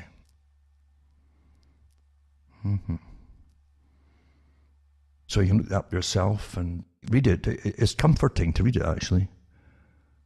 It reassures your sensibilities again, you know. Dangerous stuff, though, really, eh? Reassuring your own sensibilities. And also put up one about the Baxter one again, as they were building it up just like the BioNTech, you know, and the Bill Gates vaccines, and they're all involved in too, and Pfizer, etc. And now they're using the Baxter one then to try and and until that screw up happened, and they just sunk them. And again, the flu just died away then. Oh my goodness. It was going to kill millions, but it just died away. When the media lost interest, so did the disease. Also from... Again, it's so important, the flu vaccine trials, 2008, 2009, right? Because this also broke out back then, you know. So much for your informed consent or getting professionals to persuade you by using the crowd, you know. Crowd opinion motivates the rest to jump on board with it. What do you think of? That's probably good for you. That's informed, right? So this is from the Telegraph media group at the time. And it's 2008, actually, July. Homeless people die, this is from Poland, after bird flu vaccine trial in Poland, right?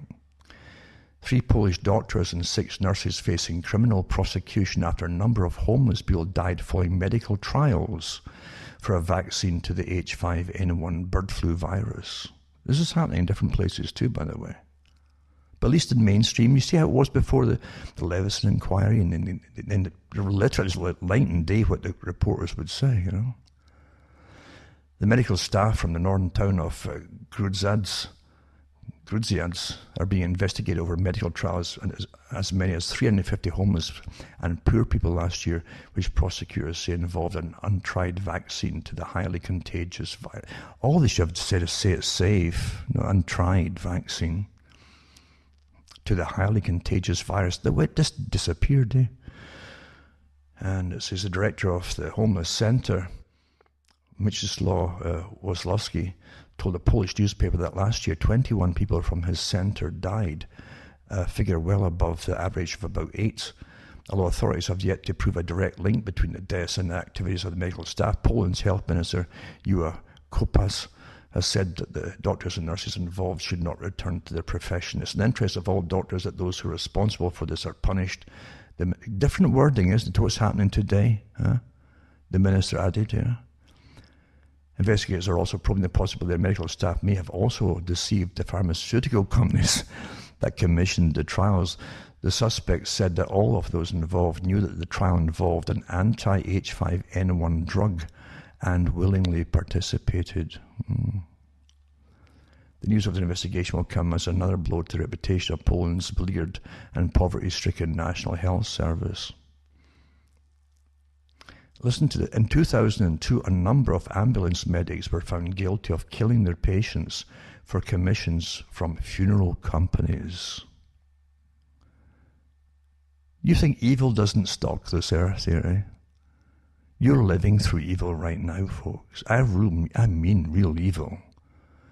It's almost got nothing to stop it right now, because most folk don't believe in it anymore. They've become humanists. Well, yeah, humans do bad things, you know, it's just human nature, and you've all been trained to believe that, of what's going on. But back then, at least, they could charge and fine people who've been killing them. It's just astonishing what goes on. And the more horrific and big the massacres and slaughters and deceptions, even just the deceptions, the bigger they are, the more evil it is. Evil really protects itself, you know. No one can, anyone's coming down with bad reactions after getting the vaccine. Every newspaper is telling you immediately before the body's cold, nothing to do with the vaccination. How would you know? I tell you. And then Article 2, that came out in February 21st, 1983, the swine flu fiasco. That's the earlier swine flu fiasco. Great documentary, and it's been out there, if it's still up there, I don't know if it's on YouTube or what. It's about the 1976, a 19-year-old soldier died at Fort Dix, New Jersey, after coming down with a severe case of influenza, which they dubbed swine flu. Fearing a return of the fatal 1918 Spanish flu, this is the excuse. U.S. authorities launched an unprecedented program to vaccinate every man, woman and child in the country. But after 2 months and tens of millions of dollars, the program was scrapped when reports leaked out about adverse reactions to the shot that ranged from temporary paralysis, just like we're hearing now, but, you know, temporary paralysis, we've got that, we've got Parkinson's, your face is paralyzed, you know, just, you know. So they stopped these things. At least had the sense to stop things back then, right? So they stopped it, and temporary paralysis to also people who died as well. This CBC television clip looks at the ill-fated initiative which was blamed for casting suspicion on vaccination efforts for an entire generation. So it says President Gerald Ford's National Influenza Immunization Program began October the 1st, 1976, with free vaccination clinics in Indianapolis. Canada followed suit days after, even though no cases of the virus had been detected north of the border. And it goes through the history of what happened. It said the multi-million dollar cost was needed to avoid a return of the virus. So they put big money towards it. And again, Ford at the time, he claimed the return of the virus, which he claimed had caused the 1918 pandemic. See how they used it? It wasn't the same thing again either. It wasn't the one they had done then. Following the footsteps of Ford's announcement, Canadian Health Minister Mark Lalonde said he was contemplating a universal vaccination program. Well-intentioned but poorly executed, vaccinations were a public health disaster that contributed to Ford's election loss. He was voted out of office in 1977 because of the side effects and so on, right? All because one soldier died, right? Mine it came out too, by the way, that this soldier, this young fella, that had him on kind of chores for about 4 days straight, and incredible exercises and jogging runs and the whole thing. Some of them was riding his back, basically, obviously, and that's really what they said what killed him. He was beyond exhaustion, and he died. And they used all this scary story along with many others at the time reported as many 500 cases of swine flu at Fort Dix and warned of a second, more deadly wave in the fall. Didn't happen though, eh? They always give this second and third wave stuff, eh? From the same sources. It says this combined with a lack of an outbreak of the swine flu after locking down folk and trying to vaccinate, and big bucks for pharma and vaccine makers, right? They only managed to vaccinate 500 folk in the US. They developed the Guillain-Barré syndrome, and 25 of them died. That was enough for the US government. The CDC ordered the suspension of the flu program December the 16th, 1976. Ontario followed suit the day after, with the rest of the province cancelling the program the week after. You understand why they're going the whole hog this time, regardless of the consequences? Anti-change society, folks.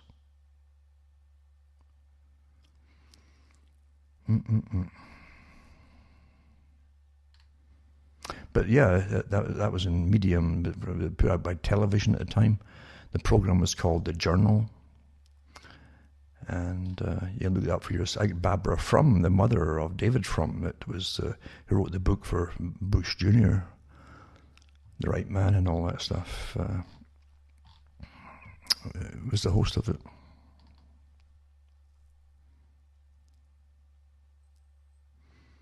(2009). I'm just reminding you about how safe things are. You're going to get informed consent. You better start asking some questions, not like, well, is the rest of the crowd taking it? This is your life, eh? In your hands, eh? Okay. This one here says, free report, key pointers to a life-transforming diet. It says at the very top of this one. It's put by a health company, actually. But it says that children who have flu jab are 3 times more likely to need hospital care. This is 20th of May 2009. So they take the standard flu jab, 3 times more likely to end up in the hospital. The vaccine also is useless at preventing the disease, new research has discovered. And children with asthma are especially vulnerable after being given the annual flu vaccine, TIV, trivalent inactivated flu vaccine. Children aged from 6 months to 18 years are recommended to have the vaccine each year. So researchers from the Mayo Clinic in Rochester made the discovery after studying 263 children who had had the flu and whether or not they had been vaccinated. They discovered that the children who had been vaccinated were 3 times more likely to need hospital care than those not vaccinated. And the risk was even higher in children who had asthma. It was also clear the vaccine had not protected the children against the flu, the researchers told a conference this week. That was the 105th International Conference of the American Thoracic Society in San Diego. And other links are there to other people involved in the investigations of it. Now this other article too is interesting. Again, it's to do with psychological warfare, folks, is what it is. As I've said before, if you are telling the truth to people, you don't have to use persuaders, professional persuaders. They're allowed to say no when it comes to their own life, obviously. Now, I've talked before about how words are so important. This article is interesting. I've got much more in-depth articles myself over many, many years from different sources that you can't even find now, some of them. And even books have been removed from libraries over many years. And I talked about that years ago too, when I saw piles and piles, like hundreds of books occasionally getting dumped at a time in local dumps. And they called it, what was it, weeding out. That's the term they're using now internationally. We're weeding out the books in libraries. Because a lot of books, you see, had a lot of information that might make you think about things and come to different conclusions about different things and disinform you generally, you know, of facts. Facts are an awful danger these days, but this little article here gives you a little clue into something. Something's best at these little shallow articles in a sense. But this one here says, changing the culture of concussion reporting amongst college athletes. And you say, well, what's that got to do with anything, right? And they talk about it's taking a socio-ecological approach to the problem, looking at vested interests and reporting behavior at the individual level. Organizational culture, that's as important, organizational culture, they call it, at the interpersonal group level. So we're talking about earlier about the crowd and so on. This is a more in-depth little talk about it. And cultural narrative at the social level. This has been going on for years, eh? And underneath it goes into detecting and tracking adversarial framing in mainstream and social media. The CSC has been awarded a grant from the Office of Naval Research to study the use of adversarial framing in information operations by state actors to influence political discourse in Europe. Okay? Now don't forget that the Naval Research, Navy has probably a larger intelligence agency. It's a senior intelligence agency than the other ones, you know. And they do amazing stuff. I mean, I'll get off that topic again, just from, this is where I always go, but I can remember years ago, and I remember mentioned it in the late 90s in a talk of a study I noticed in Hawaii. And the naval personnel have been studied for years by psychologists and behaviorists and the people involved in socio-economic systems and so on, to see what classes would marry what kind of people that they met in foreign countries, to get a more, this is what they said, by the way, this is years ago, this is just amazing what's stashed inside your brain, eh? And they said that the study had been ongoing to find out what children of the offspring of sailors and military people what cultures they mix with gave them a more compliant, docile offspring. I'm not kidding you. This is an official study. I've been on for years. And they listed the peoples that were satisfactory. Apparently they didn't want them to breed with their own peoples back. Maybe it made them more aggressive, I don't know. But yeah, they actually, obviously, they already had the sailors grouped in ethnicities. Eh? That's rather obvious, had to have, to do the studies, ongoing studies. And again, they had the psychologists and behaviorists studying them and quietly, but unobserved and all that, and little chit-chats with medical professionals, and that's how information really comes out, is through chit-chat, you know. You have no idea what you're living in. You know, you have none. Now it's much easier because it's all on the internet, and people put it up on their Facebook pages. It's all done. You're doing it all for them. Everything about you. Back to the article, though, and it says detecting and tracking adversarial framing in mainstream stream. So here they are, right? How to alter, how to frame discourses and information operations, right? In Europe, framing is the use of words, phrases, images, or other rhetorical devices to encourage one interpretation of a set of facts. Not to bring a common interpretation, you see what it is, of facts, and discourage other interpretations. You're starting to get the picture. You just apply this again to COVID right now, or whatever part of COVID you want to encourage one interpretation of a set of facts and discourage other interpretations. The research is an outgrowth of a pilot project conducted with support from Lockheed Martin Advanced Technology Laboratories, initially to study Russia's use of such tactics in the 2014 Ukraine conflict. That project showed large shifts in framing prior to the invasion of Crimea. This research will attempt to extend the approach to other European conflicts to improve detection of adversary efforts, development of counter-influence campaigns, and assessment of allied and adversary campaigns, and forecasting of hostility escalation, it says here, right? And now, here's the thing. You simply, back to what I said before, in the articles I put up before, and the links in previous weeks and months, when the Canadian government, the American government, the British government, and of course the British Empire, I still call it the Empire system because, whether like it or not, they're all still part of the same Commonwealth, I like to call it nowadays. They're all under the same rule and the same agenda.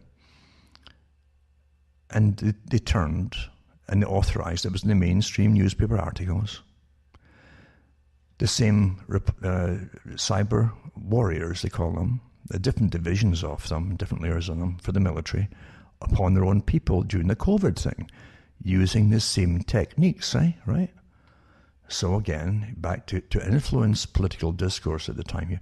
But using words, framing the use of words, phrases and images or other rhetorical devices to encourage one interpretation of a set of facts and discourage other interpretations. It's been used on you now, folks.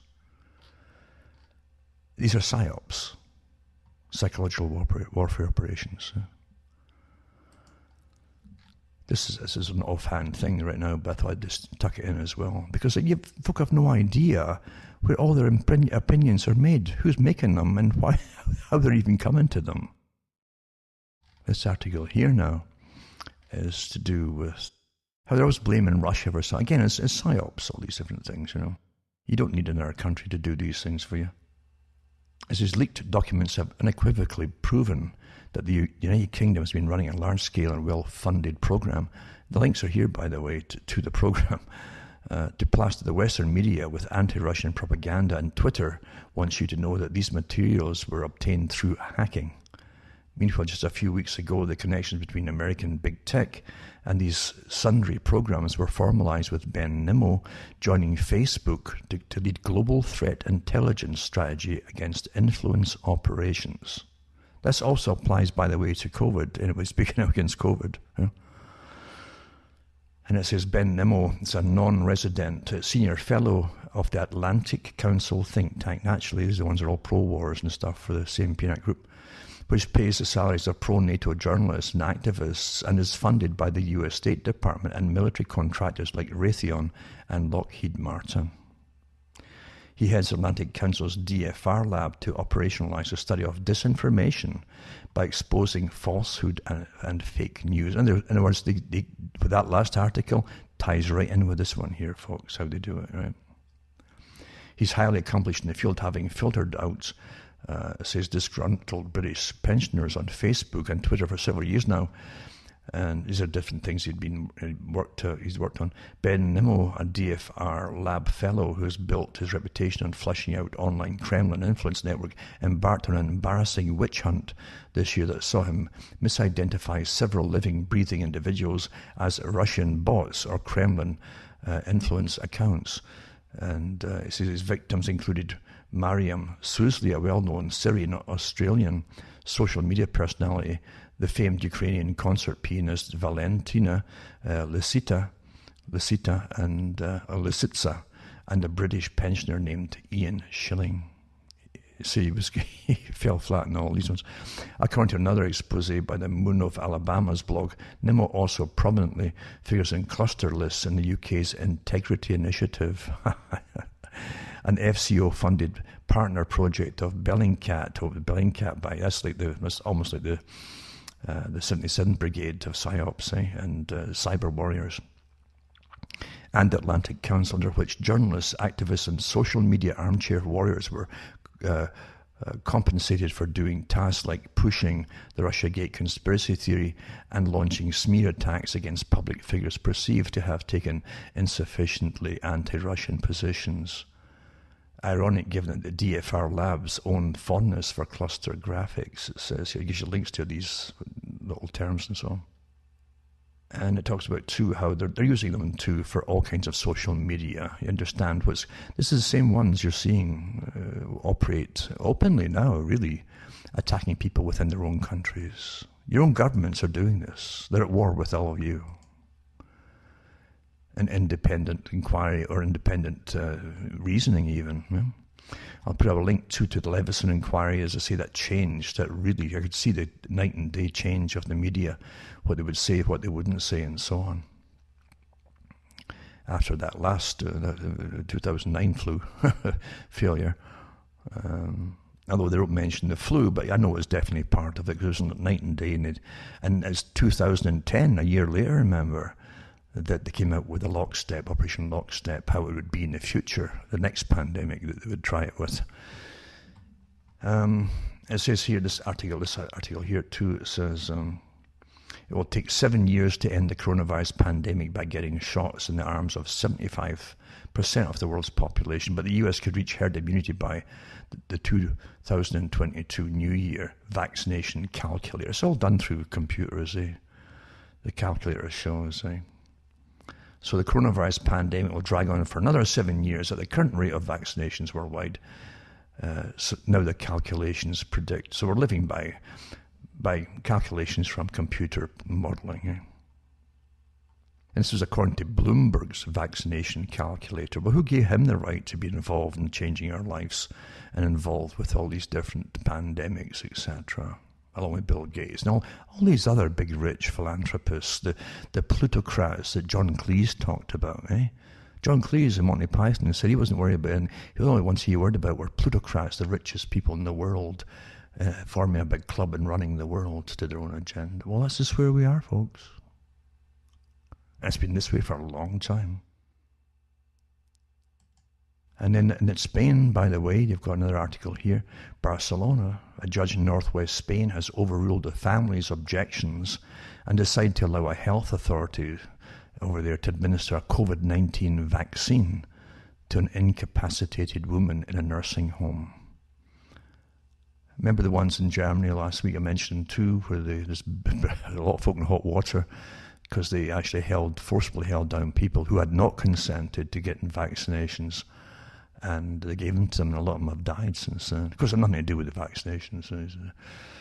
But regardless, we can't get an informed consent because some of them are senile, Well, some of them were awfully ambulatory. One was even a jogger and very fit, but it makes no difference. When you're old, you're useless. You're a useless eater, for goodness sake. The bioethicists tell you that now, Get with the program, So here they are. Now they're just using judges to say it's legal to kill them, I guess.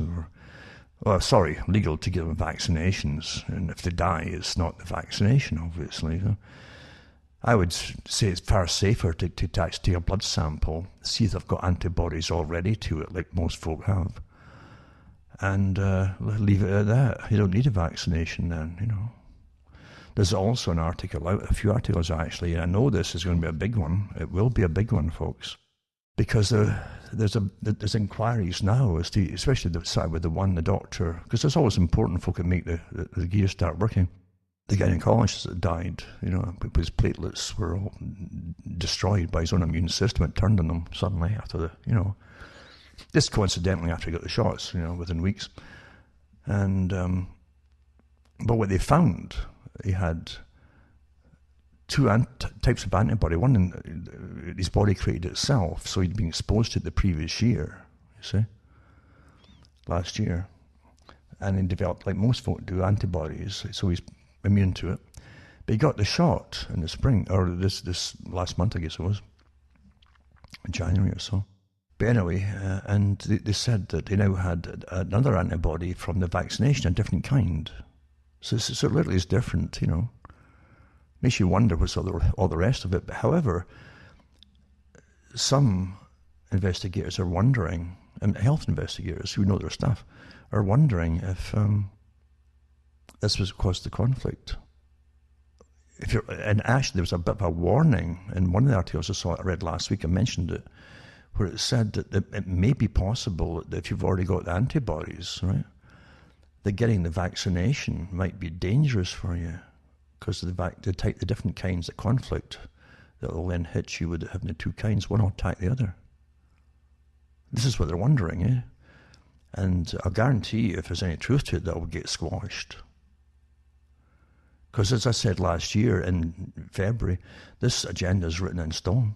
It took years to work this out, years to plan all, years to get the right people in places in all the big countries in charge of health and so on, all in the right positions. That's why it's not normal. You haven't got any dissenting voices in authority here. It's not normal. Anyway, just something to think about, this idea of persuading the people to go along with the crowd, and that's okay to do that when you're supposed to be giving each person, not the crowd, each person, after the crowd isn't your life, you're your life, and getting informed consent. Where you say, what are the possible side effects that have been recorded by this thing, and they're supposed to sit and read it all off to you. You're supposed to decide if you want it or not. Portuguese court rules PCR tests are unreliable. After the Spanish one, as I mentioned before, where the judge mandated the woman gets the shot anyway. So much for, Anyway, and this is going to be a precedent, you see, so they're going to try to push it on everybody. Mandatory, whether you like it or not. Now, this article here, Portuguese court rules PCR tests are unreliable and quarantines are unlawful. An important legal decision faces total media blackout in the Western world. But, the PCR test, they say themselves are not reliable for SARS-CoV-2. It's not meant to be a diagnostic. It's meant to be an aid after you've got all the clinical signs and symptoms. They're not born with clinical signs and symptoms to see if you've got experienced the clinical signs and symptoms of fever and cough and all the rest. If you don't have that, well, it doesn't really matter what the swab test does, because a lot of them are false positives, and they say that. The inventor said it.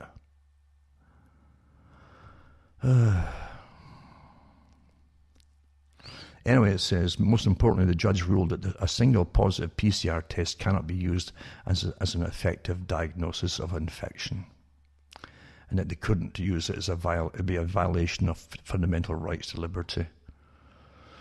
Specifics of the case concern foreign tourists entering the country from Germany, all of whom are anonymous in the transcript of the case, who were quarantined by the regional health authority. Of the four, only one had tested positive for the virus, while the other three were deemed simply high infection risk based on proximity to the positive individual. All four had, in the previous 72 hours, tested negative for the virus before departing from Germany. Remember that was a football team last year in the States? They'd all tested positive getting on a plane or something before going on a plane to wherever they were getting sent to other state, and they were tested negative when they go off it. I tell you, wonders we'll never see. Miracles still happen, But it says here, the ruling goes on to conclude that based on the signs that they read, right, with the cycles, because they're using up to 35 cycles or more, they become completely inaccurate, right? It says, once you get to 35 cycles or more, the accuracy dropped to 3%, meaning up to 97% of positive results could be false positives. We know that already, And it says, the ruling is on to conclude that based on the science they read, any PCR test using over 25 cycles is totally unreliable. Most of them are over that. They're all using the labs, which give them the false positives. Governments and private labs have been very tight-lipped about the exact number of cycles they run when PCR tests, because they're all different. But it's known to sometimes be as high as 45. 45, guaranteed to get false positives. Even fearmonger-in-chief Anthony Fauci has publicly stated anything over 35 is totally unusable. Why are they still using it? And the link to that article, Fauci said, is here, by the way, It says you can read the complete ruling of the original Portuguese here and translate to English, so they give you a link to the English translation as well. And it says there's also a good write-up on Great Game India, and it's quite good that when you look into Great Game India, it's interesting. Plus a Portuguese professor sent a long email about the case to lockdown skeptics. That's a good site too to get different information from. Mind you, I look at all it's like if I can work out myself, I know if something's right or not or whatever, but you got to use your own head on whatever you're looking at. I don't care what it is or from where. And Whitney Webb also wrote this article along with Johnny Vedmore, but it says from Event 201 to Cyber Polygon, the World Economic Forum's simulation of a coming cyber pandemic. Last year, the World Economic Forum teamed up with the Russian government and global banks to run a high-profile cyber attack simulation that targeted financial industry, an actual event that would pave the way for a reset of the global economy. The same Klaus Schwab again, using all techniques. The simulation named Cyber Polygon may have been more than a typical planning exercise and bears similarities to the World Economic Forum-sponsored pandemic simulation Event 201 that briefly preceded the COVID-19 crisis. So it's a good article too for those who want to read through it and so on. It's got good links as well to the article, which you need good links to the different articles. That way you know you're just not just getting opinion, etc. When you see the different persuaders the government's putting out upon you, you won't get all the links to other points of view. As I say, they've got to streamline it to create one opinion on everything. That's what you're living through, folks. At least in other articles, they'll give you links to the different quotes and so on inside it by different people and organizations. So it's really important to read them and figure these things out for yourself. But it's interesting. It says aside from it goes through different people involved in all this exercise to operation the Cyber Polygon event, and. It says, aside from Ms. Houston, who was involved in it, the World Economic Forum Executive Director Klaus Schwab and former UK Prime Minister, guess who? Tony Blair again, eh? Oh, the guy who went to his mentor and says, can we use negative and positive freedom together? Meaning to create the new society. That's what he's on about, creating a new society. And he went to his mentor in Britain to get advice. That was the newspapers at the time in Britain. Isaiah Berlin. It's the same characters just go down through your lifetime, and all these different roles, and the same bunch are always involved in everything that's going to change your life because they're workers for the big club. They're not at the top, but they're workers for the big club. Anyway, Tony participated in the Cyber Polygon 2020 event, which is due to be repeated annually and bears many similarities to 2019's Event 201. Rather than preparing for a potential medical pandemic, Cyber Polygon 2020 focused on preparing for a cyber pandemic, one that mainstream media outlines, like The New Yorker, and the link is here too, claim is already underway. That's a New Yorker article there too. Given the WEF's recent simulations, powerful billionaire business owners and bankers appear to be poised to use both physical and digital pandemics to reform our societies according to their own design and for their own benefits. There you go. And as I was thinking too about the Leveson inquiry they had in Britain, Lord Leveson came out with all these recommendations for journalists, and everything changed. They had one in Australia too with a similar type of Leveson character, a big High Court judge and all that. We came out with the same stuff for Australia. But it says Kevin Rudd's article is recent. It says Kevin Rudd says Australian politicians are frightened of Murdoch media beast in the Senate inquiry. The former PM says his fear of the Murdoch empire persisted during his time in office and only subsided after he left. Wow, there you go. So he declared that Australian politicians are frightened of Murdoch. And speaking under parliamentary privilege at Parliament House in Canberra, Rudd said the Murdoch mob was seeking compliant politicians. He told an inquiry into media diversity that politicians were fearful of facing a systemic campaign. I'm not surprised that politicians are afraid of anybody. You wouldn't think it these days, but they're all on board together, terrifying the public. The actual politicians doing that, not the, But again, the media's on board with it too now, I guess. The former Labour Prime Minister said the unspoken word about Murdoch in Parliament House was that it's not in your personal political interest ever to go after Rupert Murdoch or Lachlan Murdoch because they'll get you. But yeah, they got the same thing in the media over there too, with inquiries they had at the same time. So that's why Australia's all on board with it too, and the media's all on board with the whole COVID exercise. And again, too, remember too, Bertrand Russell and too many useless satyrs, and it's all coincidence, like everything's coincidence, and and it's coincidence that there are terrible effects just break out in people, unknown illnesses after getting vaccinated. It's just coincidence, you know that, don't you? And it says, why more men are suffering from infertility than ever before? It's a big puzzle. For years and years I've done talks on this from the different clinicians involved and different laboratories involved, constantly examining your sperm count, by the way, and they've been doing it since about the early 1970s, and probably before that too. But I even put up the documentaries put by as a woman who was a top biologist in that field for fertility, and she also used the intakes of students year by year, every year in a university in a state in the US, and she had really recorded it and rather perfectly actually, very meticulous. And reported it and did a documentary on it as well. But it's just one of these things that happen, It could be anything that caused it. And it says men we've dropped more than 50% the sperm count since the 1970s. You understand? I keep telling you, the CIA and all these organizations are not yours. In fact, they do this on the West before they do it in the rest of the world. You see? That was their way of doing it before. In Africa, the plagues just suddenly break out of nowhere, just coincidentally. And because it's a big testing bed, that's my opinion. I know people too who are up in the biowarfare field, or have been in the past, some of them, who kind of agree with that it's a testing bed for certain things in Africa. But in the West, you see, they couldn't do the same thing. There'd be too much media to report what was going on at that time anyway. Now they'd probably keep quiet and have no readers because nobody would be left alive.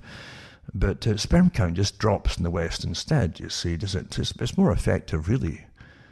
And it's quite cheap to do, So half, and by the way, the sperm that's left is generally rather immotile. It doesn't have the mobility. You see it heading towards the egg, It kind of gets lost. Like most of us, we're all getting lost, aren't we? In our lives, I suppose. And so anyway, it says, erectile dysfunction is increasing and testosterone levels are declining by 1% each year. Do you understand? That's rather big. It has been since the 1970s. What? Yeah, it's true. There you go. Testosterone is falling at the same rate as the decline in actual sperm too. Yeah? So the current rate of reproductive affairs can't continue much longer without threatening human survival, warns Mount Sinai fertility scientist Dr. Shanna Swan in her book, Countdown. It says it's a global existential crisis. Well, the elite have never called it a crisis. They've always known about it, which tells me that it was meant to be. Otherwise, being the farm animals that we are, our owners would definitely have to find out what's wrong. But since they're unconcerned all the way up to now, regardless of how many exposés have been out in the past about it, it means it's meant to happen. And they know what's causing it. Of course it is. So Dr. Swan should know she's been researching fertility for 30 years. She studied a miscarriage boom in Santa Clara, California in the 1980s, which she eventually linked to toxic waste dumped into the drinking water by local semiconductor plants. The semiconductor plants are pretty nasty stuff, by the way.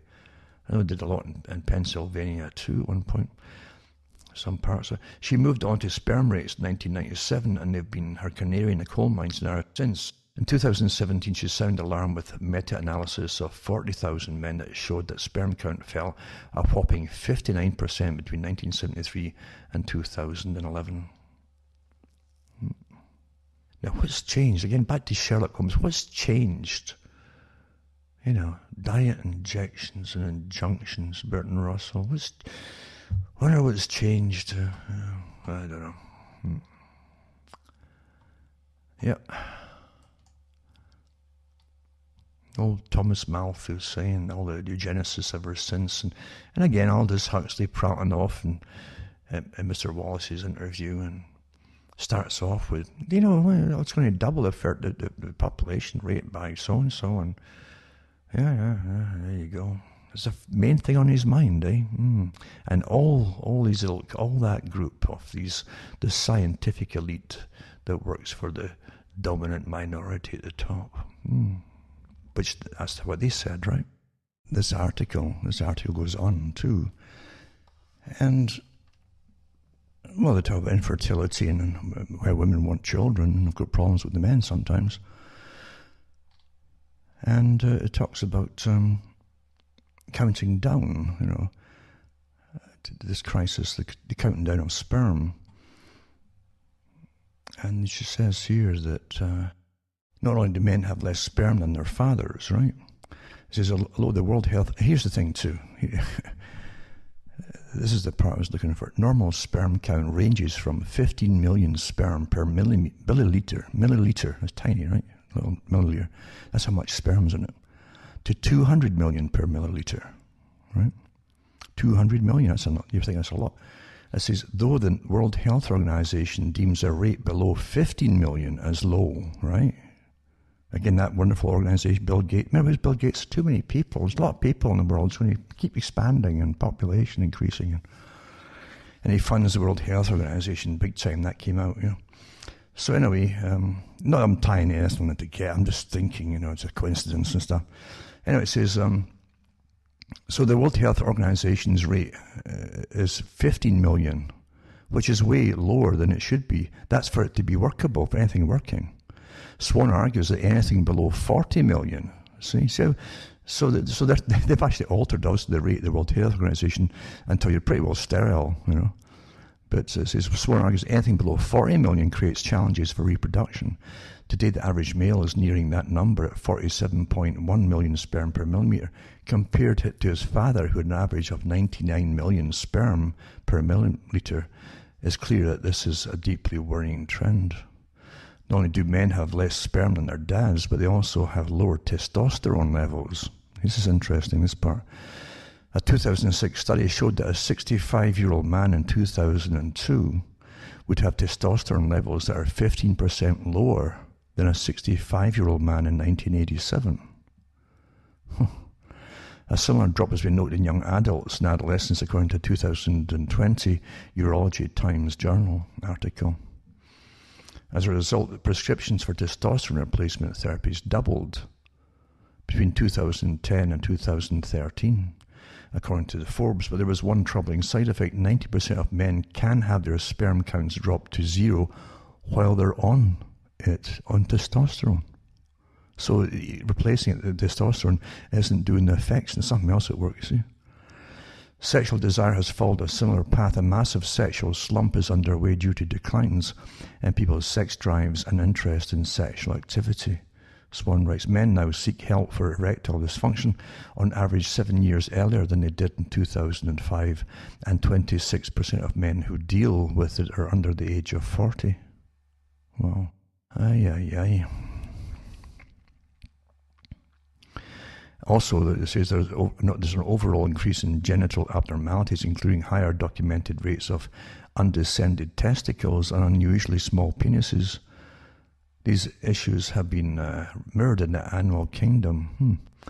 Baltic grey seals have reduced reproductive abilities, and polar bears have smaller genitals and lower than average testosterone levels, and alligators, panthers, and minks have all shown increases in reproductive and genital abnormalities. So then they go into what could be going on, etc. Men who cycle for 90 minutes or more per week had 34% lower sperm. Concentrations, lower sperm concentration than those who didn't ride bikes at all. Men who cycle for 90 minutes or more per week have 34% lower sperm concentrations than those who don't ride bicycles at all. They mentioned that plastics and chemicals, of course, don't help, right? And blah, blah, the phthalates, etc. Etc. There's more to it than that, though. I think I'm pretty sure of it. And again, there's no crisis about it. And these articles get churned out every other year. But there's no crisis from the top, which tells me it's meant to be. You see, it just happens to fall in line with the fact that they want to. Well, there's too many of you. And they keep telling us that, don't they? Huh? That's what the WEF's all about too, with this Great Reset and the society they want to bring into being. Eh? You have less of everything, And this Article 2, again, I'll put up, I've mentioned before, Leveson inquiry has chilling effect on the freedom of speech, says Michael Gove. And that's the one that came out 2012. This was published. And it's creating a chilling atmosphere towards freedom of expression. This is after, again, it came out with like the articles from the good articles they could talk about at the time with the 2009 flu that really wasn't a flu. And what the reporter said about it then is straight to the point, and who was profiting from it, etc., etc., etc. Well, after that comes Leveson inquiry using, again, a different reason for it. They always use different reasons to implement clampdowns on speech. And they used Murdoch, again, in Britain, as I say, did in Australia too, as the reason for it all. But in reality, all journalism completely changed immediately. You can't have freedom of speech, especially when you've got organizations that try to get conformity of speech and opinion, right? They got read about earlier, the article from the government, where they're paying them to do all this, to make sure they'll have that uniformity of opinion by the PSYOP guys working with the cyber boys,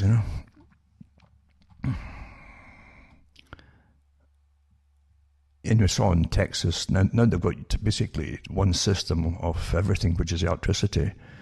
I've said it before, once you take away your different choices and what you need to live in, you're seeing monopolization, like a single monopoly power take over, and then your ability to survival is reduced during any other crisis, you see. So how in the world can anyone pay this? Some seeing electric bills as high as $17,000 in Texas, in the wake of the Texas winter storm.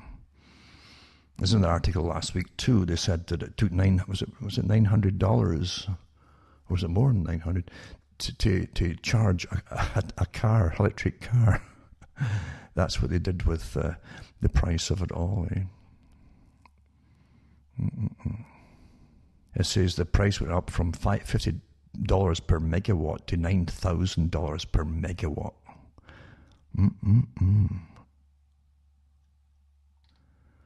So there you go, You've got to have other methods of dealing with it, and you've got to have other standby stuff you can use, and that is plentiful, all ready to go.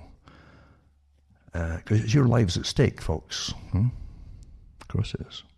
You've got to understand that the wealthy elites and the continuity of government programs, the COGs, they're stacked up like you wouldn't believe. They've got underground facilities galore, well stacked with all kinds of propane, and they've even got coal in case they run out of things. If there's long-term underground conditions are necessary, they've got all kinds of fuels to keep them going for maybe a century. They say, and stacks of food. I can see the trains pass me. I can tell you this COVID thing's going to last for years. I've never seen so many freight trains. It's all freight trains. So day and night passing this place here. Never. Even when there was a good economy before the 2008 crash, and then they quietened down, there never been so many trains as this now. And longer trains with maybe 3 or 4 engines or more on them, miles long. And they're going at one heck of a rate speed. And believe it, with all the stores closed except the food stores, the big authorized conglomerate food stores, what's all the stuff? Where's it all going? Huh? Everything else was shut down. It's not all going to Walmart. Years, you're looking for years of this stuff that's going on. As they get worse and worse and worse by design to bring in the new society, right? This article is from Reuters, and it says UK Prime Minister Boris Johnson has met with billionaire vaccine evangelist Bill Gates and 10 big pharma CEOs to discuss rolling out the COVID-19 jab and unveil the country's new Gates-funded plan to prevent future pandemics. Well, that's your new Führer, Mr. Gates. That's as far as I can see. I mean, who gave this guy this power? He just did it. Well, but the bigger organization above him obviously appointed him to do it, and everybody else beneath him has been put in that you should do what you're told, obviously. Huh? Come on here, you know. It's involved in everything, and the money dishes out to the WHO and everybody else. They're all in these pockets, as far as I mean. They're all compromised. Of course they are. Of course they are. Absolutely. You know, gives money to Fauci's group as well. All published. And medical attorney, government advisor's idea to give corona-free Britons wristbands gets cold welcome on Twitter. That's an article. And a UK member of Parliament pushes mandatory COVID-19 vaccination for travel and suggests the army should oversee the rollout. Well, that's very democratic of them. Very first world, you know. Round up the anti-vaxxers, enlist religious leaders. Bill Gates warns US needs to brainstorm ways to reduce vaccine hesitancy. That's what they're calling having a choice. You know, you're hesitant. You see, you haven't noticed the crowd rushing, you know, like they told you, like the ones that motivate you, how to use the crowd. Well, how many of the crowd have taken it? Okay, I'll take it too then, yeah. Or you're hesitating. No, I've made my choice here. You know, it's just, I want you to wait and see what happens when another virus rolls around and what this vaccine will do to it, any conflicts or something, you know, it's just common sense stuff, you know. Yeah. Apart from that, too, you've probably got antibodies against it. Why don't you just give your blood test to see if you've got antibodies? An awful lot of folk, if not most, will have it. Why would you need a vaccine that's experimental? I know it's to Israel. Is it ahead? It's the test. It's a guinea pig. Israel's a guinea pig now, too. I've got an article here. I'll get to it eventually. And by the way, and from the Daily Mail in Britain, all right, it says, has the lockdown wiped out the flu? There's no cases in Britain. No cases of influenza have been detected in England this year. None. Because of tough social distancing measures, says the experts. Yeah, sure. Flu may have almost completely disappeared in England after a brutal lockdown, really. Well, folks still were going out, you know, and they're still going into grocery stores and everything. They're packed with people trying to get something, their crumbs, you know. They don't have the trains delivering it to their special places for the continuity of governments and so on, and yada, yada, yada. But it says, yeah, so there you go. It may have disappeared, eh? But yet officials are confident flu is barely spreading because only 4 people admitted to hospitals in England since the start of the year were confirmed to have had the virus. I tell you. For comparison, 74 patients were admitted with flu during the same week at the start of 2020 before COVID had taken hold, it says here. There. However, the figures suggest flu has been annihilated from a snapshot of just 25 National Health Service trusts. Data for the other 100-plus hospitals are not included in the weekly surveillance reports. There you are, Denny. But it's a miracle, eh? It's a miracle.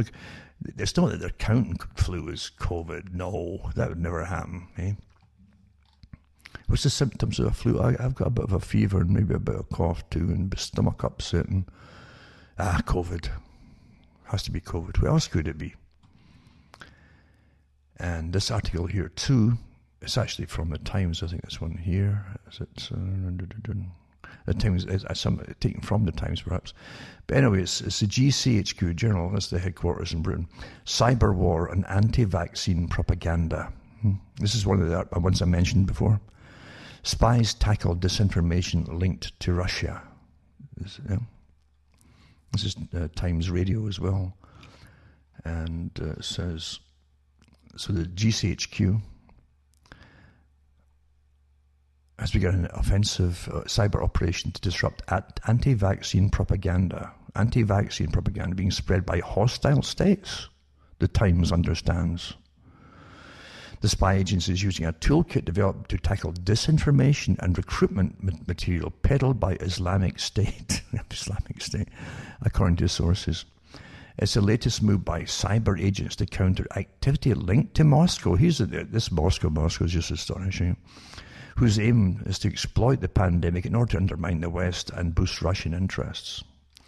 The government regards tackling false information about inoculation as a rising priority as a prospect of a reliable vaccine against the coronavirus draws closer. This is before they put it out, right? A government source said the GCHQ has been told to take out anti-vaxxers online. This is the Times, eh? And on social media, there are ways they have used to monitor and disrupt terrorist propaganda. Okay? Now, don't forget, these are the same groups they have used in other countries. Eh? And they give you the tactics below it, the tactics that they've used before to disrupt it all. So, this is your own government. So much for your freedom of choice, eh? And coming to your own conclusions, eh? So there you are. And oh yeah, Professor Michael Chizodowski from Global Research Canada says the 2020 worldwide corona crisis destroying civil society, injuring economic depression, global coup d'etat, and the Great Reset. It's a PDF, long one too, but it's got a lot of articles, or at least links to different things that have been going on and so on. And how famines have happened already, according to the United Nations, in 25 developing countries, and so on and so on. This is total war on the planet, I hope you understand. It goes into, as well, the mRNA technology that has a bearing on the human genome, very important. I guess I won't mention that when you give your informed consent. Eh? And it says, were the standard animal lab tests using mice or ferrets conducted, or did Pfizer go straight to human guinea pigs? Human tests began late July, early August. 3 months is unheard of for testing a new vaccine. Several years is the normal. Yeah. But it's a good article. Very long, as I say. I can't read all this. It would take a long time to do, but you should read it if you're interested. It's good. Information is something you can peruse, folks, because you have to make decisions. I've said this all along. The decision comes down. Don't look at the crowd, for goodness sake. It's your life. It's not theirs. It's yours. The crowd isn't going to cry for you if anything happens to you. And you'll have to deal with it if you survive it. You might be very ill, Who knows? I'll put up that one too, the odd-looking feminist professor who's getting all this publicity. I mean, I'm sure most people wouldn't give her a time of day, basically. But the feminist professor who practices the occult calls for human extinction to save the planet. I guess that's why she's getting the publicity. Also, how the government can convince doubters again to get the COVID-19 vaccine. Again, this is New Zealand, this one here too. And how they use trusted leaders to try to convince the skeptics, eh? And I feel you do so all worse than health inequities. It's to make everything equal. And they go into the different groups that people that they'll look up to, and a movie star, things like movie stars and stuff like that. Important people, not simple ordinary folk that are your neighbours, for goodness sake, Doubters. Now once again, what when doubter? Why don't you tell the people what it says on the information pack that comes along with the packs, right? On side effects, and give them also give them the facts to do with what happens after the Fauci's already told you. It won't stop you getting the coronavirus. It won't stop you spreading it. It may, here's your little caveat, it may stop you getting severe symptoms off it. It may. And you don't know how long it will last in your body. You will get side effects. They say 80% will get side effects right away, like bumps in the arm or sore arms, or even arms that can't move. And stuff like that. Fauci himself said that, even though he touched the wrong arm after the shot. But, at least in the little video clip. But why don't you tell the people all this stuff and say, do you want to take it? And here's possible side effects according to the manufacturers themselves. Why don't you rather than persuasive psychological techniques that are meant for warfare purposes on the public, to bypass them coming to informed conclusions. Huh? How about that? If it's so good, you can give them the facts and tell them what the real facts are. And they won't be doubting you then, right? It's a perfectly safe thing and all the rest. I keep telling all that stuff. And yet, yeah, give them the proof and all the studies. This one in Canada, how Premier Jason Kenney went from defending conscience rights to jailing pastors. And Alberta Premier Jason Kenney posted Facebook best wishes to Christians across Alberta. That was on February 17th. Around the world as they begin the penitential season of Lent on Ash Wednesday. The day before, Pastor James Coates had been locked up in an Alberta prison for exercising his charter freedoms of conscience, religion, association, expression, and peaceful assembly. Like most people, Pastor Coates and his Grace Life Church near Edmonton were very concerned about the COVID virus back in March 2020, when Neil Ferguson of Imperial College frightened the whole world with his wildly inaccurate predictions. Government's blender accepted Professor Ferguson's fear-mongering about COVID being an unusually deadly killer that we should all be very afraid of.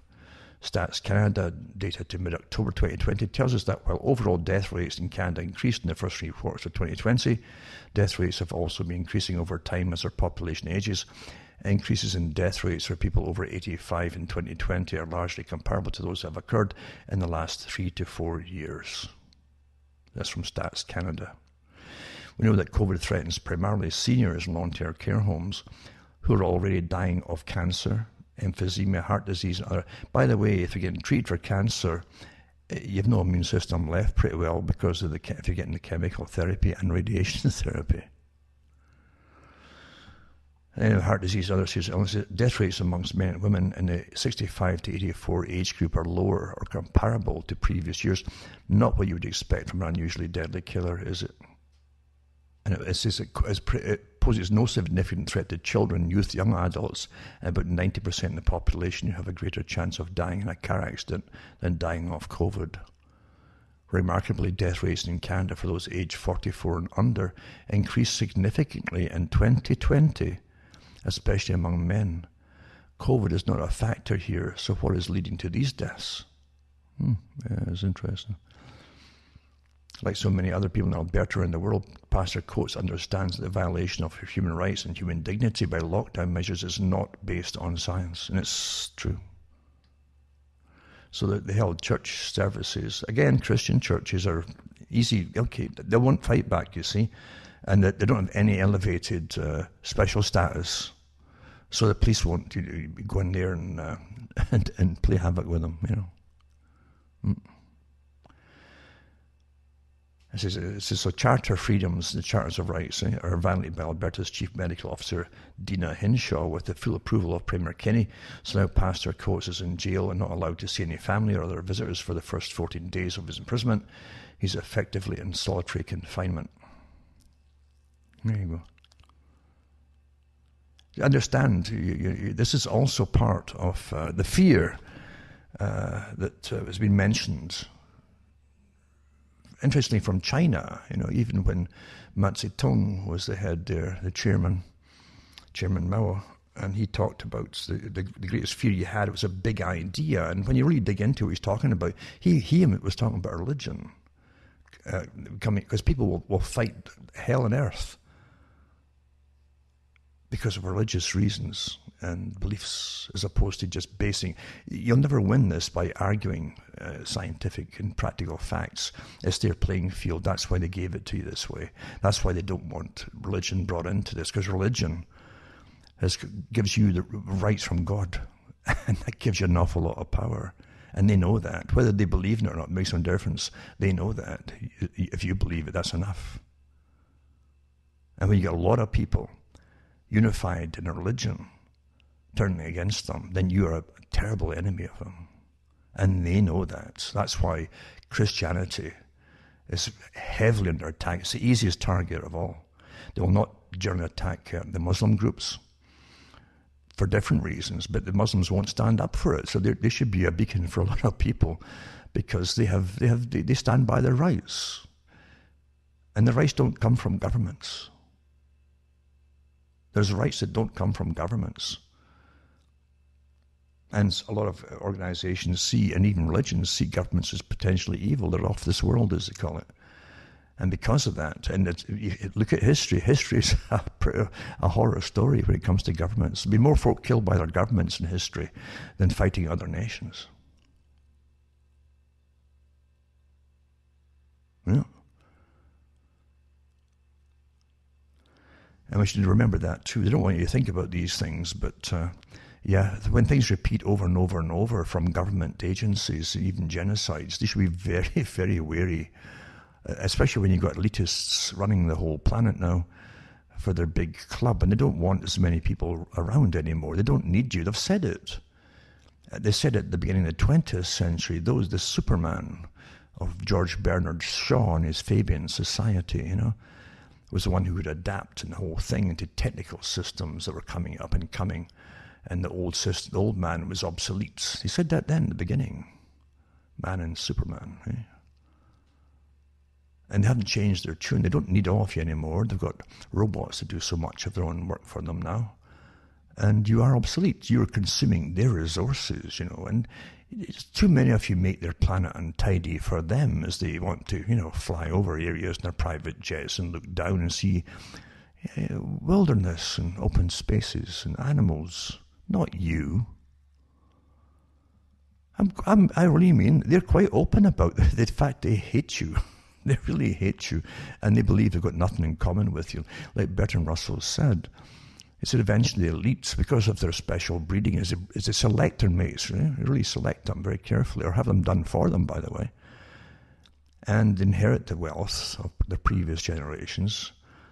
And he said, and they know what's really going on because they are the wild man of Charles Galton Darwin. They're not encumbered by morality or indoctrinations and petty, conformities. They can do what they want, and they do what they want. So you see, you're obsolete, and it's their world, and they've decided that they don't need you around anymore.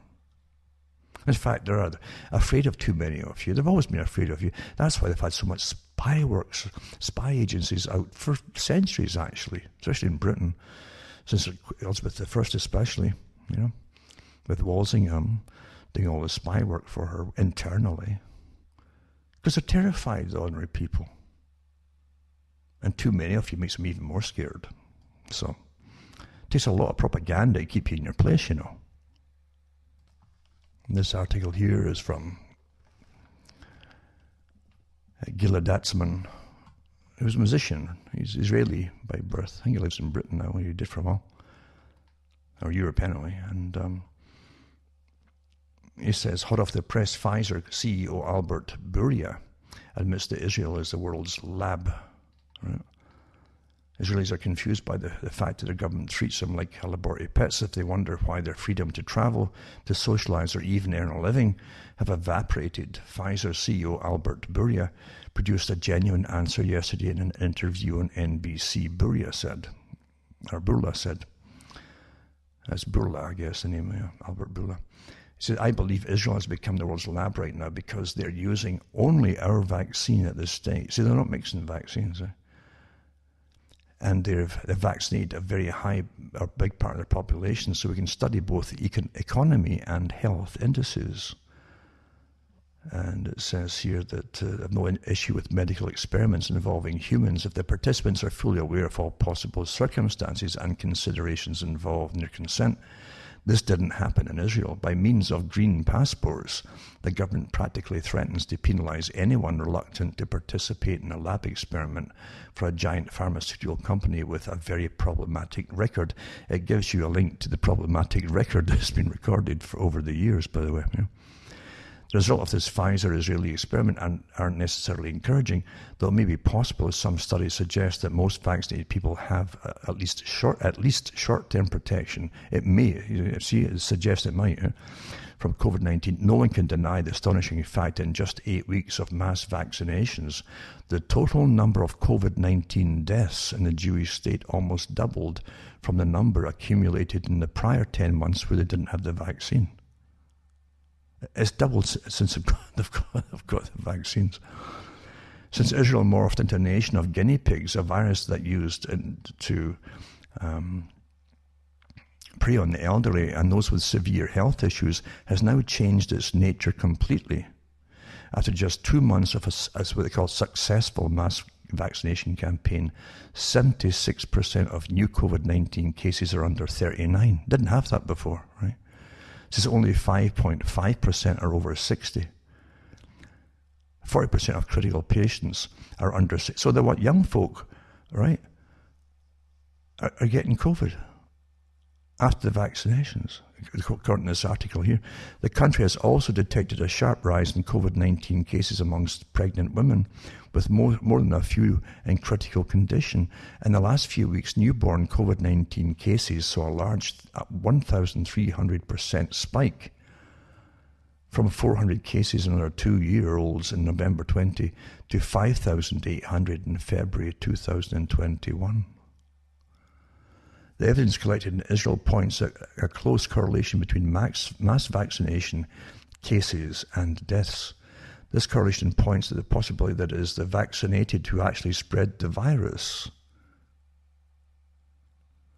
or even a range of mutants that are responsible for the radical shift in symptoms above. Remember what they said too, that I think Fauci that said that, and Bill Gates, that the people will become like breeders, like reactors. So here you have it,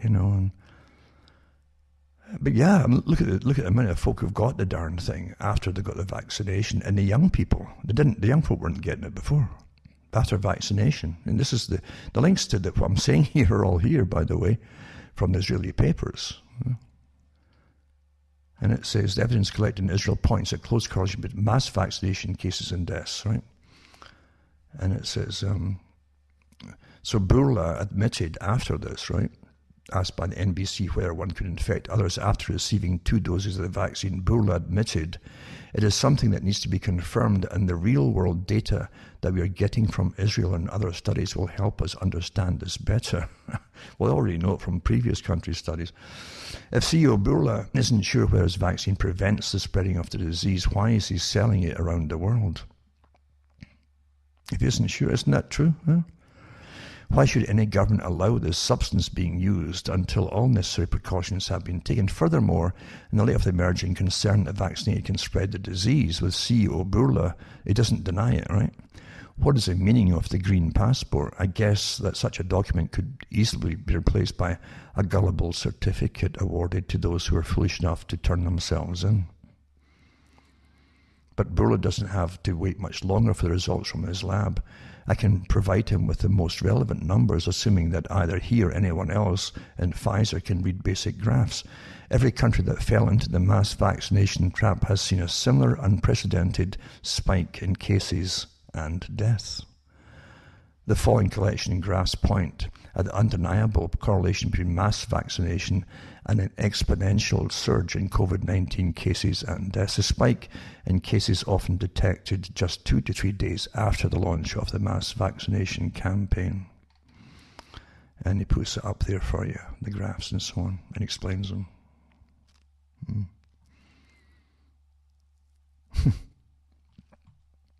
Another one, too, another article says, don't you dare enjoy the sunshine. Yesterday, the R rate was as low as it's ever been. Infections, hospitalizations, and deaths were continuing to drop. This is Mail Online, talk about Britain. This is Jonathan Van Tam, that's the person who's in charge of the health there, urged Britons not to relax as the UK heads into a glorious weekend with the first warm weather for months, warning that this is not a battle that we have won yet. So I can't be bored with this propaganda, these spiels. Again, Klaus Schwab said this is a war. This is the terminology they're using, is war terminology. He said that early on with this campaign. It's a campaign, it's a war campaign, isn't it? On society to change it all. And they know where they want to take it to.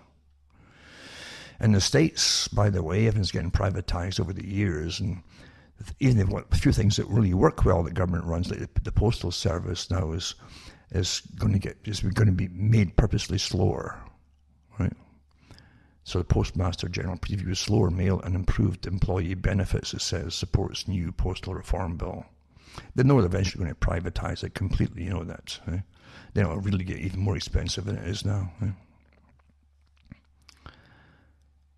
And it's one of the few going concerns that they really have that brings in a big profit, but they siphon off the profits and put them in other government departments. I remember reading that a few years back. Was what was happening. This other article too is to do with.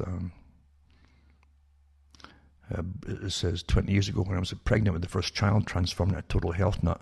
Mentions what happened and watched consumption of caffeine, spam, and sushi and all the rest of it.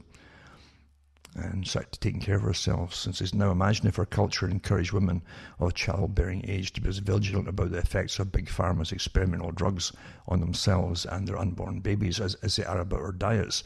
We know all about gluten and carbs, trans fats and omega-3 fatty acids, mercury in fish, and heavy metals in baby food. But do you know what's in the COVID-19 vaccines?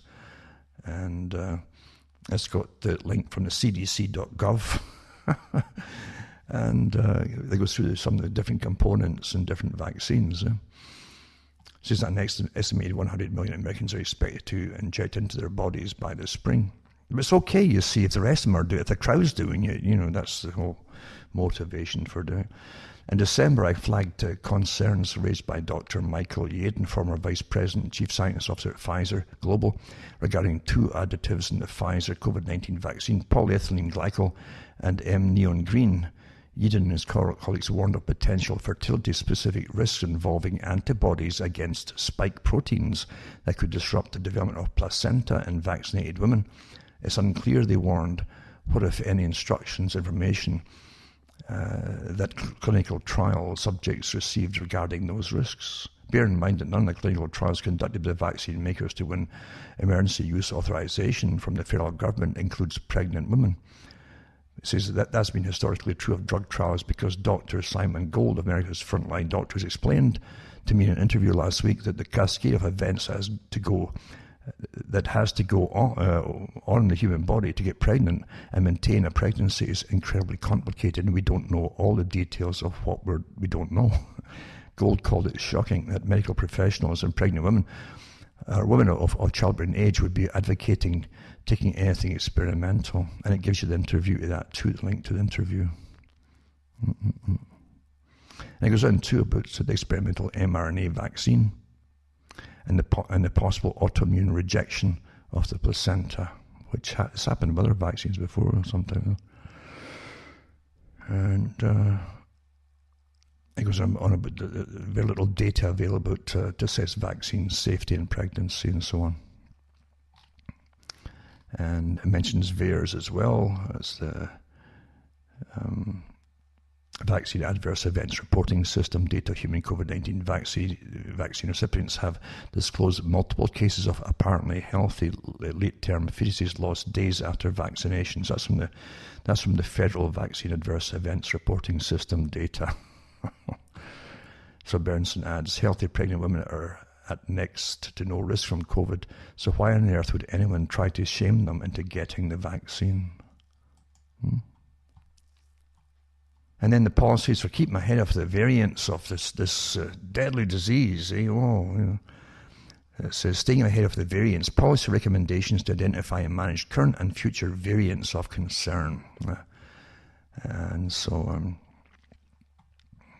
the Johns Hopkins Center for Health Safety, there you go, the ones behind all these different tests and exercises I've done in the past. But they're already getting ready for all the different strains, etc. You know that. I won't even bother reading it, but the vaccine industry is looking at raking in billions forever and ever, amen, with all kinds of new things and stuff, I meant to mention too, Israel also has the article about them actually handing out these electronic armlets and bracelets to people coming into Israel from certain countries now, so they can get monitored as they lock themselves down for a couple of weeks by the authorities. It's just astonishing. I mentioned that last year, and I says, well, they actually use them. Well, here they're actually using them now. Also, the US is back on with the program of bombing Syria and tackling Iranian-backed militia, it says here. That's a good excuse, Iranian-backed militia. You have to take their word for it. But they're on the list, remember. Syria was on the list to be taken out 8 years ago by the Peanut Group.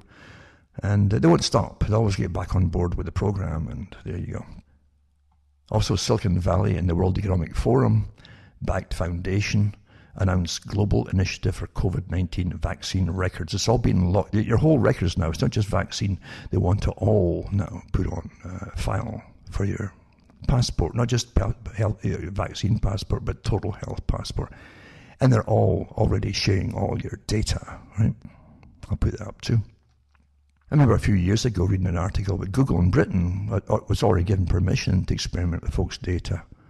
All this is happening today was practiced on different experiments over the years, little beta tests. So there you go. And I mentioned too that what is the truth about COVID deaths? Grieving relatives along with members of parliament and top medics demand inquiry to his families to reveal more loved ones they believe were wrongly certified as virus victims. And medical experts have demanded inquiry into a number of fatalities that have been blamed on COVID-19. And so more than 100 Daily Mail readers wrote letters after Belle Mooney revealed her father's death recorded as COVID. And one funeral director said it was a national scandal what they're telling about COVID. He says the claims are part of a Daily Mail investigation that raises serious questions over the spiralling death toll. More than 100 readers wrote heartbreaking letters following a moving article of Belle Mooney last Saturday. She revealed the death of her 90-year-old father, who suffered from dementia and chronic obstructive pulmonary disease, was recorded as coronavirus. And Leila Morin, the Liberal Democrat MP who chairs the all-party parliamentary group on coronavirus, said the government should call a public inquiry into the handling of the pandemic immediately with an interim investigation into all COVID deaths that should report as soon as possible. So people are getting really ticked off because they know what the relatives were dying of, and well, what can you say? I'm not surprised with the cons. They've used so many cons because they must get the numbers up. And says medical experts have cited pressure on doctors to include COVID-19 as a cause of death because it was last year ruled a notifiable disease, meaning any case needs to be reported officially. Now, don't forget, too, most cases now are not cases at all. They don't even have tests. They need to just put them down as well. But they could have had it. It may have been symptoms of it, Again, there's no flu now, eh? So that so people are getting ticked off with all this chronology that's going on, eh?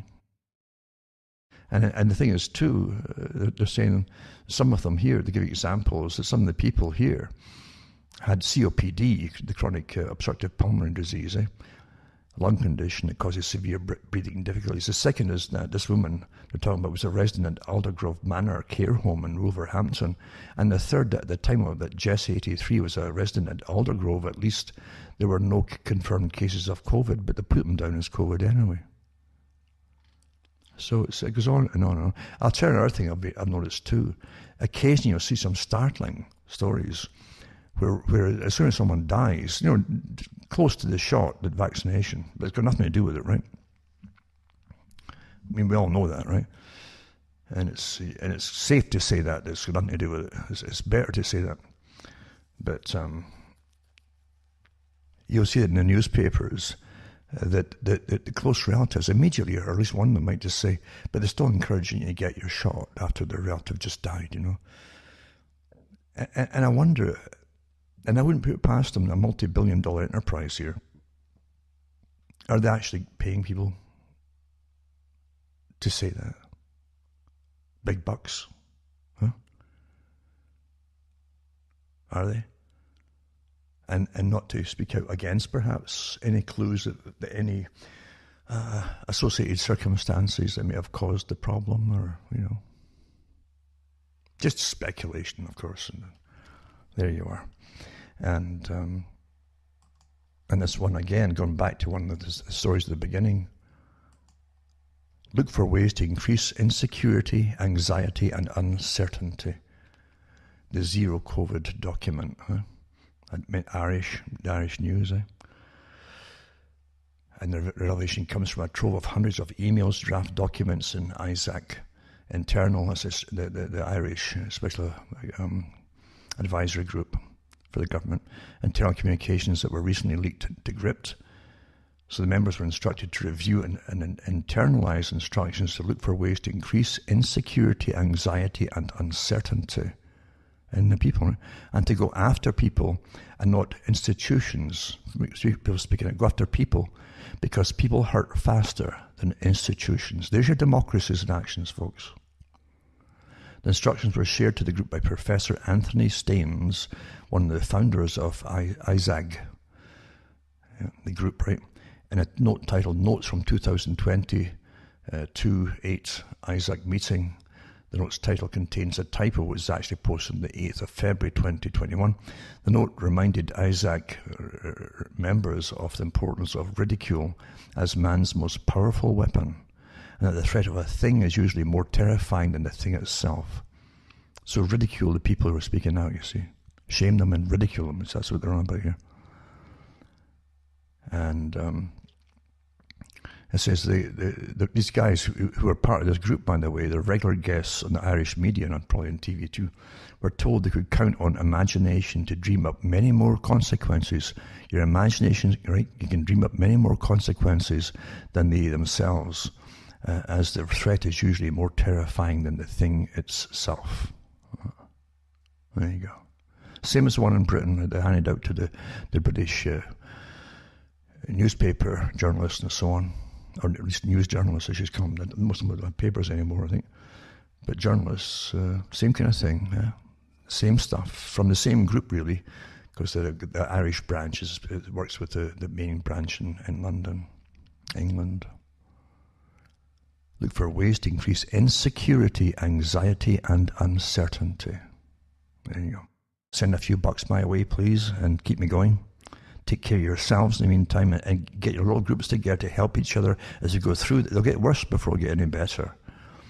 They don't give up, but they get more vicious, I think, as time goes on. There's a lot riding on this. It isn't just vaccine industry or money. It's a whole new way of bringing a new structured system in, which you wouldn't like if you were asked about it. So you're not being asked. You're made to conform. Send a few bucks my way, CuttingThroughtheMatrix.com. And look into it, you'll see how to send me a few dollars. Take care of yourselves, and from myself, from Alan Watt, Ontario, Canada, this good night to me. Your God or your gods go with you.